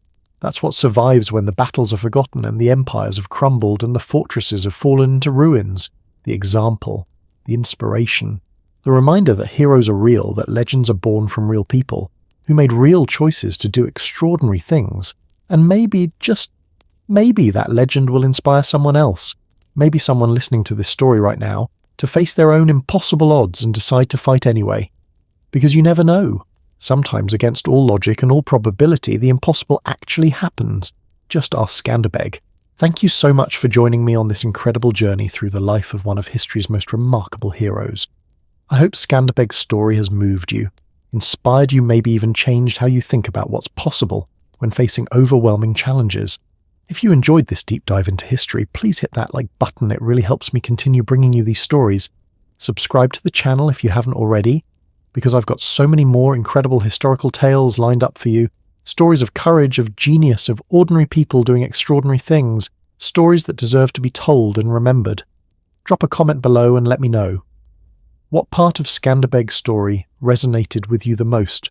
Was it his brilliant tactics, his unbreakable determination, his ability to inspire loyalty, or maybe something else entirely. I read all your comments, and I love hearing your thoughts. And here's something exciting: we're just getting started on this journey through history's greatest heroes and forgotten legends.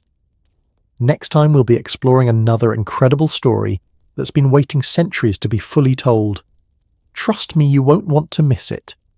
Until then, remember Skanderbeg's lesson: the impossible is only impossible until someone decides to prove otherwise. Whatever mountains you're facing, whatever empires seem unbeatable, whatever odds seem insurmountable, maybe, just maybe, you're the one who can change the story. Sweet dreams, everyone, and thank you for letting me share this extraordinary tale with you tonight.